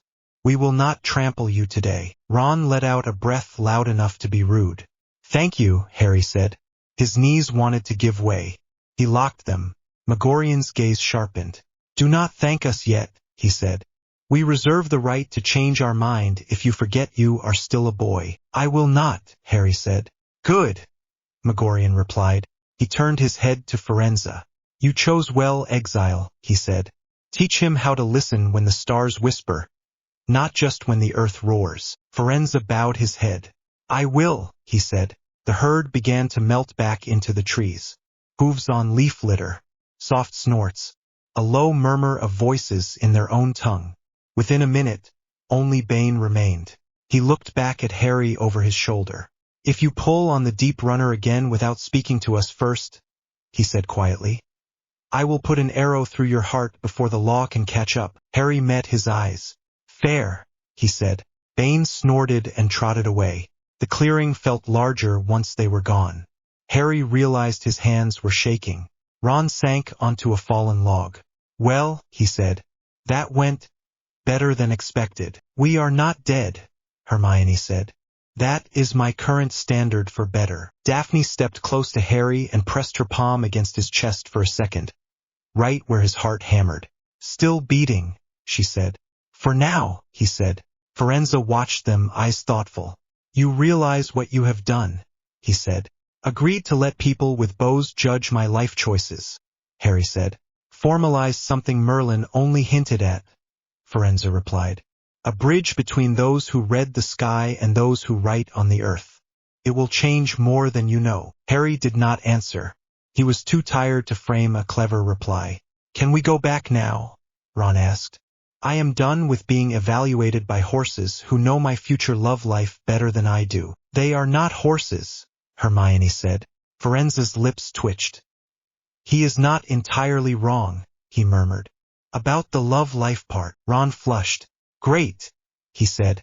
That is exactly what I needed to hear. They walked back toward the castle.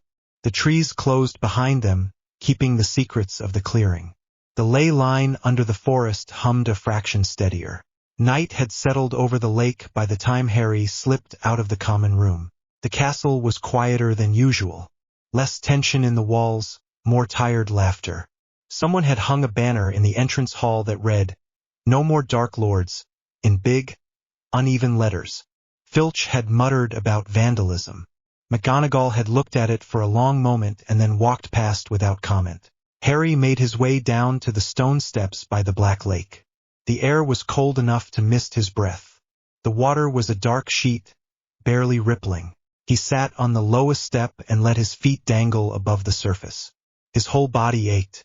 It felt strange to sit near the lake and not have a giant squid wave a tentacle at him. For once, the surface remained smooth. "You are going to catch a cold," a voice said behind him. Daphne's footsteps were soft on the stone. She dropped down beside him, tucking her cloak around her legs. "I just negotiated with an armed herd in the dark," Harry said. "A cold is not on the list of things I am worried about." "Your priorities are skewed," she said. "Which is why you have me." He let his shoulder rest against hers. "How bad do you think this is going to get?" he asked quietly. "Which this?" she asked. "All of it," he said. "Bones's sealed reports, Goblin treaties, Centaur oversight, the Ministry trying to decide whether to hand me a seat in the Wisengamot or a prison cell. People waiting for me to decide if their parents go to Azkaban or not." Daphne's breath misted in front of her. "You are not responsible for everything," she said. "It feels like it," he said. "I know," she replied. "That is why I am telling you you are not." She reached into her cloak and pulled out a folded piece of parchment. "This came while you were in the forest," she said. "I intercepted it before the owl could drop it in your soup." Harry took it. The seal was an ornate family crest he recognized from history essays. "Malfoy." He broke it. The handwriting inside was elegant, careful. Narcissa's, not Draco's.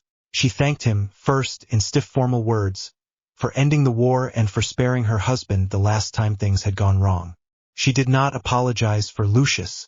She did not pretend innocence. She made an offer.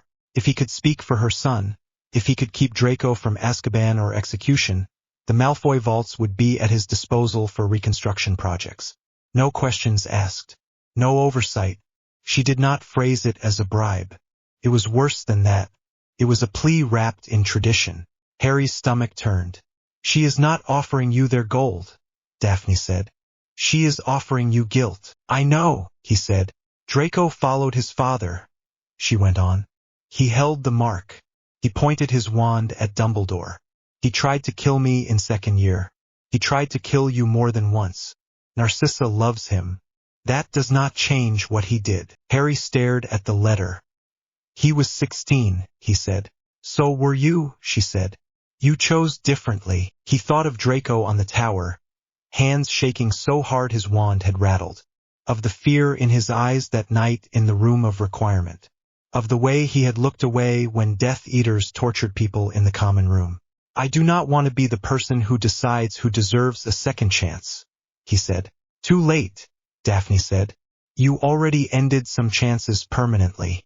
This is easier." "That is not funny," he said. "It was not a joke," she replied. They sat in silence for a minute. "What should I do?" he asked.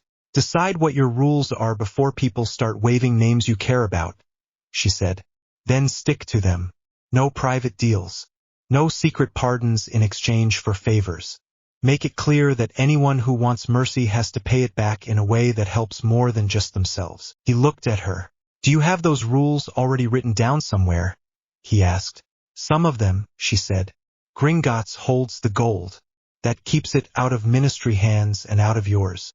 You help design a program where proven Death Eaters and their families can earn reduced sentences by taking oaths to work on rebuilding projects. Hospitals, wards, education funds for children whose parents died in the war.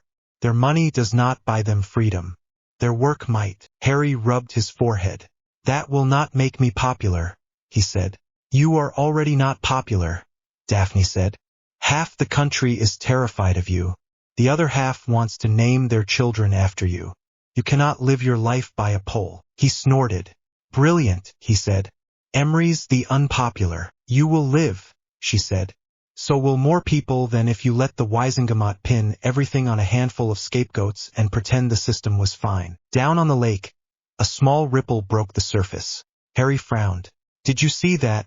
He asked. Daphne followed his gaze. Another ripple. Then a set of pale hands broke the surface near the shore, webbed fingers gripping the stone. A merperson's head rose, hair slicked back, eyes dark and flat in the moonlight. Harry's hand went to his wand before he caught himself. The merperson looked at him and clicked something in their own language, sharp and quick. Water clung to their shoulders like a second cloak. Do you speak human tongue? Harry asked. His voice sounded too loud across the water. The merperson's lips moved.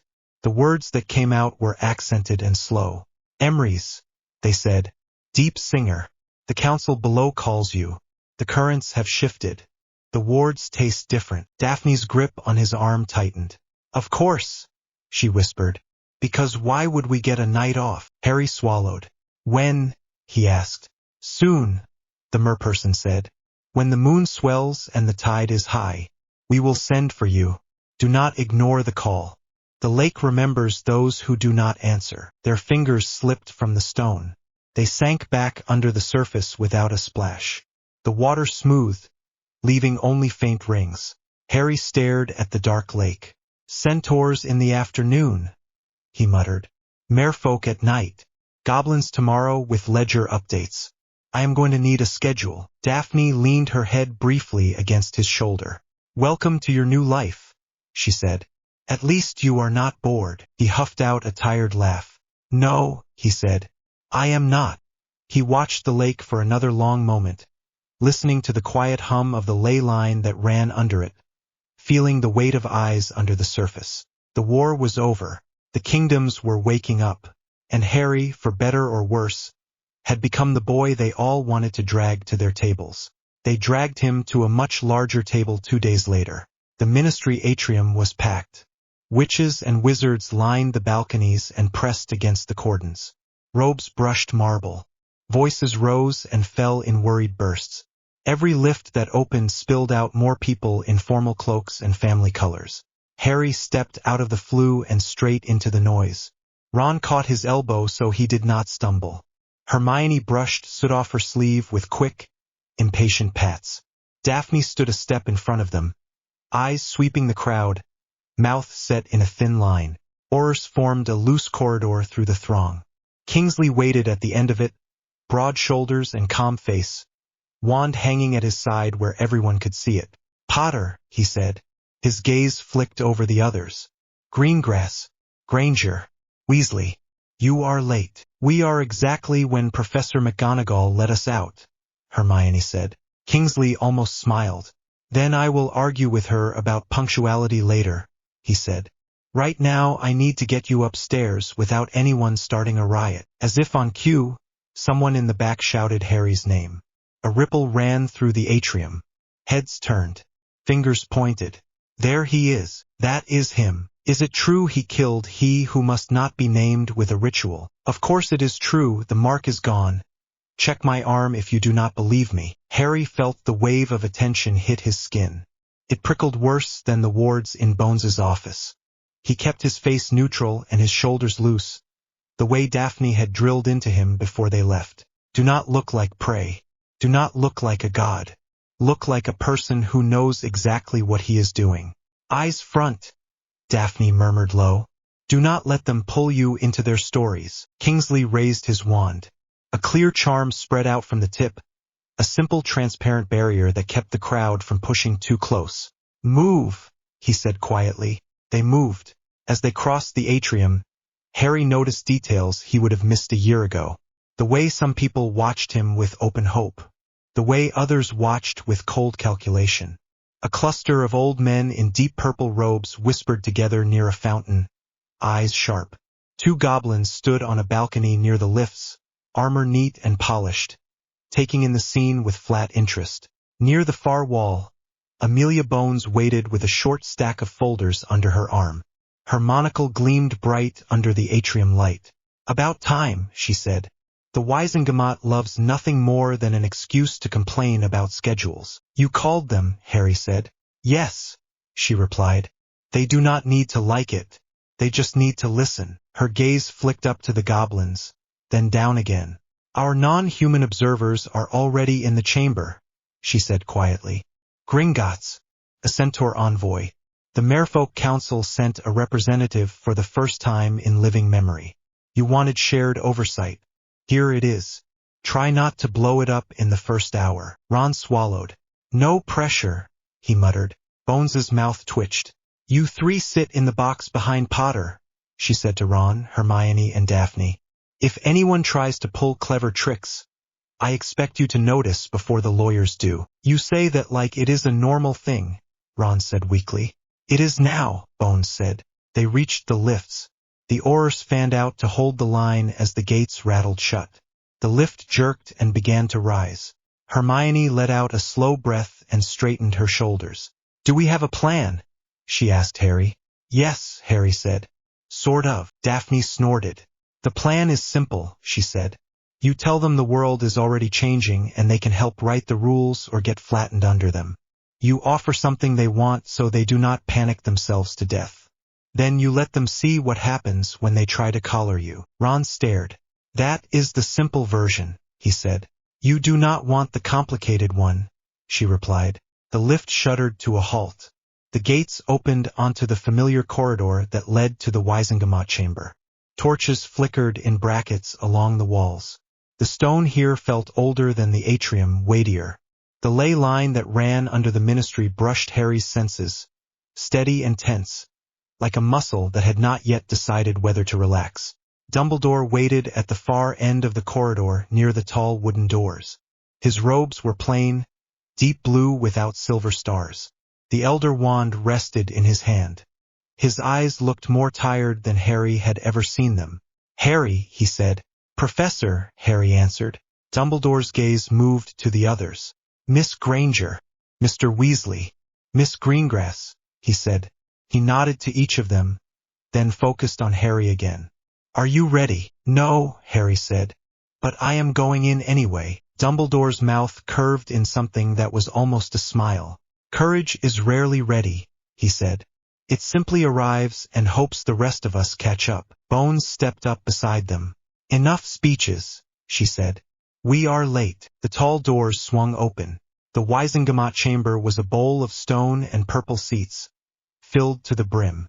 Old families in rich robes, department heads, regional representatives. The press jammed into the back benches, quills at the ready. Above it all, 3 enclosed galleries held non-human observers. Goblins in one. A group of merfolk in conjured water behind enchanted glass in another. A single centaur stood in the third, dark eyes watching without expression. A low buzz of talk ran around the room. It went sharper when Harry stepped onto the floor. He felt the wards as he crossed the threshold. Old magic woven into the chamber, designed to catch lies and bind oaths.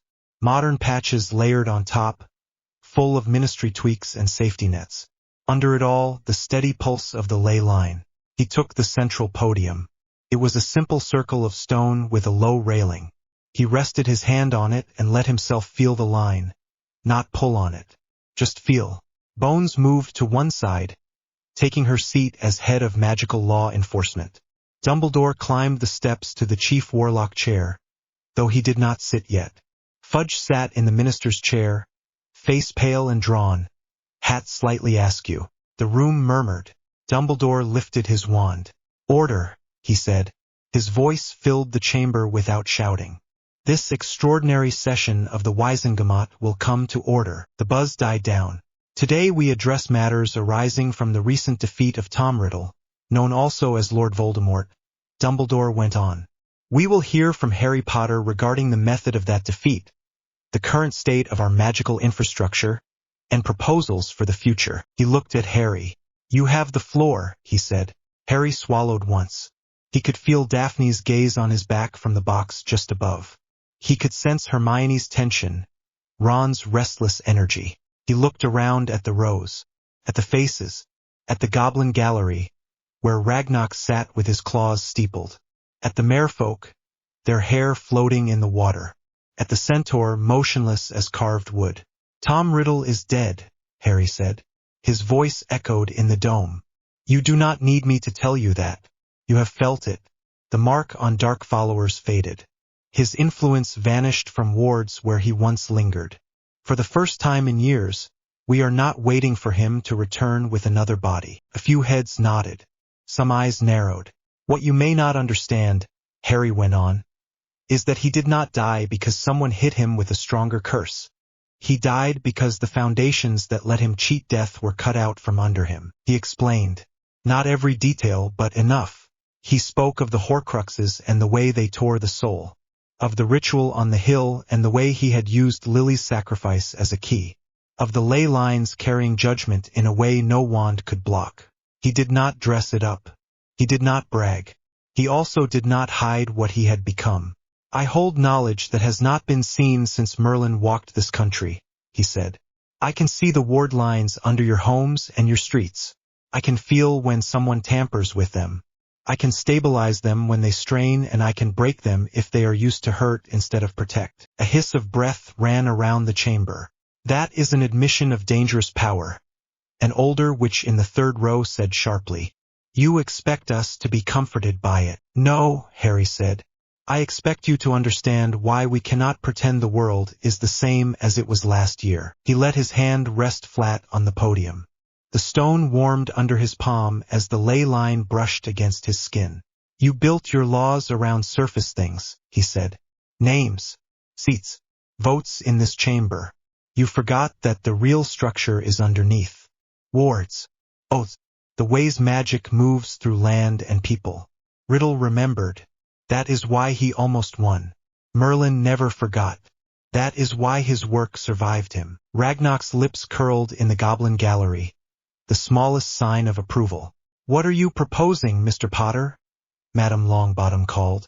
Her hat bristled with wild green feathers. Her voice cut through mutters like a charm. A new charter, Harry said. A foundation that ties our laws to the real infrastructure instead of pretending they are separate. Oversight shared between human and non-human communities.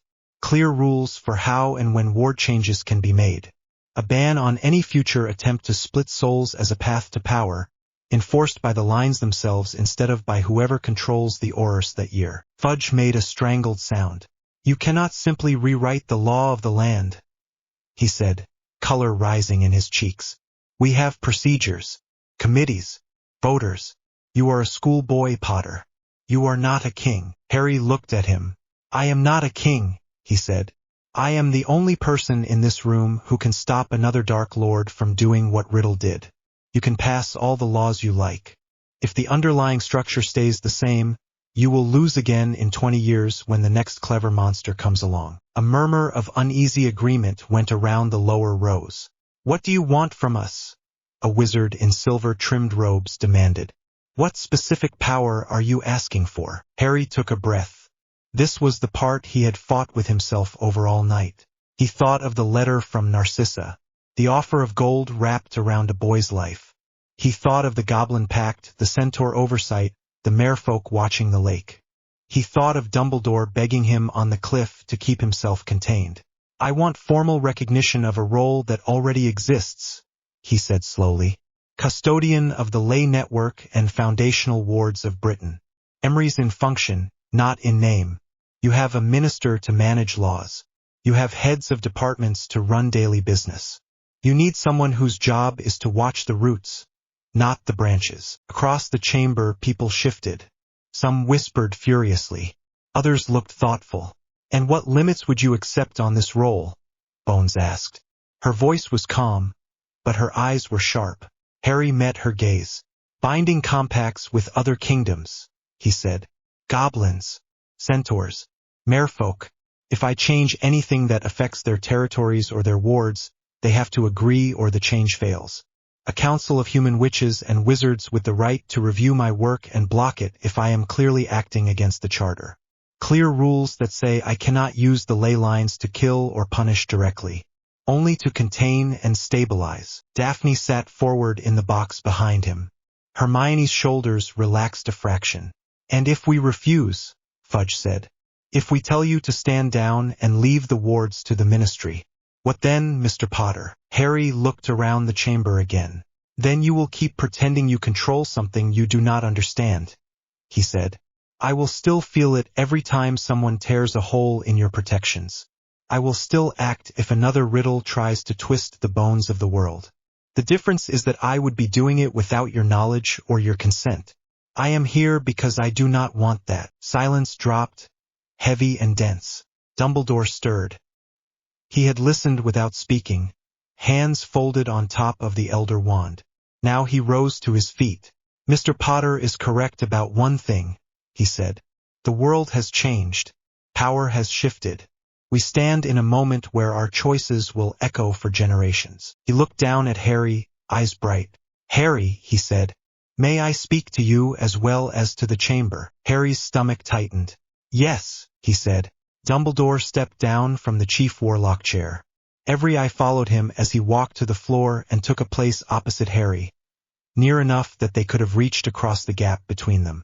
When you were a child, Dumbledore said, I made decisions for you. I placed you with your relatives. I bound protections around your home. I held back truths and handed others to you at times I thought you could survive them. I did this because I believed it necessary. I did not ask your consent. The chamber rustled. Some faces hardened.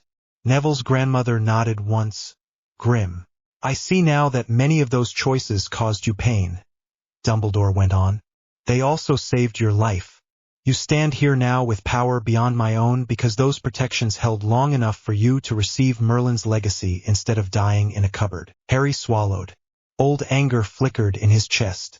Old gratitude sat right next to it. The clash hurt. Dumbledore's gaze softened. This new role you propose, he said. This custodianship. It is more than any one person should carry. I know because I have tried for many years to carry a lesser version of it, and I have failed more often than I like to admit. He lifted his wand. I cannot in good conscience allow you to walk this path without safeguards, he said. You are young. You are brave. You are compassionate. You are also human. You will make mistakes. It is my responsibility as someone who has guided you to ensure those mistakes do not destroy us all. A warning pricked along Harry's spine. The ley line under the floor shifted. Just a little. Albus, Bones said sharply. What are you doing? Dumbledore gave her a small, sad smile. What I should have done the night we argued on the cliff, he said. I am not binding the boy, Amelia. I am binding the office he wishes to create. He spoke a string of words in a language no one else in the room recognized. Harry did. Merlin's memories flared. Old legal forms. Anchoring oaths. Bonds that tied roles to rules whether the holder liked it or not. Runes flared along the walls of the chamber. Faint marks that had been part of the original construction woke up, glowing soft gold. Gasps rang out. Hermione shot to her feet in the box. Harry, she shouted. That is a binding ritual. Harry could already see it laid over the ley lines like a net. Dumbledore was not lying. The framework was aimed at the role, not the person. Any custodian recognized by the chamber would be locked into its limits. Limits written by Dumbledore alone. Harry's mouth went dry. Stop, Bones snapped. Albus. You do not have authorization for this. The ancient law does not require your authorization, Dumbledore said, voice heavy. It predates your department. Predates this building. The runes brightened. The net tightened. Harry could feel its shape now. It would lock him into secrecy about the true source of his knowledge. It would block him from sharing certain workings with anyone outside a tiny circle chosen by the ritual maker. It would allow the current Chief Warlock to override his decisions in the name of safety. It would turn him into exactly what Dumbledore had been. A hidden lever behind the Ministry while everyone pretended nothing had changed. Rage flared, hot and sharp. Not just for himself. For every choice Dumbledore had made in empty rooms while telling the world it was for their own good. Harry laid his palm flat on the podium and pushed. Not hard. Not enough to shatter. Just enough to speak. The ley line rose to meet his hand. The net Dumbledore was weaving hit that rising current and flashed into full view, a lattice of light above their heads. Gasps turned to shouts. Look, Harry said. His voice cut through the chaos.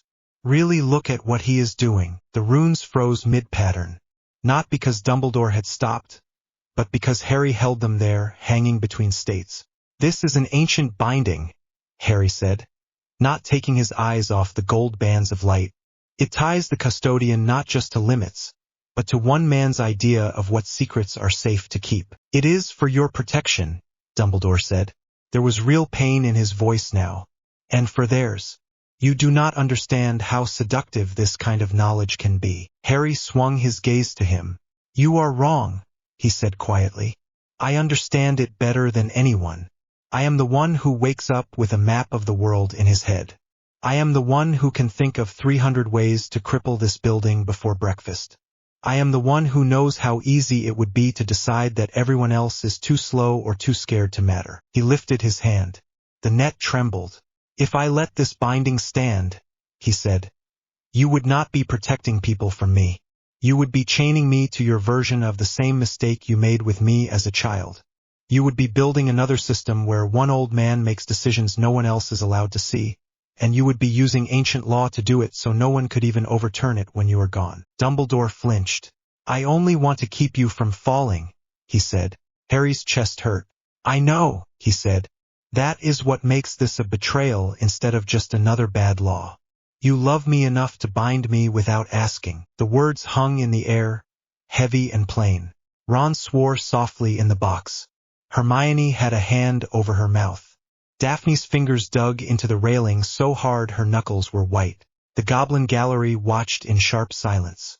The merfolk drifted closer to the glass. The centaur envoy's eyes were dark and unreadable. Harry turned back to the net. He reached into it, not with his wand but with the sense of structure Merlin had left him.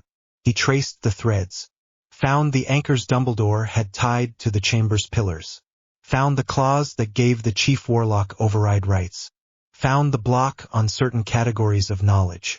Then he made a choice. I will not let you own this office, he said, but I will not throw away the idea of limits completely. We need them. I need them. He tugged. The net shuddered. Runes blurred. Lines twisted. The binding shifted from Dumbledore's pattern into something new, lines re-anchoring around different points. Harry pulled the override clause off the chief warlock chair and tied it to the trio of non-human galleries instead. Any attempt by the custodian to act directly against the interests of goblins, centaurs, or merfolk without their consent would cause his power to lock itself down. He cut the secrecy block out entirely. In its place, he wrote a requirement that any foundational change to ward law had to be recorded in a public archive. No more hidden rules only a handful of people knew. He left one thing. A simple limiter that bound the custodian from using the ley network to kill. Contain, yes. Redirect, yes. Cripple a spell, yes. But no direct lethal strike without a separate act of personal magic. When he was done, the net hung different. Still bright, still powerful, but no longer Dumbledore's leash. He let it fall. The binding sank into the stone of the chamber with a deep hum that everyone could feel in their bones. The ley line adjusted, then settled. A sharp pain shot through Harry's head. He staggered. The podium railing was suddenly the only thing keeping him upright. Daphne moved before anyone else. She vaulted the rail in the box and dropped to the floor beside him, hand on his arm. Easy, she said. Do not you dare pass out in front of all these people. Harry blinked spots out of his vision. I am fine, he lied. You look like you just rewired the country, she said. In a way, he muttered. The chamber was dead silent. Dumbledore stared at the floor where the light had vanished. His face looked older than Harry had ever seen. For a moment, he seemed small in his plain blue robes. Just a tired man who had tried to hold too much for too long. What have you done? Fudge whispered. Bound the office I asked for, Harry said, voice rough. To limits I can live with. To people who have no reason to indulge my worst instincts. He gestured weakly at the galleries. The non-human kingdoms now hold the emergency brake on me, he said. Not this chamber. Not one man. If they judge that I am acting in a way that tears the world apart, they can pull it. I agreed to that yesterday in the deep halls. I just made it law here as well. Ragnarok nodded once, slow. The treaty stands, he said. His voice carried clearly. Gringotts recognizes this binding. In the Centaur gallery, Megorian gave a single grave nod. The herd will watch, he said. The merfolk envoy pressed a hand to the glass. Bubbles rose in the water beside them. The lake remembers, they said. We accept this share of the weight. Bones let out a breath. Her shoulders dropped, just a little. Well, she said, that answers the question of whether we can trust you. At least more than we can trust any minister we have ever had. A ripple of grim laughter broke out in the lower rows. It was thin, but it was there. Harry looked at Dumbledore. The old wizard's eyes were bright with unshed tears. You took my attempt to limit you and turned it into something I never thought to build, Dumbledore said quietly. You shared it. I have seen what happens when you do not, Harry said. Dumbledore closed his eyes for a moment. When he opened them again, the familiar spark was gone. Not dimmed, just set aside. I have failed, he said. Not loudly, not into the chamber. To Harry. I wanted to protect you, and in doing so I almost repeated my worst mistake. Harry's throat tightened. You also saved me, he said. More than once. Both of those things are true. Dumbledore looked around at the chamber, at the faces, at the galleries, at the podium where Harry still leaned. For many years, he said, raising his voice, I have held positions of trust in this body. Chief Warlock, head of the International Confederation, leader of the Order of the Phoenix. I have used those positions to do what I believed right. I see now that I also used them to avoid being questioned. The words hit the room like a dropped stone. Harry watched him, heart pounding. I have hidden truths, Dumbledore went on, about prophecies, about Horcruxes, about the connection between Mr. Potter and Tom Riddle. I justified that secrecy as protection. Perhaps sometimes it was. More often it was fear that others would not make the choices I wanted them to make. Bones's face was unreadable. Neville's grandmother looked like someone who had just had a long suspicion confirmed. I do not regret fighting Riddle, Dumbledore said. I do regret the way I turned one boy into a weapon without ever truly asking him if he wanted to be one. He looked at Harry again. I am sorry, he said. The chamber held its breath. Harry swallowed. The apology did not erase anything. It did not undo years in a cupboard or nights in the forest or the way Dumbledore had begged him to be a dam on a cliff. But it was real. Thank you, Harry said quietly. That does not fix it. But it matters. Dumbledore nodded once. I will not attempt to bind you again, he said. I have no right. He turned to the chamber. I resign as Chief Warlock of the Wizengamot, he said. Effective immediately. I will also step down from my international posts. Hogwarts will have a new head within the year. It is time for this world to be guided by those who have not already shaped its worst mistakes. Shocked shouts erupted. Some members tried to object. Others looked furious. A few looked relieved. Bones stood. Order, she snapped. Sit down or I will have you levitated out. The noise dropped to a mutter. This is not a suggestion, she said. Albus Dumbledore has just given up power I doubt any of you would have surrendered. We will accept it. We will also accept that we do not have the luxury of leaving the roots of our world unguarded while we argue. She pointed at Harry. You wanted a custodian, she said. The lay network already treats you as one. This binding just made that fact visible. The question before this body is simple. Will we recognize that role and tie it into our charter, with the limits already demonstrated, or will we pretend it does not exist and let the next crisis blindside us? Madame Longbottom rose. I call for a vote, she said. Now, before we have time to talk ourselves into cowardice. Hands went up. Colors flared as enchanted quills tallied. Some votes were loud yes. Some were muttered no.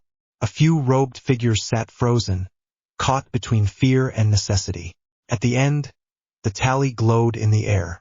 A clear majority in favor. The motion passes, Bones said. By authority of the Wizengamot, this chamber recognizes the office of custodian of the lay network and foundational wards of Britain. Harry James Potter is confirmed as its first holder, bound by the limits demonstrated and by the oversight of the non-human councils represented here today. Her gaze met his. Do you accept? She asked, every eye in the room fixed on him. Harry's first instinct was to say no. to run, to hand the whole mess to someone older and more patient. He thought of the ritual circle on the hill, of the way Riddle had fallen apart when the truth hit him, of the cracks in Hogsmeade wards he had felt weeks ago, of the forest, the lake, the deep hall. He thought of the letter from Narcissa and the offers that would keep coming until someone decided who got mercy. He thought of a world where this power sat with no name and no rules. He thought of doing nothing and watching someone else pick it up with worse hands. His chest hurt. Daphne's hand squeezed his arm. "You do not owe them everything," she murmured. "But you owe yourself the chance to stop the next riddle before he starts." Ron's voice drifted down from the box. "If you say no," Ron said, "some other idiot will try to fill the gap. Probably me. Nobody wants that." Hermione gave a short, shaky laugh. "Harry," she said, "you already carry this. Saying yes just means you get to write the rules instead of being a ghost in the walls." Harry looked up at the galleries, at Ragnarok, at Megorian, at the Merfolk envoy, at the representatives of kingdoms that had watched wizards write selfish laws for centuries. "I accept," he said. His voice did not shake. "On record, in full, with the bindings we all just saw. I will guard the roots of this world. I will not rule its people." The ley line surged under his feet, then settled. The chamber's wards adjusted, tiny shifts he could feel like a new weight on his shoulders. It was done. The session dragged on for hours after that. Procedures, transitional clauses, arguments about how the custodian's reports would be filed and who would have access to them. Bones handled most of it with weary patience and an occasional sharp curse when someone tried to twist wording to their advantage. By the time they escaped the chamber, Harry's ears rang. His throat was raw. The corridor outside was blessedly quiet. The occasional distant shout echoed through the stone, but no crowd pressed in. Daphne steered him into a side room before anyone could corner them. It was some kind of unused office, bare desk, 2 chairs, a faded rug. The only light came from a small enchanted window that showed a slice of cloudy sky. Harry dropped into one of the chairs. His legs finally gave up, pretending they were fine. "That could have gone worse," Ron said from the doorway. "We are not dead. Nobody tried to curse you in the back. The centaur did not trample you." Hermione rubbed her temples. "Give them time," she said. "There are still at least 3 departments that will try to bury us in forms for this." Daphne leaned against the desk, arms crossed. "You did it," she said simply. Harry stared at his hands. They shook, just a little. He clenched them into fists until they steadied. "I almost let him leash me," he said. "Part of me wanted to let him. It would have meant less responsibility. I could blame any bad choices on his plan." "That is why you did not," Daphne said. "You do not get to hide behind him anymore.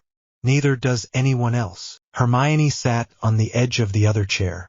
"Harry," she said gently, "you know this is not going to make life easier." "I know," he said. "I did not pick easy." Ron flopped down on the rug and lay flat, staring at the ceiling.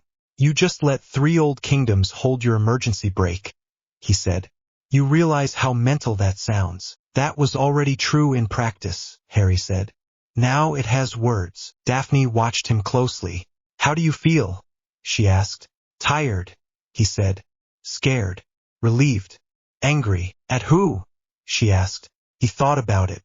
"At Dumbledore," he said, "for trying to bind me without asking. At myself for not seeing it coming sooner. At this whole system for making it so someone like me has to exist at all." Daphne nodded. "Good," she said. "Stay angry at the system, not at yourself." He huffed a short laugh. "You sound like you have done this before," he said. "My father sits in that chamber," she said. "He has spent my entire life trying to convince me that the game is the only thing that matters. Today I watched you change the rules instead of just playing better. That is new. I plan to make sure it sticks." She moved closer and knelt in front of his chair, so they were eye to eye. "You just accepted a role that could swallow you," she said quietly. "Promise me you will not let it turn you into someone who forgets why you did it." He looked at her, at the hard set of her mouth and the worry in her eyes. "I promise," he said. "Words," she said. "Everyone in that chamber throws words around. I need more than that. He swallowed. I promise that if I start treating people like pieces instead of people, you will remind me, he said. Loudly, often, even if I hate hearing it. Especially then. Her expression softened. Good, she said. Because I was going to do that anyway. She leaned in and kissed him. Not a quick brush this time. Slow, certain. A simple, grounding contact that had nothing to do with ley lines or ancient law and everything to do with warm hands and shared breath. When they parted, Ron made a face from the rug. Some of us are trying not to throw up from stress, he said. You are not helping. Hermione smacked his shoulder lightly with a folder. Grow up, she said. But there was a smile in her voice. Harry let his head fall back against the chair. For a moment the world was just this little room. His friends. Daphne's hand in his. The echo of Dumbledore's apology still ringing in his ears. The price of what he had taken on pressed in at the edges. He could feel it there, like a new weight in his bones. But for the first time it did not feel like something he had to carry alone. Outside, the ministry continued to buzz and argue and spin. Witches and wizards reinvented their stories of what had just happened. Some would call him a danger. Some would call him a savior. Some would try to use him for their own ends. Inside the small room he was just Harry. Breakfast felt louder than usual. Harry had barely stepped into the great hall when every conversation seemed to flicker and bend toward him. Forks paused halfway to mouths. Owls flapped overhead in a messy cloud, dropping newspapers like feathered rain. The smell of toast and eggs mixed with ink and nerves. Ron nudged his shoulder. Keep walking, Ron muttered. If you freeze, they will think you did something worse than killing you-know-who. Fantastic, Harry said. Because that was such a low bar. Daphne sat halfway down the Gryffindor table, a pot of tea in front of her and today's Daily Prophet folded next to her plate. Hermione was on her other side with 3 different editions spread around her like a barricade. Hermione looked up as they approached. Her eyes were bright and tired. They rushed a special morning print, she said, tapping the main page. They did not even bother to change the layout. They just slapped a new headline on top of yesterday's nonsense. Harry slid into the seat beside Daphne. Ron dropped down opposite. The headline took the whole top half of the page. Emery's recognized ministry creates new office custodian of lay wards. Underneath was a moving illustration of Harry at the Wisengamot podium, hand on the stone, eyes lit by the glow of the ritual net. The artist had smoothed his hair and made him look taller. His scar gleamed like a brand. Harry grimaced. I look like I am about to smite someone, he said. You were, Daphne said. She poured him tea. Just not the way they think. Hermione flipped to the second page. They have a whole sidebar about the binding, she said. Listen to this. Emery's displayed a level of raw structural magic never before seen in public record, rewriting an ancient legal binding in real time while preserving its core safety clauses. The non-human observers responded with cautious approval. Ron whistled. Sounds very impressive, he said. Shame they were not there to see you almost fall over afterwards. Harry took the paper and skimmed further. The article recapped the vote, Dumbledore's resignation, and a brief quote from Bones about shared responsibility. There was a tiny box at the bottom that said, in calmer language, that the exact limits of the new office were still being drafted. They want to know what you are doing with it, Hermione said. Everyone does. The prophet is already getting letters about whether you will start arresting people by blinking at their houses. I can barely keep my own socks paired, Harry said. But sure. Let me police the country with my eyeballs. Daphne sipped her tea. This is exactly why we talked about a first move, she said. You cannot let them fill the gap with their own stories. You need something simple and obvious you can point to when people ask what you are actually doing. Harry looked at her. You mean besides making sure the wards do not explode? He said. Yes, she said. Something that shows you are not a hidden ruler. Something that says you are building structures, not hoarding answers. Hermione nodded. We need the archive, she said. Public, protected, uneditable. If the first act of the custodian of wards is to create a custodian of truth, it sets the tone for everything else. Ron stabbed a sausage. Please tell me that does not mean more meetings, he said. I just spent 6 hours listening to old people argue about commas. It means some meetings, Hermione said. But it also means we stop letting history depend on who owns a printing press. Harry folded the prophet and pushed it aside. You are both right, he said. We said from the start that if I was going to hold this knowledge, it needed to be anchored in honesty. If we do not build something that forces people to face what really happened, the next Dark Lord will stand on a pile of lies just like Riddle did. Ron grunted.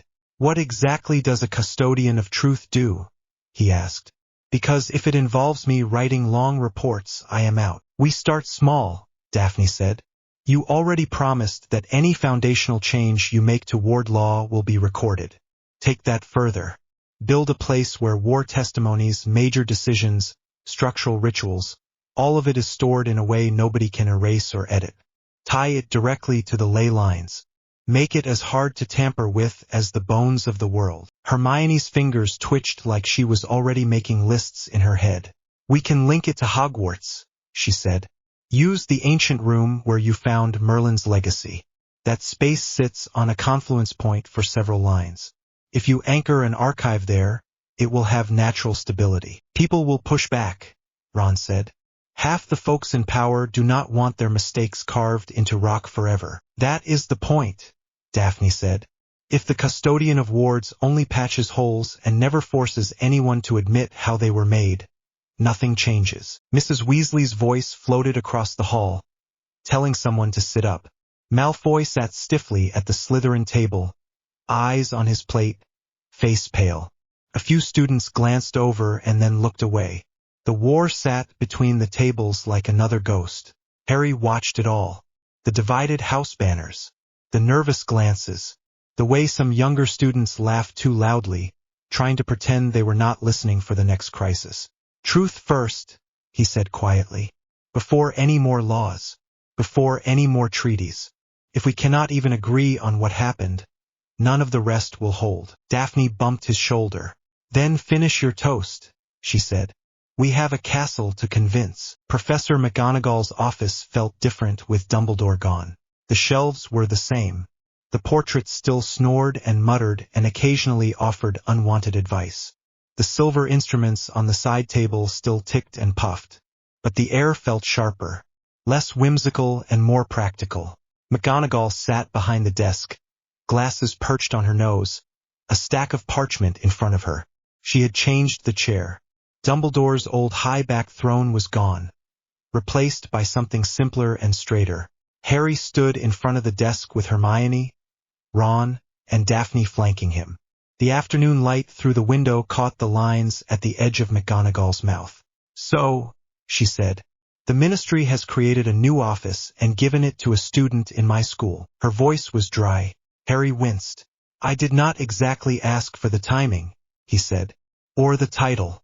That bit was them. You accepted, McGonagall said. Yes, Harry said. I did. She studied him for a long moment. I watched the broadcast of the session, she said. Some of the portraits in the ministry chamber still remember me as a young witch. They were very happy to gossip. I saw what Albus tried to do. I saw what you did in response. Her mouth tightened. I also saw you take on a role that will follow you for the rest of your life, she added. Harry's throat felt tight. I know, he said softly. McGonagall got to her feet. Sit down, Mr. Potter, she said. You and your friends. They sat. The chair adjusted under Harry much like the one in Bones's office had. Hogwarts itself seemed determined not to let him fall on his face. McGonagall folded her hands on the desk. I will say this plainly, she said. I am proud of you. I am also furious. Albus for trying to bind you in secret. The ministry for using you as cover for their failures. The wider world for forcing this weight on your shoulders. You for accepting it without once considering that you still have homework. Ron coughed. Hermione looked like she wanted to apologize for the world. Harry found himself smiling despite the knot in his chest. I did consider homework, he said. It did not stand much of a chance. McGonagall's eyes softened for a heartbeat. Humph, she said.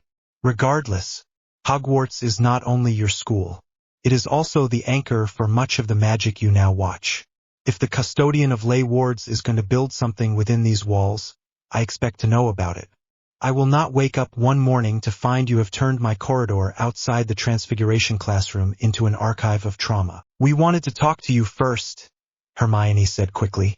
We have an idea for a hall of records. Not public walk-in at first. More like a protected core. A pensive archive tied to a ward ledger. War testimonies. Rituals. Structural changes. Something permanent and honest. McGonagall's gaze shifted to Hermione. And who decides what goes into this hall? She asked. Not just me, Harry said.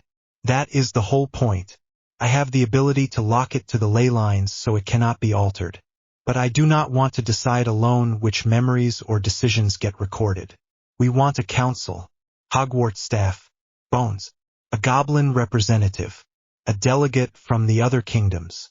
Student voices too. McGonagall raised a brow. Student voices, she repeated. Hogwarts did most of the bleeding in this war, Daphne said. If you are going to build a record of it, the people who lived it should have a say. McGonagall sighed.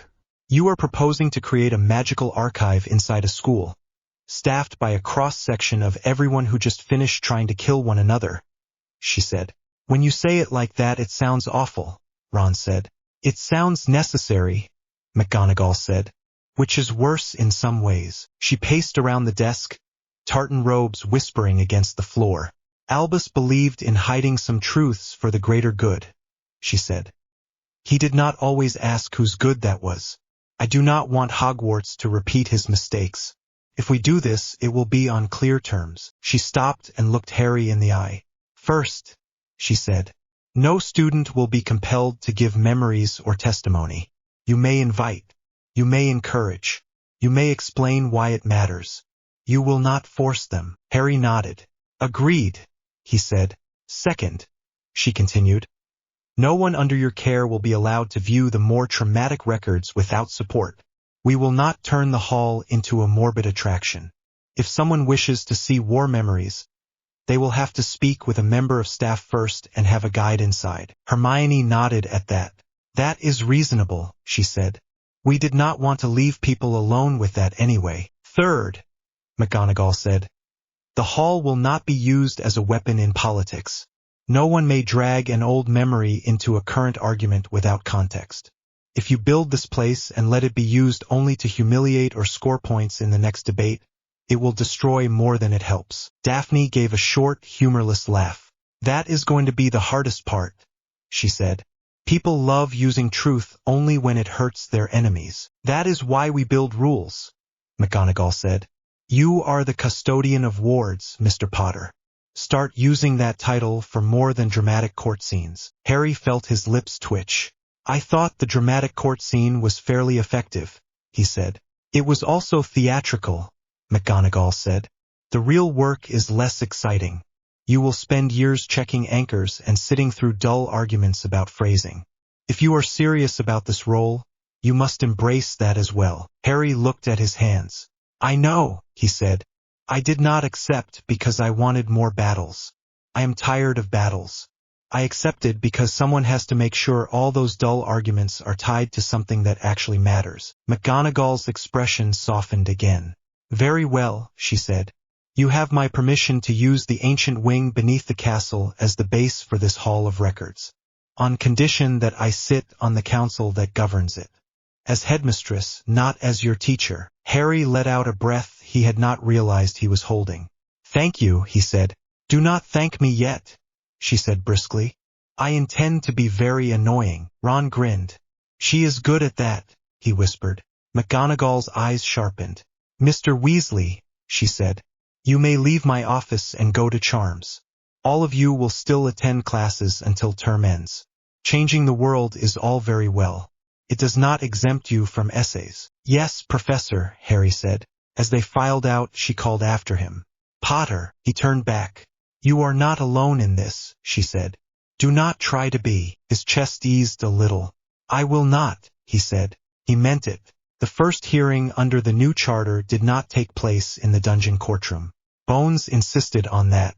The old court smells of damp and fear, she said when she invited Harry to the ministry.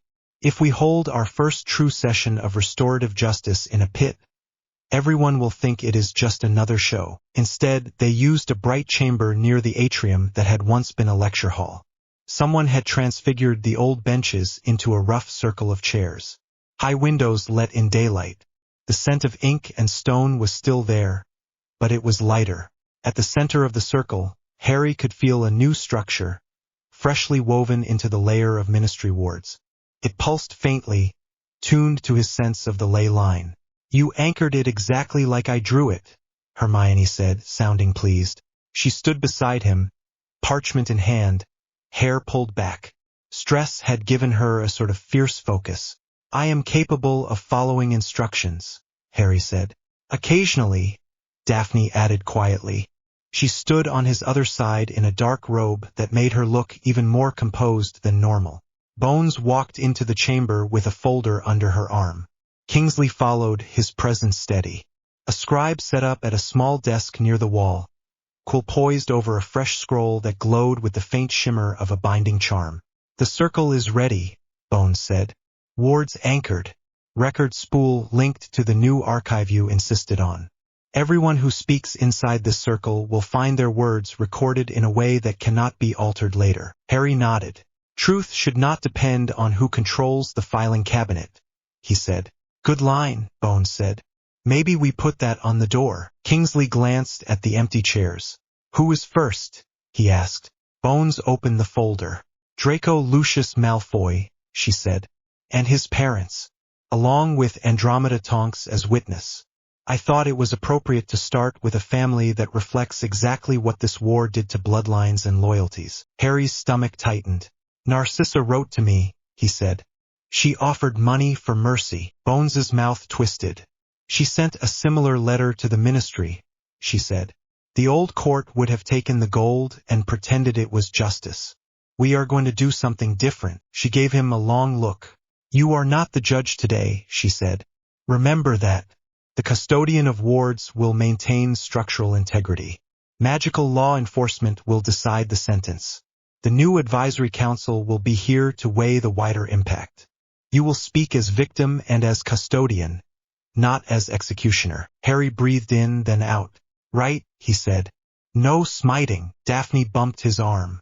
"Leave that to the goblins," she murmured. They took their places.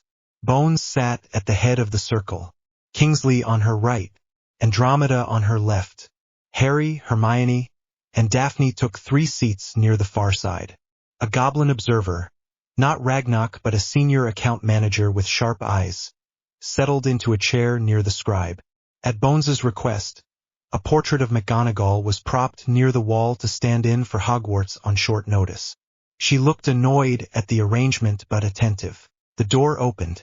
2 Aurors escorted the Malfoy family in. Lucius walked as if the cane he no longer had was still there. His hair hung lank. The arrogance that had once filled every line of his posture had been stripped away in Azkaban. He looked smaller somehow. Narcissa moved beside him with her spine straight, chin high, expression controlled. Her robes were simple but perfectly cut. Her eyes flicked around the chamber and landed on Harry with a sharp focus that made him want to shift in his chair. Draco came last. No shackles. Dark circles under his eyes. The mark on his arm was a faint shadow now, but it was still there. He stared at the floor until Kingsley cleared his throat. "Seats," Kingsley said. They sat opposite Harry, inside the circle.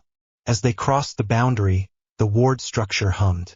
A faint shimmer passed over each of them and then faded. Bones opened the folder. "This is not a traditional trial," she said. "There will be no jury in the usual sense. There will be no attempt to argue technicalities. Everyone in this room knows what you did, Mr. Malfoy, and what your parents did or allowed. This is a record and a weighing. The first under the new charter." She looked at Harry. "Custodian," she said. "Confirm the ward." Harry reached out with his senses. The structure that Hermione had designed and he had anchored circled the chamber like a clear ring. Within it, a truth detection layer sat linked to the record spool. It would not shock or punish. It would simply flag any statement that did not match the speaker's own memory as they believed it. It is steady, he said. Anyone who speaks here will be heard as they are, not as they pretend. Narcissa's gaze flicked to him. Is my letter part of this record? She asked. Her voice was cool and precise. Yes, Bones said. Both of them, to Mr. Potter and to the ministry. They will be entered as exhibits after we hear from you directly. Lucius shifted in his seat. We were promised representation, he said. And you have it, Bones said. Our rules do not vanish overnight. Your family solicitor is waiting outside. He may speak to clarify facts. He may not lie on your behalf. The ward will treat his words as yours. The door opened again. A polished wizard in gray stepped in, bowed, and took his seat. The ward shimmered around him as well. Bones looked at Draco. Let us begin with the simplest question, she said. Draco Malfoy, do you admit that you took the dark mark and acted in service to Tom Riddle? Draco's jaw clenched. Yes, he said. I was 17. I thought I did not have a choice. The ward around him hummed. A faint golden thread rose from the floor and traced the air above his head. The scribe's quill flared and wrote a small symbol next to the line of text. Mark of honesty, Hermione whispered. Bones nodded. Do you admit that you attempted to repair the cabinet that allowed Death Eaters into Hogwarts? She asked. Yes, Draco said. His voice was quieter now. I was told my mother would die if I did not. My father was already in prison. I thought if I failed he would be killed as well. Again the golden thread appeared. What do you think of that choice now? Bones asked. Draco swallowed. I think I was a coward, he said. I thought I could find a way to do the task without anyone getting hurt. I was wrong. People died. That is on me. Harry watched him. The boy who had once sneered at him in first year looked different now. Smaller but not weaker. Just stripped. He remembered the cabinet. The bathroom. The wand on the tower. And your parents, Bones said. Do you admit knowledge of his mark? Lucius opened his mouth. Narcissa placed a hand on his arm. Yes, she said. We knew. We encouraged it. We believed that aligning with the Dark Lord would protect our line. The ward glowed again. And now, Bones said. Narcissa's fingers tightened. And now I know that I risked my son's soul for a man who would have fed us to the Dementors when we ceased to be useful, she said. I would do anything to undo that. I cannot. Her voice did not crack. Her eyes did. Andromeda shifted in her chair. Why write to Harry? She asked. You could have written only to the ministry. Narcissa looked at Harry again. Because he holds what my husband always wanted, she said. Real power. Not the illusion that came from money and old names. Because he was in a position to save my son's life once already. Because I saw him in my drawing room. A child with a wand and a scar. And I realized then that the story we had told ourselves about the war was not the whole one. Harry's chest tightened. He remembered her leaning over his dead body, whispering that Draco was alive. You lied to the Dark Lord to save Draco, he said. Narcissa's mouth twitched. I told a truth that mattered to me, she said. I did not care if your war succeeded or failed. I cared whether my son lived. I will not pretend it was noble. The ward glowed again. Bones glanced at the Goblin Observer. You have reviewed the Malfoy accounts, she said. Are they as large as rumor suggests? The Goblin bared his teeth. Substantial, he said. Lucius Malfoy used them to fund actions that supported the Dark Lord. Under the new accords, that makes the vault subject to seizure. Lucius flinched. We are to be left with nothing, he said. No, Bones said. You are to be left with enough to live. The rest will go to a reparations fund for victims of the war. That would have happened even if we were still using the old court. The difference now is that we are recording every step in a way your old friends cannot quietly undo when no one is looking. She looked back at Draco. You asked for mercy, she said. Through your mother. Through your solicitor. Through that mess of a letter she sent to Mr. Potter. Under the old rules, your money and your name would have bought you a suspended sentence and a quiet exile.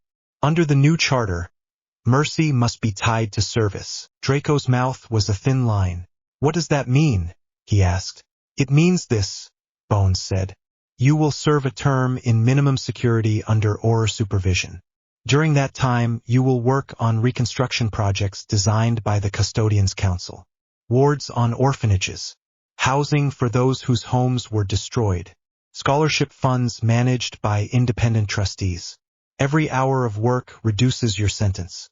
Every complaint about mudbloods increases it. Draco blinked. That is it, he said. You are turning me into free labor. Yes, Bones said. For once, you will use your wand and your money for something that does not end with someone screaming. Narcissa closed her eyes. And if he refuses? She asked. Then we go back to the list of crimes and you face the older penalties, Bones said. There is still a place on the prison records for a Malfoy. Draco laughed once. It sounded hollow. I will take the labor, he said. I do not want to rot in a cell. The ward glowed. Bones nodded. Very well, she said. The details will be finalized with your solicitor after this session. Now, before we close, there is another matter. The record of Severus Snape. A murmur went around the circle. Even the scribe looked up. Harry's chest tightened again. We could have left his story hidden in the headmaster's office, Bones said. We could have let him remain a footnote. Traitor, murderer, double agent. There are enough labels to go around. Under the new charter, we do not have that luxury. The Hall of Records you are building will demand his full truth. It is only fitting that we make the first entry here. She looked at Harry. You hold his final memories, she said. You know more than anyone what he did and why. I am asking you to speak that truth into the record. Harry swallowed. His throat felt dry. He thought of the green flash in the shrieking shack, of Snape's blood on his hands, of the shattered memories in the vials. Lily laughing. Snape begging Dumbledore. Always. He stood. The ward hummed around him. Severus Snape was a bully and a cruel teacher, he said. He hated me for looking like my father. He made my life at school harder than it needed to be. He joined the Death Eaters. He heard part of a prophecy that involved me and Riddle and carried it to Riddle. That action led to my parents' deaths. The golden thread rose. He also went to Dumbledore after Riddle attacked my family, Harry said. The words felt like stones in his mouth. He asked Dumbledore to protect my mother. He loved her in his own broken way. When she died anyway, he promised to help bring Riddle down. He became a spy. He risked his life for years. He killed Dumbledore on Dumbledore's own orders to maintain his cover. He carried a piece of Riddle's soul in my scar and helped me understand what it meant to remove it. Another golden thread formed. He was brave and petty and bitter and loyal and cruel, Harry said. He saved my life on more than one occasion. He also made it miserable whenever he could. Both things are true. The record should show all of it. The ward flared brighter than before, then settled. The scribe's quill scratched furiously. Andromeda's eyes shone. Will you give his memories to the hall? She asked. Yes, Harry said. They belong there. Not locked in a frame behind a desk. Bones tapped the folder. Let the record show, she said, that under the new charter we do not erase complex men just because they make us uncomfortable. We record them. We learn from them. We do not build statues that only tell half the story. She closed the folder. This session is adjourned, she said. The Malfoy sentences stand as outlined. The first entries of the Hall of Records are Snape, the Malfoy account seizure, and this very hearing. The ward ring faded. Narcissa rose. For a moment, Harry thought she would speak again. Instead, she inclined her head to him, once, stiff, then turned away. Draco paused at the boundary. Potter, he said. Harry met his eyes. You could have thrown me in a cell and thrown away the key, Draco said. You did not. I do not know how to feel about that yet. You do not owe me gratitude, Harry said. You owe the people you hurt something better than what you are used to giving. Draco nodded once and left. When the door closed, Bones let out a long breath. Well, she said, that is one family down. Thousands to go. Harry sank back into his chair. I feel like I have had my insides scraped, he said. That is what truth does, Andromeda said quietly. It is not clean, but it gives you a chance to stop carrying ghosts only in your own head. Hermione rested a hand on Harry's shoulder. We have a starting point now, she said. When people ask what the custodian of wards does, we can point at this room and the hall and say this. This is what it means. Daphne squeezed his hand. And we are not done, she said. We still need to build the actual hall, not just the idea of it. Harry nodded. Then let us go home, he said. We have a castle to carve. The ancient wing under Hogwarts did not look like much from the main corridor. To most people, it was a blank stretch of wall near a forgotten staircase. Dust, old stones, a hint of cold from the floor. To Harry, the ley lines hummed there like a quiet song. The same deep note he had heard the first night he stumbled into Merlin's repository. He stood in front of the wall with Hermione, Ron, Daphne, Neville, and Luna. McGonagall waited near the stairs. The air smelled of cold stone and something older. Anyone else getting flashbacks? Ron said. Last time we followed you into a secret wing under the school. We came back with extra homework and an existential crisis. Last time I did not know what I was doing, Harry said. This time I still barely know what I am doing, but at least I know enough words for it. Neville shifted his weight. The scars on his hand were pale against his wand. What exactly are we making? He asked. You keep saying Hall of Records. I keep picturing the trophy room, but worse. We are making a spine, Hermione said. A central ledger that tracks the major spells and decisions that shape our world. The hall will hold memories and documents, but the core will be a set of wards and runes that keep them safe. Harry is going to anchor that to the ley lines here. Luna tilted her head, hair falling over one shoulder. Truth wants somewhere to sit, she said dreamily. It has spent too long moving only in whispers. Ron nodded slowly. Right, he said. No pressure. Harry took his wand out. The holly felt warm against his palm. Ready? He asked quietly. Daphne stepped close to him. We already checked the structural plan 20 times, she said. If you are waiting for perfect, you will never begin. Start. We will shout if the walls start screaming. He gave her a faint smile. Reassuring, he said. He touched the wall with the tip of his wand and thought of the first time he had come here. The whisper of stone. The weight of Merlin's presence. Open, he said. The wall did not swing like a door. It shifted. Lines of old magic lit up, tracing along the stone like veins. The ley line under the castle pulsed, recognized him, and unlocked. The blank stretch of wall shimmered. Then an archway formed, lined with old runes and new additions. Beyond, a wide chamber stretched into the dark, lit by soft floating orbs. Neville let out a low whistle. I will never get used to that, he said. They stepped through. The air inside was cooler. The floor was smooth stone. The ceiling arched high above, ribs of rock meeting in a central point where the glow was strongest. At the far end, the old pedestal where Harry had first touched the interdict stood waiting. Now, beside it, there was another plinth, freshly shaped, with an empty shallow bowl at the top. Hermione's eyes shone. That is for the Pensieves, she said. The core set, linked to the ledger. Harry moved to the center of the chamber. He could feel the ley lines here in layers. The main vertical flows from the land. The horizontal band that touched the forest and the lake. The smaller currents that carried the everyday magic of the castle. He took a breath and lifted his wand. Potter, McGonagall called from the doorway. Before you begin, say what you intend. For the record, her voice carried clearly. A small enchanted quill on a nearby lectern sprang to life, ready to write. Harry nodded. This is the foundation of the Hall of Records, he said. I am anchoring a ledger to the ley lines under Hogwarts. It will track major structural spells and legal bindings that affect our world. It will store copies of memories and decisions important to that structure. It is protected against tampering by anyone, including me. Changes will require consensus from the council we are forming. This work is done as custodian of wards, with witnesses present. The quill scratched.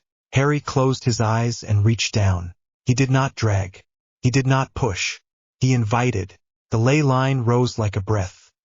He guided a thin strand to wrap around the new plinth and the old pedestal. He traced it along the walls in a loop, marking anchor points where future runes would sit. He kept his movements small and precise. No dramatic flares, no nets of light in the sky. This was not a show. It was infrastructure. Hermione murmured under her breath, checking each anchor against her designs. Luna watched with wide, calm eyes. Neville whispered a grounding charm he had learned for greenhouses, almost like a blessing. As the strands settled into place, the chamber changed. The air felt thicker in a steady way, as if it had gained weight rather than tension. A faint hum filled the space. Harry lowered his wand. "It is done," he said. Daphne stepped up beside him. "Any chance you can say something more dramatic?" Ron asked quietly. "You just tied the record of our world to the most powerful magic in the country, and you sound like you finished your charms essay." "I am trying not to treat this like a duel," Harry said. "I am done with fireworks." McGonagall walked in fully now, her footsteps echoing. She placed a hand on the old pedestal, then on the new plinth. "It feels different," she said. "Not heavy, just real." "Good," Harry said. "That is the point. Anyone who lies about what we do from now on will have to work very hard to do it over this." Hermione moved to the lectern. "First entry," she said. "Let us begin as we mean to go on." She looked at Harry. "You know what the archive needs to hold," she said. "You also know that if you ask others to share, you have to go first." Harry's stomach turned. "You want my memories in there," he said. "Yes," she said. "The cupboard, the chamber, the graveyard, the ritual on the hill, the talk with Dumbledore on the cliff. Not all in public view right away. Some will be sealed until you say otherwise. But they have to exist outside your head." Ron flinched. "Are you sure?" he asked. "That sounds like voluntarily walking back into the worst bits." Harry thought about nights where he woke sweating, images of green light still burning behind his eyes. He thought about how easy it would be to let time blur those memories until even he forgot the details and let other people tell the story for him. He walked to the plinth. "There is a pen sieve in the headmistress's office," he said. "There is a new one here," McGonagall said. "I brought it down this morning. It is empty. It will stay here." She lifted a small stone basin from a cloth bag and set it into the bowl on the plinth. Runes caught it, holding it steady. Harry leaned over and felt the faint tug of the magic inside. He took his wand and pressed the tip to his temple. Cool silver strands clung to it when he drew it away. "I am not giving you everything," he said. "Not yet. I want some time to decide what stays mine. But I will start with the cupboard and the night my parents died. People have built too many stories on top of that without knowing what it actually was." He let the strands fall into the pen sieve. The surface rippled, then stilled. The room felt different again. Not in the ley lines this time. In the air around his friends. Ron's hand curled into a fist. Hermione's eyes shone with tears she refused to wipe. Neville looked like he wanted to hug him and did not know how. Luna watched with a strange, soft pride. Daphne stepped to his side and took his free hand. "You realize," she said quietly, "that you have just made it much harder for anyone to turn you into a myth you never chose." "Good," Harry said. His voice came out hoarse. "If they are going to use my name, they can deal with the actual boy who lived in the cupboard, not the legend." McGonagall cleared her throat. "The council will decide how and when to let others view these memories," she said. "They are not a spectacle. They are a resource." Harry nodded. "I know," he said. Hermione wrote a line on the lectern parchment. "Entry 1, she said. Origin of Harry James Potter. Domestic situation before the war. Recorded voluntarily. Access restricted by council until further notice." The quill glowed and burned the text into the surface in faintly shining letters. Neville took a step forward. "I want to add something," he said. Harry stared at him. "You do not have to," Harry said. "I know," Neville said. "I still want to." He walked to the plinth and, with McGonagall's nod, drew out a single thread of memory. "The night my parents were cursed," he said. "And the first time I saw them in St. Mungo's and realized they did not know who I was. People talk about them like they are heroes in a story. I want the record to show what that actually looked like." He dropped the thread into the pen sieve. The basin shimmered. Luna smiled faintly. "I will bring something later," she said. My mother. The day in the kitchen. It fits. Ron rubbed the back of his neck. I am not sure what to contribute that is not you bleeding somewhere, he muttered. Your point of view, Hermione said. We will need it. But later. We do not have to empty ourselves out all at once. Harry ran a hand through his hair. This is already more than I expected to do today, he said. Daphne squeezed his fingers. You also have a meeting with Bones over the wording of the custodian reports, she said. And goblins waiting to finalize the reparations account. And a letter from your cousin's family sitting on your bedside table. Harry blinked. What? He said. I saw the owl drop it this morning, she said. From Surrey. Their handwriting is messy. His stomach did a quick, strange flip. Aunt Petunia wrote to me, he said slowly. Possibly, Daphne said. Or your cousin. Or your uncle. One of them has decided that the boy they shoved in a cupboard is now important enough to write to. Ron made a face. Burn it, he said. Hermione shook her head. Read it, she said. Then decide what to do. This is the custodian of truth's curse now. You cannot pretend they do not exist. Harry looked at the pensieve, the shimmering strands of memory, the glowing anchors on the wall. Fine, he said. I will read it. Later. When my brain is not full of ley lines and Malfoys. McGonagall stepped back toward the archway. This chamber will need guards, she said.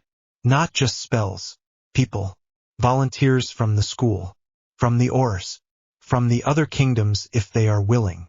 The hall will only work if it is tended. We can ask Firenze to send someone from the herd, Hermione said. The merfolk might send a watcher through the lake. Goblins will want to keep an eye on the financial records anyway. Harry could already see it. A slowly growing set of memories and documents. A small group of guardians who took shifts guiding visitors and logging new entries. An old stone room turning into something that felt like the inside of a shared spine. He shook his head.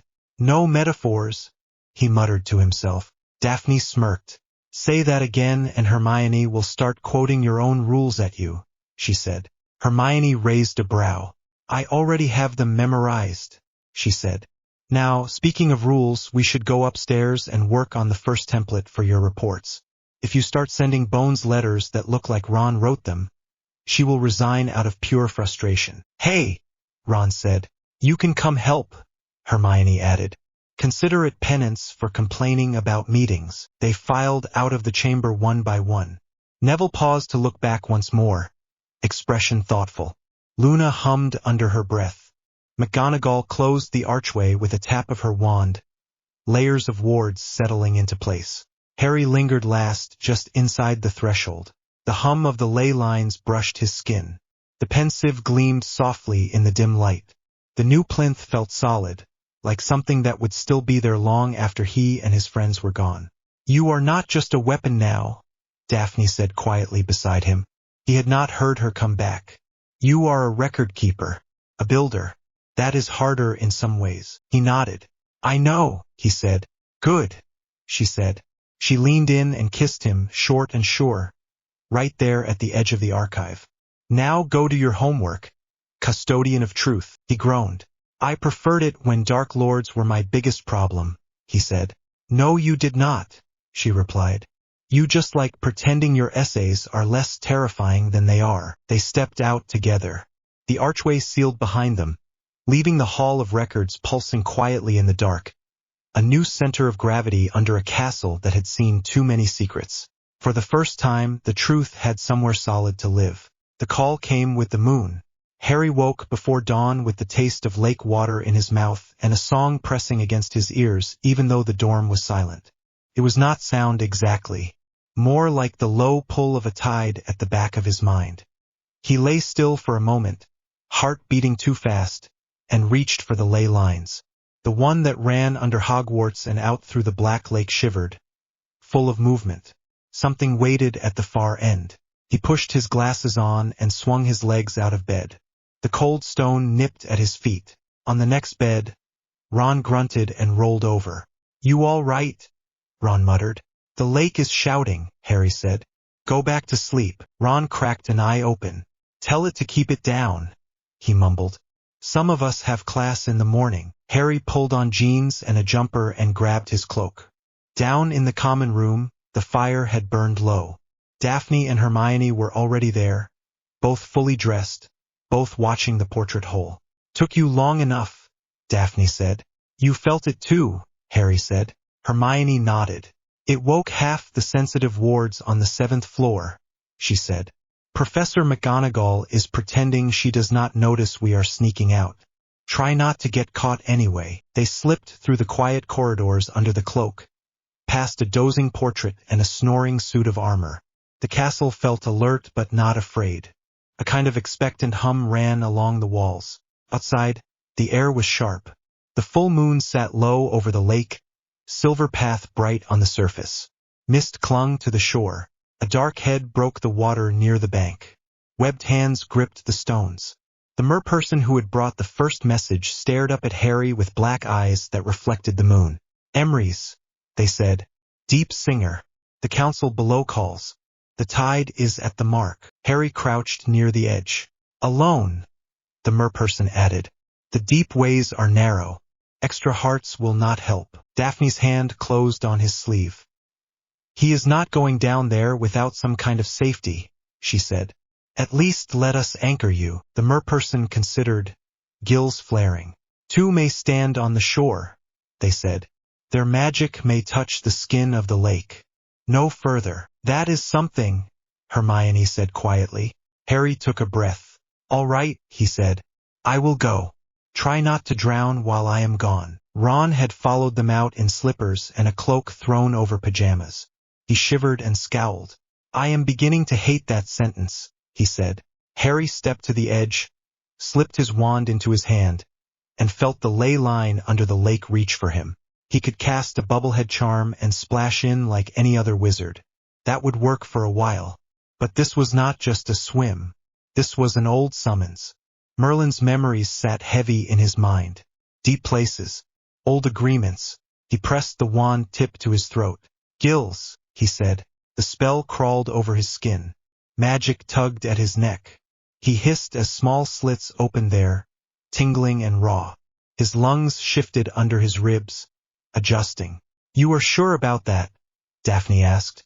"No," Harry said, "but I trust them more in water than I trust my charms." He let the ley line brush along his spine, a steady, cold line, then stepped off the bank. The lake swallowed him. Cold hit first like a slap, then quiet. The surface muffled the world above. Moonlight filtered down in pale stripes. His new gills burned for a second, then drew water in and out. The panic that usually came with lack of air did not arrive. He could breathe, still felt wrong. The merperson slid through the water beside him, faster than he could have followed on his own. They pressed a hard shell into his hand. "Hold," they said. "The shell will sing if you drift." Harry wrapped his fingers around it. It vibrated faintly with each beat of his heart. They swam down. Hogwarts disappeared above in darkness. For a moment, Harry saw the underside of the ice from winter. The ghosts of old spells sunk in silt. The long shadow of the giant squid curled near a rock shelf. The ley line ran under everything, thick and slow. Felt different down here. Not like the sharp hum of the forest.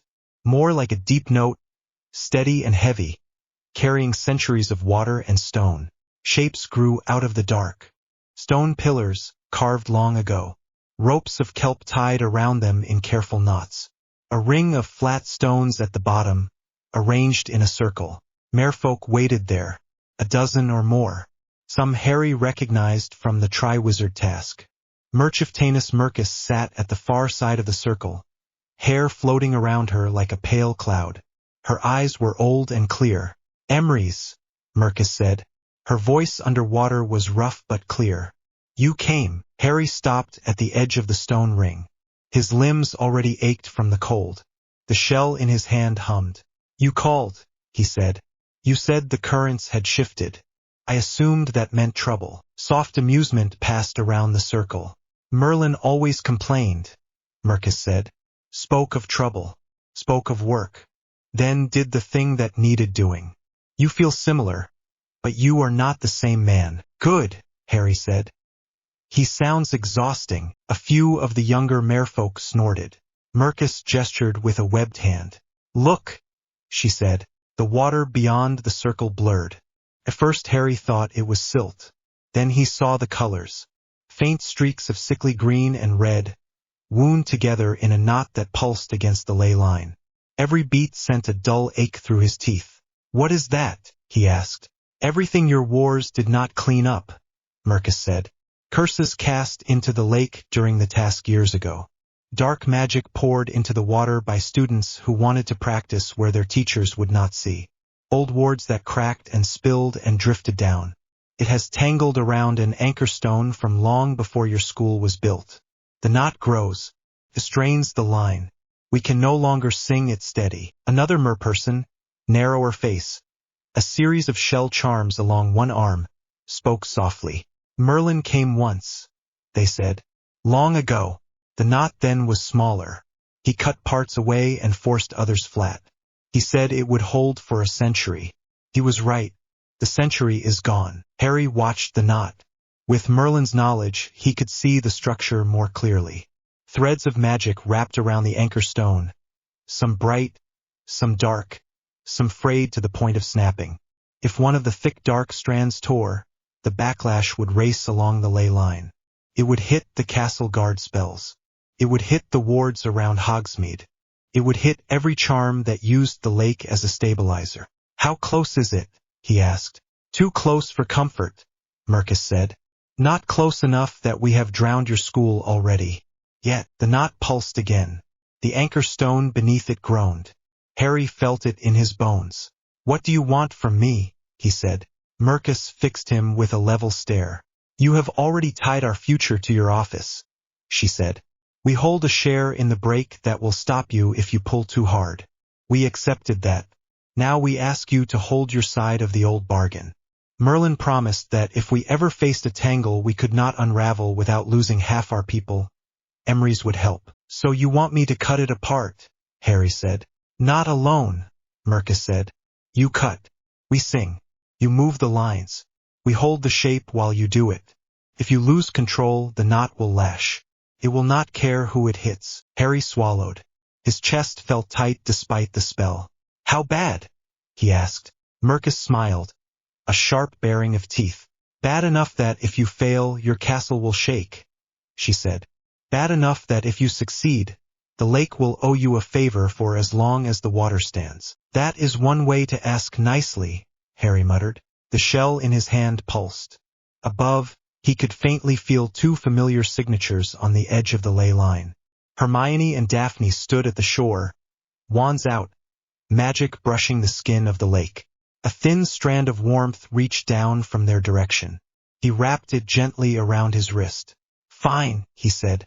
Tell me where to start. Mercus spread both hands. Do not start, she said. Listen, then move. The merfolk around the circle began to sing.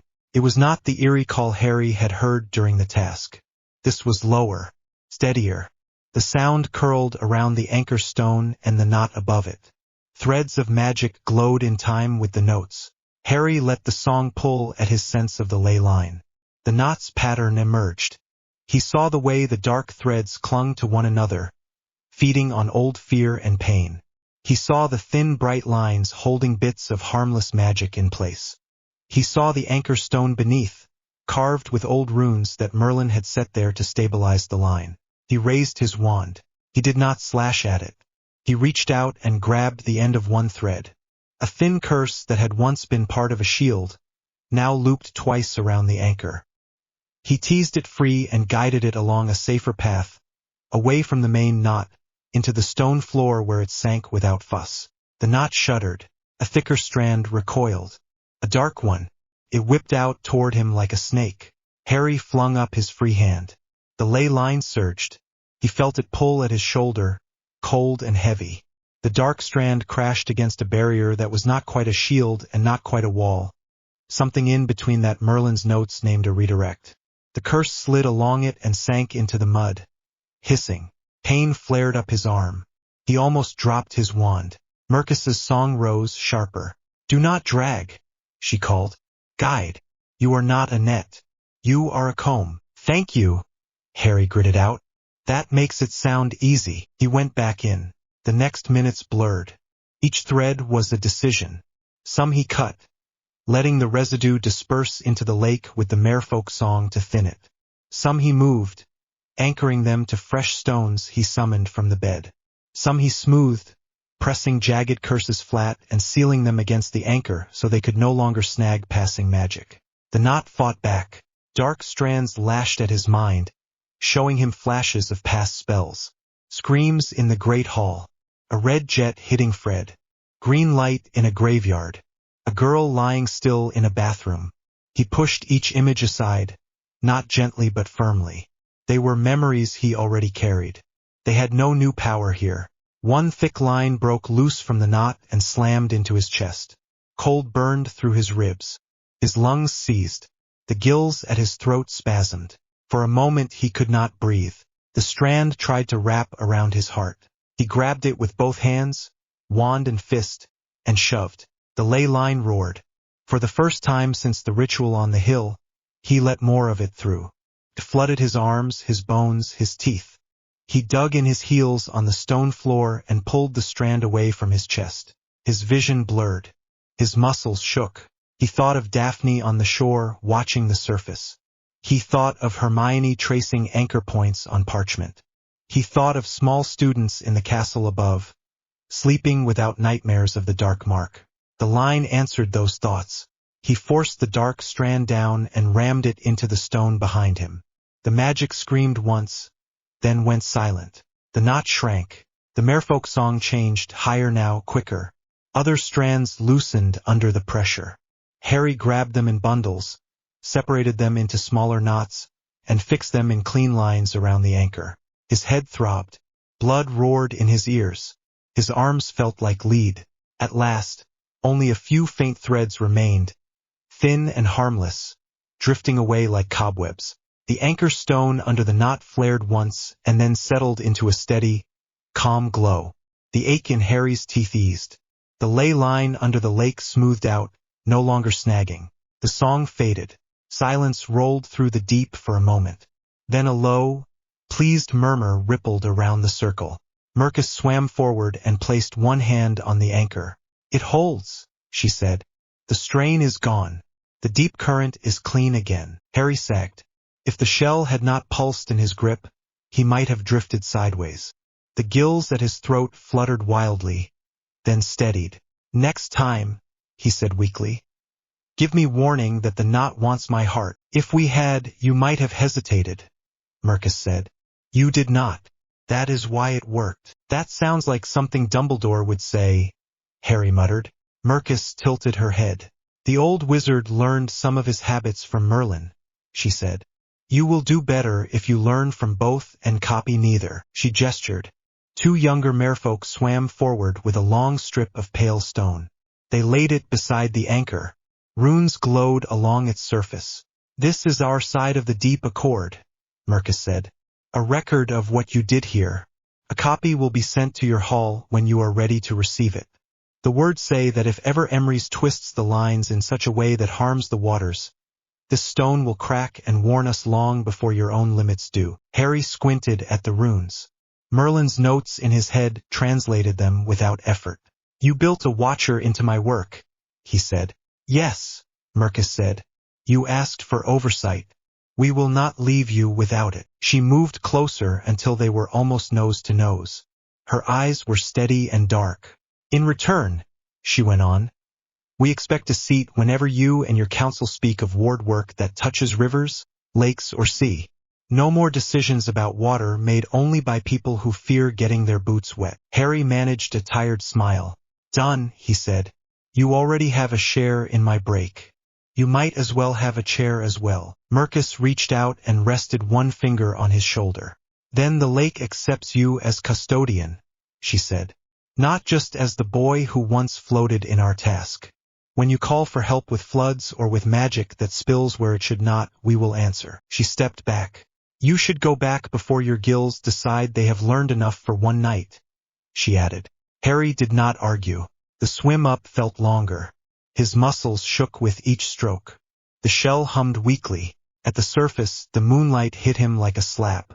Cold air burned his lungs as the spell dismissed itself. He coughed and choked and clung to the stones at the edge. Hands grabbed his arms and hauled him out of the water. "Got you," Daphne said. "You look awful," Hermione said. "Feel worse," Harry croaked. He lay on his back on the grass for a moment, chest heaving, hair plastered to his forehead. The lake was still. No strange ripples. No ominous glow. Just dark water under the moon. Ron loomed over him, hair sticking up, slippers soaked. "On a scale from 1 to that mess with the dragon," Ron said. "How bad was it?" "About dragon," Harry said. "Less fire. More trying to rip my heart out." "Lovely," Ron said. "Next time I vote we send Hermione." Hermione snorted. "If you think I am letting him near a deep tangle without being on the shore to drag him out, you have not been paying attention," she said. Daphne brushed wet hair off Harry's forehead and pressed her palm against his chest, right over the place where the dark strand had tried to settle. "Still beating," she said softly. "Loudly," he muttered. She leaned down and kissed him. The world narrowed to the warmth of her mouth and the steady weight of her hand and the cold grass under his back. For a moment the lake, the line, the war, all of it blurred. When she pulled back, Ron made a small disgusted noise that had no real force behind it. "Can we get him inside before he freezes solid?" Ron asked. "McGonagall will kill us if he survives the war and then dies of a cold." They hauled him to his feet and half walked, half dragged him back up to the castle. The stone walls took some of the chill out of his bones. The hum of the ley lines settled into a steadier, calmer rhythm. Under the lake, the deep accord held. The letter from Surrey arrived 3 days later. Harry found it on his pillow after dinner. No owl in sight. Someone had already thought better of letting a bird into the dorm during revision week. The envelope was cheap white paper. His name was written in a hand that leaned too hard on the pen. Harry Potter. No address. No magical title. Just his name. He sat on the edge of the bed and stared at it for a long minute. Ron paused on his way past. "That from who I think it is?" Ron asked. "Probably," Harry said. "You going to open it or set it on fire?" Ron said. Harry ran his thumb along the edge. "I have spent years wanting them to hear me," he said. "Be stupid to refuse to hear them now." He broke the seal and unfolded the letter. "Harry, Mum said I should write. She is not good at saying things out loud. Dad is worse. We saw you on the news. Not just the papers. The other news as well. They showed your face and said your name and called you something important that I did not understand. I remember the night the thing with the cloaks came for us. I remember you standing between us and them. I remember you saving my life. I did not say thank you. I also remember the cupboard. I am not going to pretend I did not see what we did. I did. I looked away. I do not know how to make that right. I do not expect you to forgive us. I just thought you should know that I know now. Mum wants to say something as well. She is holding her own paper like it will explode. Dudley." The second page was shorter. The handwriting was tight and upright. "Harry, I was jealous. Of my sister. Of what she could do. Of the letter she got that I never did. Of the way she left. I told myself that magic took her away from us. From me. When you were left on our step, I saw only that. I did not see you. I took that jealousy and turned it into rules and anger and cupboards. That does not excuse what I did. I do not know how to talk to you without thinking of her. I do not know if you want me to try, if you ever wish to speak, right? If you do not, we will stay out of your way. Petunia Dursley." The bottom edge of the paper was smudged, as if someone had hesitated with a hand and wiped at something. No note from Vernon. A small part of Harry was grateful for that. He let the pages rest in his lap and stared at the dorm ceiling. He remembered the cupboard, the spider in the corner, the smell of dust, the way Petunia would bang on the door and tell him to be quiet. He also remembered Petunia's hand on his arm at the station that last summer, Tonks nearby, the hint of fear in her eyes when she realized that the protection she had relied on was gone. He thought of Dudley, pale in the alley after the Dementor attack, of the word "not you," when Dudley had told his parents to leave Harry alone. The ley line under Privet Drive brushed faintly at his senses now. It had been part of his life without him knowing. Now it sat quiet and small compared to the ones under Hogwarts and the Ministry, but it still existed. Daphne knocked once and then stepped into the dorm without waiting for an answer. She ignored Seamus's raised brows and crossed to Harry's bed. "You vanished after dinner," she said. "Hermione has already drawn up 3 possible disaster scenarios to explain it." Harry handed her the letter. She read both pages in silence, then handed them back. "So," she said, "what do you want to do?" "I do not know," Harry said. "Half of me wants to throw the letters in the lake. The other half keeps thinking of my mum and what she would say if I did." Daphne sat beside him. "Do you want to see them?" she asked. He thought about that. About sitting across from Petunia at a table. About having to watch her mouth twist when she tried to say Lily's name. About Dudley, larger now, probably trying to fit guilt into his big hands. "I think I want to close the door properly," he said. "Not slam it. Not leave it half open. Just know where it stands. Then answer," Daphne said. "Carefully. On your terms. You are not that boy in the cupboard anymore. You are a wizard with a job that touches the bones of the country. If you meet them, they meet you as that. Not as a frightened child." Harry nodded slowly. "Will you come with me?" he asked. "Yes," she said. "McGonagall will insist on Auror backup anyway. I might as well make sure none of them throw you in a cupboard out of habit." He huffed a small laugh. "Kingsley in the cupboard," he said. "That would end badly for the cupboard." Daphne smiled. "Then right," she said. "Say you will meet in a public place. No house visits. No private corners. That way if it goes wrong, we can walk away without worrying about hexes or neighbors with binoculars." Harry reached for parchment. He did not write apologies. He did not write that all was forgiven. He wrote that he had received the letters. That he would meet Dudley and Petunia in a cafe near the station in a week. That he would bring friends. That this was a chance to talk, not to rewrite the past. At the end, he added one more line. "If you come, leave Dad at home." He signed with just his name, Harry. He sealed it and sent it with a school owl, then sat on the bed until long after the lights went out, listening to the slow, steady hum of the castle around him. The cafe near the station smelled of burnt coffee and cleaning fluid. Muggle noise rolled in from the street outside. Car horns, snatches of voices, a bus engine rumbling. Harry sat at a table near the back with Daphne, Hermione, and Kingsley. Kingsley pretended to read a newspaper. He was dressed in a plain dark coat and looked like any other tired commuter until you noticed the way his eyes never stopped moving. Hermione toyed with a mug of tea. "Are you sure you want us all here?" she asked. "Yes," Harry said. "If it goes wrong, I like my odds with you 3 beside me." Daphne watched the door. "They are late," she said. "They live in Surrey," Harry said. "Trains can be delayed." He meant it as a joke. His stomach did not get the message. The door opened. Dudley walked in first. He was taller, broader, hair shorter. Less fat, more muscle. His eyes jumped around the room until he saw Harry. He froze for half a breath, then straightened and walked over. Petunia followed. She was thinner than Harry remembered, lines deeper around her mouth. She clutched her handbag like a lifeline. No sign of Vernon. Good, Harry thought. Dudley stopped at the table and cleared his throat. "Hi," he said. "Harry." "Dudley," Harry said. Petunia hovered a step behind her son, as if he were a shield and not the other way round. "This is Daphne," Harry said. "Hermione." "Kingsley." Dudley nodded at each of them. His gaze lingered a second longer on Kingsley, as if something in him recognized authority there. Petunia sank into the empty chair opposite Harry. Her hands smoothed the napkin 3 times before she spoke. "You look like him," she said. Harry flinched before he could stop himself. "James," Petunia said quickly. "Not the baby. I have seen the pictures now. You look like James. The hair, the way you hold your shoulders. It is all him." Harry reached for his tea.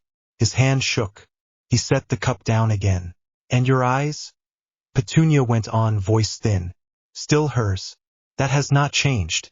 It is very irritating." Daphne made a small sound, a kind of half-laugh that took the sting out of the words.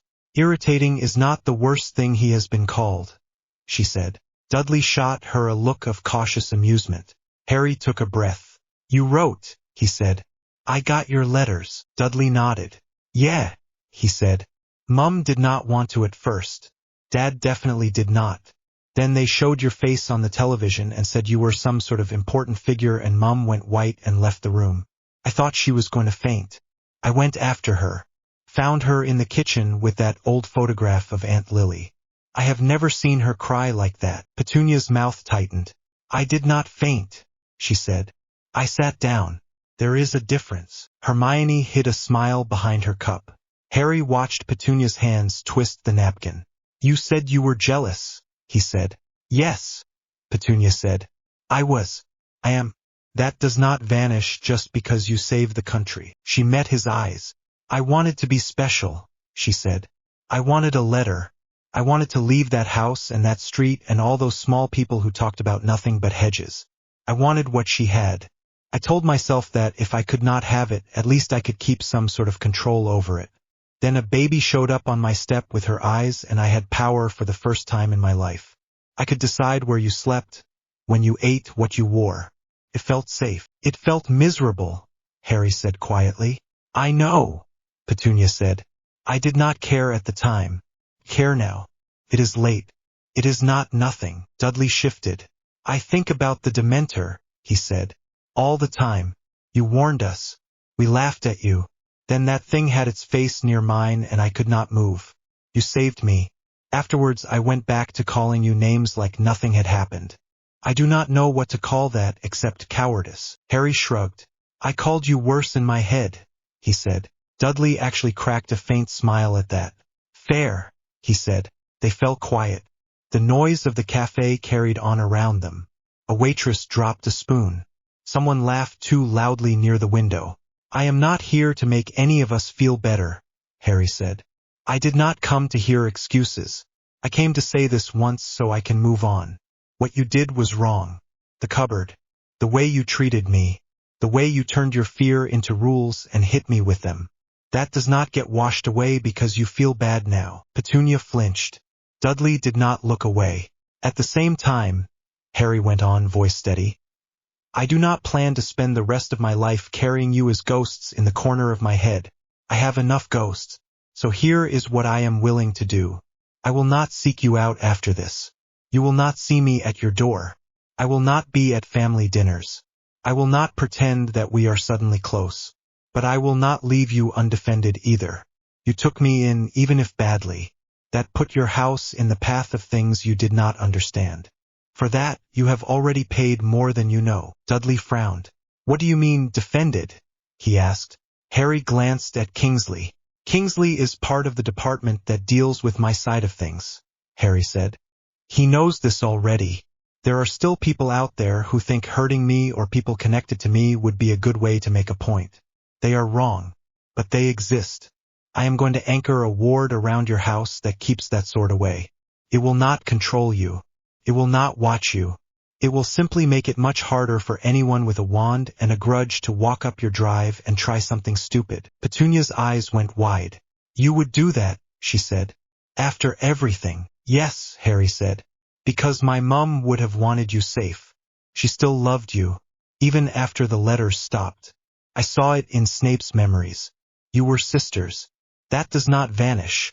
No matter how angry you were. Petunia closed her eyes for a moment. When she opened them again, they were damp. I dreamed about her, she said. For years.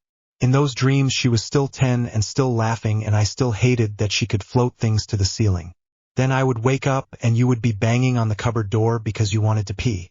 I took that fury out on you. I am sorry. It is a poor word for it. But it is the only one I have. Harry let the word sit between them. Dudley cleared his throat. If you ever want to tell me about that school of yours without my mates around, I would listen, he said. Not now. Not even this year. Just someday. So that when my kids ask about the man on the news with the scar, I do not have to say, I do not know, he just lived in our cupboard once. Harry blinked. You think that far ahead, he said. Sometimes, Dudley muttered. Hard not to, with Mum already planning weddings in her head, for people who do not exist yet. Petunia sniffed. I do not plan weddings, she said. I plan sensible futures. That is different. Daphne smiled faintly. Your version of sensible and ours are very different things, she said. Hermione leaned forward. If Harry agrees to speak with you again one day, it will be on his terms, she said. You do not get to decide what he tells you or when. That is part of accepting that he is not a child you can shut in a cupboard anymore. Dudley nodded. I know, he said. That is why I wrote instead of turning up. Harry looked at him. You grew up, Harry said. Had to, Dudley said. The world got bigger. Turns out it did not revolve around my school boxing trophies. They stayed another half hour. They did not cover everything. That would have taken years. They talked about Lily and her favorite songs as a child. About the day the first letter arrived. About the night they left the house and what Petunia saw when she looked back at the empty drive. When they stood to go, Petunia hesitated. Do you hate us? She asked. Harry thought about it. Not the way I did, he said. I am angry. I will probably always be angry when I think about certain things. But hate is heavy. I am tired of carrying heavy things. So for my sake, not yours, I am putting it down. Something in Petunia's shoulders loosened. Thank you, she said. Dudley held out his hand. Harry looked at it for a second, then took it. Dudley's grip was firm and a little awkward. Take care of yourself, Dudley said. You too, Harry said. They left the cafe without any dramatic last lines. Just 3 people walking back into a noisy street, each carrying a slightly different weight. Kingsley watched the Dursleys go, then turned to Harry. You handled that better than most grown wizards would, he said. I am not sure that is comforting, Harry said. It is not meant to be, Kingsley said. It is meant to be true. The year slipped forward. Trials continued under Bones's watch. The reparations fund grew with every seized vault. The first wave of reconstruction spells went up over ruined homes. Auror recruits filled training halls with new faces, some from families that had once crossed the other side of the line. At Hogwarts, classes went on. Essays were set. Quidditch practice resumed with new brooms and old arguments.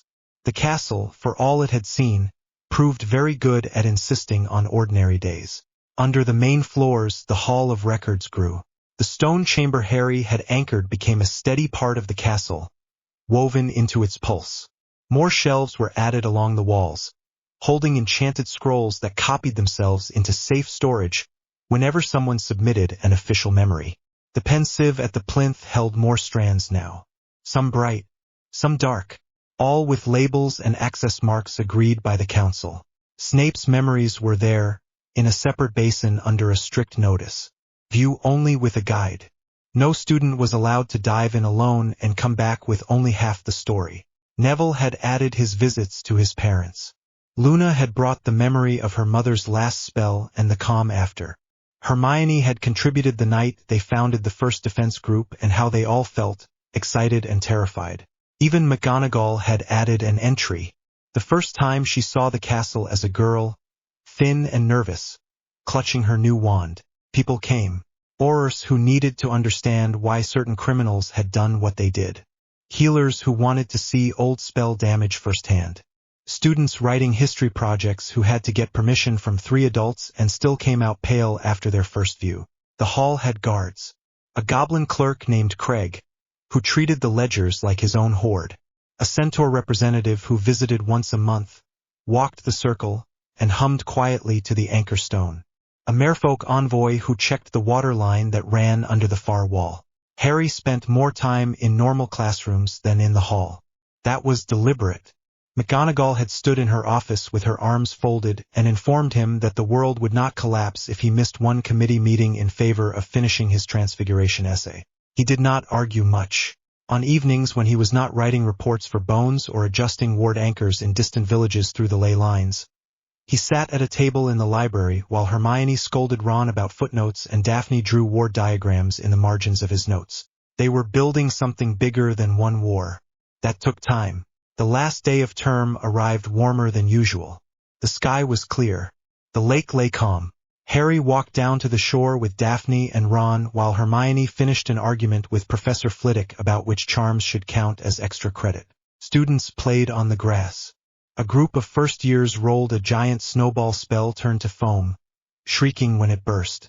Older students sat in clumps, trading stories about where they would go for the holiday.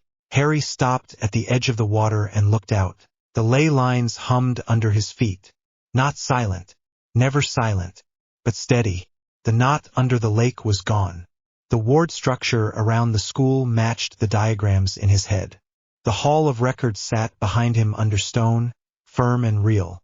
"You look like you are thinking again," Ron said. "Terrible habit," Harry said. Daphne slipped her hand into his. "What now?" she asked. He considered the question. "Now I pass my exams," he said. "Then we finish writing the charter for that international ward council Bones keeps hinting about. Then I travel. Goblins say there are ward scars in other countries that make ours look tidy. Might be nice to see them before they break. So no sitting still," Ron said. "Have you met him?" Daphne said. Ron grinned. "Fair point," he said. "For what it is worth, I still plan on joining the oars. Someone has to chase idiots with hexes while our resident Emery's pokes at stones." "I will help with poking," Hermione said, catching up and dropping onto the grass beside them. "And with the council. Someone has to make sure the minutes make sense." "You lot are terrible at relaxing," Harry said. "You like us that way," Daphne said. She turned to face him fully. "Do you regret it?" she asked quietly. "Taking the office. Accepting the bindings. All of it." He thought of the ritual net over the chamber. Of the way it had felt to rewrite it. Of Dumbledore's apology. Of the Malfoy hearing. Of the deep knot under the lake. Of Petunia's hands twisting a napkin.